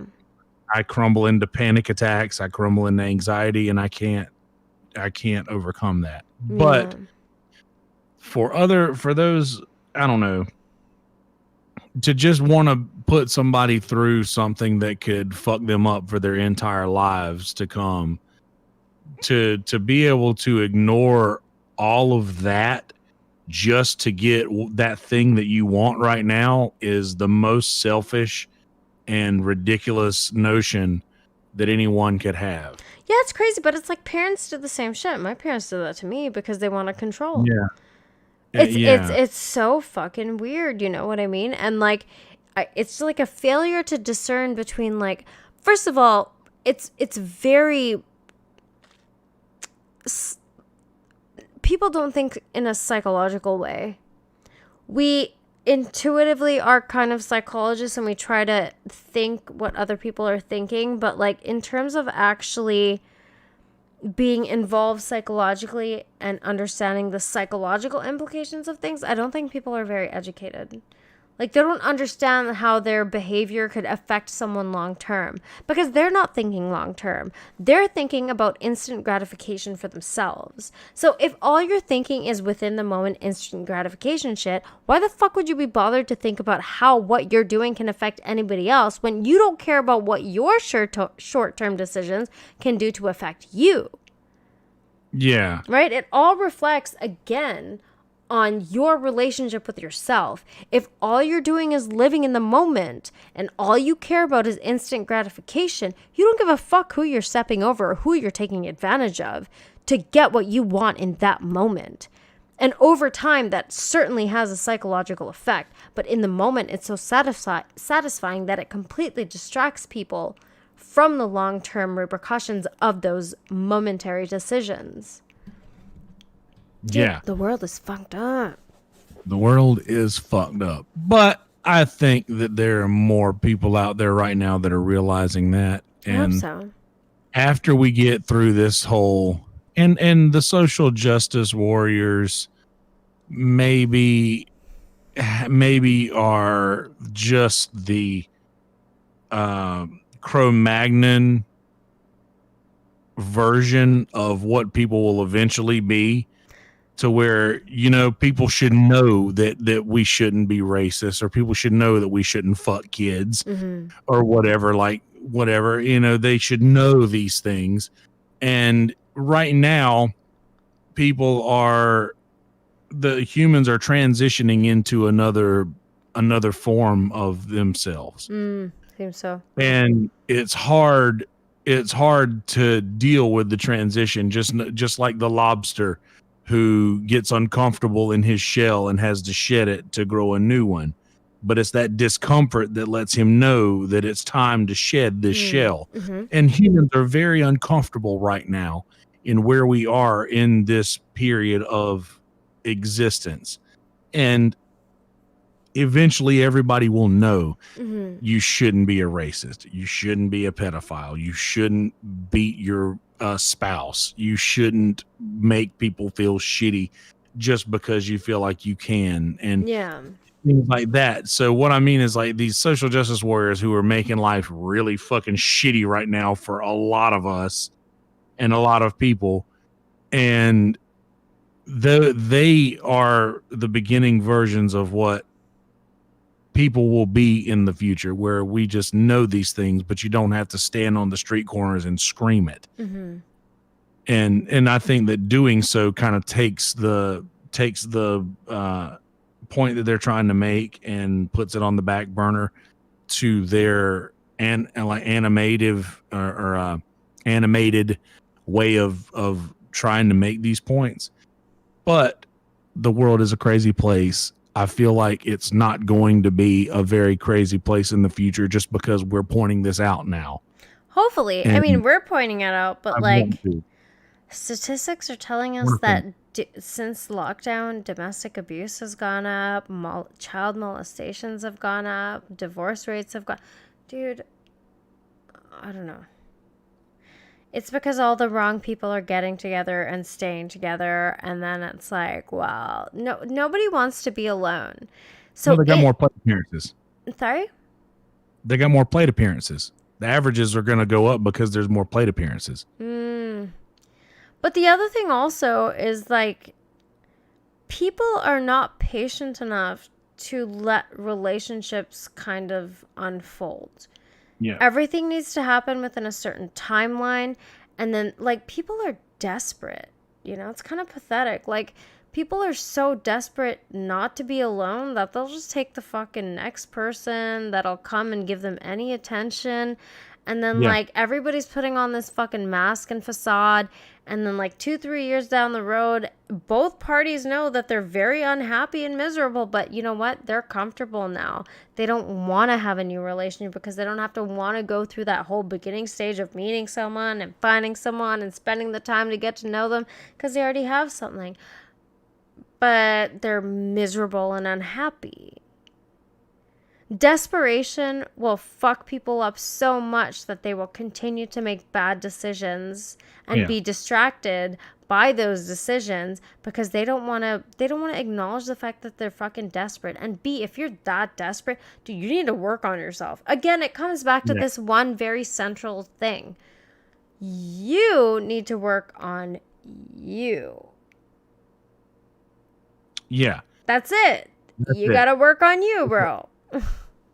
That's all it is. That people have to be comfortable in their own skin. You can't, or not just in your own head. You have to Mm-hmm. be comfortable in your own mind and your own existence. If you're not, then nobody's going to be able to be comfortable around you. Yep, yep. But I think most people are really uncomfortable in themselves, right? Yeah. Like, that's why you often see, especially on the internet and shit, like, people come at you with insults. They'll come at you with the negative thing first. They have to point out the negative thing. Like, I could post a 5-second video where I'm eating sushi, having a great time, and someone will have some shit to say. And it's just like, it's kind of weird that you're reacting negatively to someone having a good time. Like, what does that say about you? It's not good. Yeah. It's not a good thing. Like, you should be happy if people are happy because that means they're going to stay out of everybody's way and not try to cause bullshit. Yeah. I mean, these people who want to just, I think they get upset that other people are happy because they're not. Just like you said, like they're just highlighting something in their own lives that they aren't happy about. Mm-hmm. So, yeah, they're just highlighting something in their own lives that you have shone a light on in your way of living. Mm-hmm. Oh, I'm happy and I'm going to live like I'm happy right now. But someone who isn't happy is going to see that and be like, I'm not happy. So fuck that person for being happy. Precisely. Fuck them. Yep. I don't know. That's exactly it. Fuck them. Fuck them. You know what? At the end of the day, it's all about like what you can do to improve your situation and what vibe you go off to other people. And I'm happy being around people who appreciate that, right? Like you are the same way where everybody's happy to see you. Sometimes you want to go where everybody knows your name. And they're always glad you came, right? Like that's the best fucking thing. Like when people enjoy interacting with you, and when you leave, they're like, "Dude, that guy's fucking awesome. This girl's fucking awesome." Like it's just so good to come into collision with them, even for like 10 minutes, because you know you're gonna have a positive experience. That's it. Fuck everybody else. Like. Especially in a time like this where like the climate is so negative, people are so cunty right now. You want to come up with your cunty shit? I don't got time for that. Like I would much rather be like, for some reason, I'd rather be crying because I hate a mole on my face than thinking about your fucking stupid ass. You know what I mean? Like fuck you, dude. Coming here and like trying to turn a positive thing into a negative thing. You are the garbage. You're the fucking problem. Reduce, reuse, recycle yourself. Oh yeah, easily. Go fuck off. Fuck them. Fuck off. And you know what? I don't even want to, like, going back to the very beginning thing of like, oh, this sounds arrogant. This sounds conceited. I am comfortable with the fact that like, dude, I know I bring a positive experience. I care to.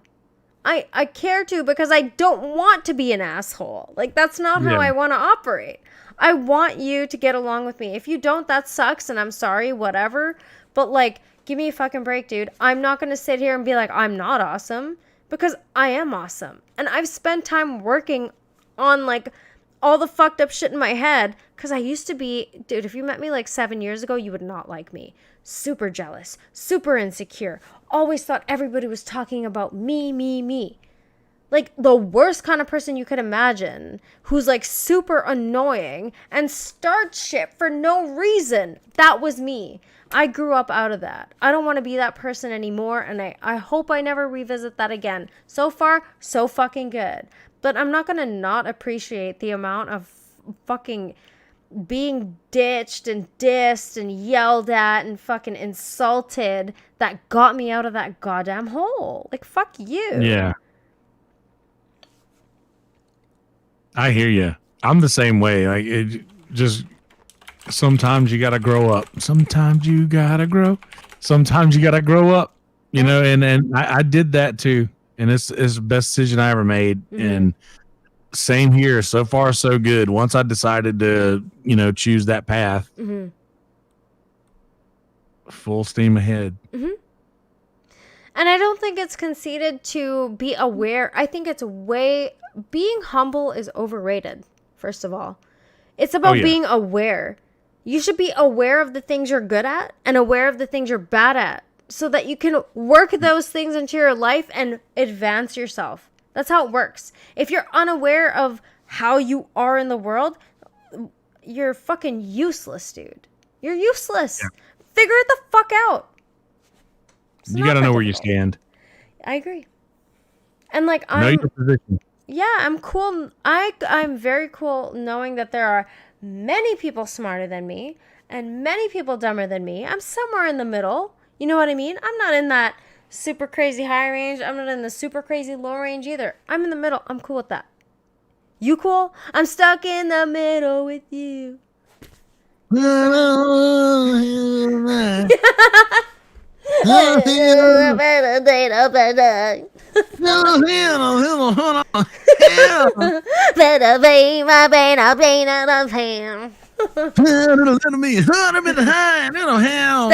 the middle with you. The middle's not a bad place to be. There's something wrong. Oh my god, that song! I haven't heard that in years. Oh no, that's actually the Sweetness. Never mind. I was thinking it was the middle. That's fine. Doesn't matter. I feel like this was like we've been talking for 4.5 hours, Yandi. And this is just a testament to like having a good time with somebody where you just get totally fucking lost. But we should probably end this. Are you gonna go to bed? What are you gonna do? Hang out in the KTD. You know what I'm saying? I might hang out in the KTD for a little while. Yeah, I should probably let's go to the KTD. Eat something. Yeah, you should eat something. Did you even eat anything? Not since I've woken up. Well, shit. But yeah, I don't know. I've been getting up fucking early. Yeah. Like stupid early. Mm-hmm. And this morning I woke up at like 7 a.m. and I've been missing out on my night crew people, and I've also been missing out on virtual red band. Yeah. In VR with him. You're getting your schedule right, though. That's what it is. You miss out a little bit. I have been too. You know, I haven't been around as much lately. But I miss my regular people, and I'm usually a night owl anyway. So. Yeah. Getting back on my normal schedule now, and a long nap today helped do that. Yeah. Well, if you're up to it, let's go hang out for a bit, and then I'm doing that. Okay. Well, I'm so happy I got to talk to you. That was so fun. We're definitely going to need to do this again, and we're probably going to need to hang out with Sean too. Him and I were planning on doing a YouTube hangout and listening to your album. So I think that would be like so much fun. He's good people. From Liverpool, eh? Yeah. Liverpool. I gotta get you on my show. Gotta get you on the I'm there, dude. I'm actually interviewing Michael Lehrer tomorrow. What time? It will be 5 o'clock your time. 5 o'clock my time. So 8 o'clock your time. Mm-hmm. I'm so fucking there, man. You don't even know. Yeah. I can't fucking wait because I love you and I love Michael Lehrer. He is awesome. Well, I love you back, and I'm sure he does too. Yeah. Well, you're dope, and I'm so glad that I met you through this whole thing. It's been wonderful. I'm so glad that I met you. By the way, your little good morning and hope you're having a good day messages really do add to my experience on this. I'm happy. Wave that we're all riding together. That makes me very happy. I like that. I just feel like the beginning of the day, you have to start it on the right foot. And like a lot of people wake up grumpy. I don't. I wake up and I'm like, oh shit, I'm breathing. This is a good day, man. It's a good fucking day. You know, like it's a good day. I have to convince myself of it first. But yeah, you are a fucking ray of sunshine in every aspect of the word, and I love you for it. I feel like maybe it's insanity, but I don't care because I love it too. And I love you very much and I appreciate it. So thank you. Okay, big hugs.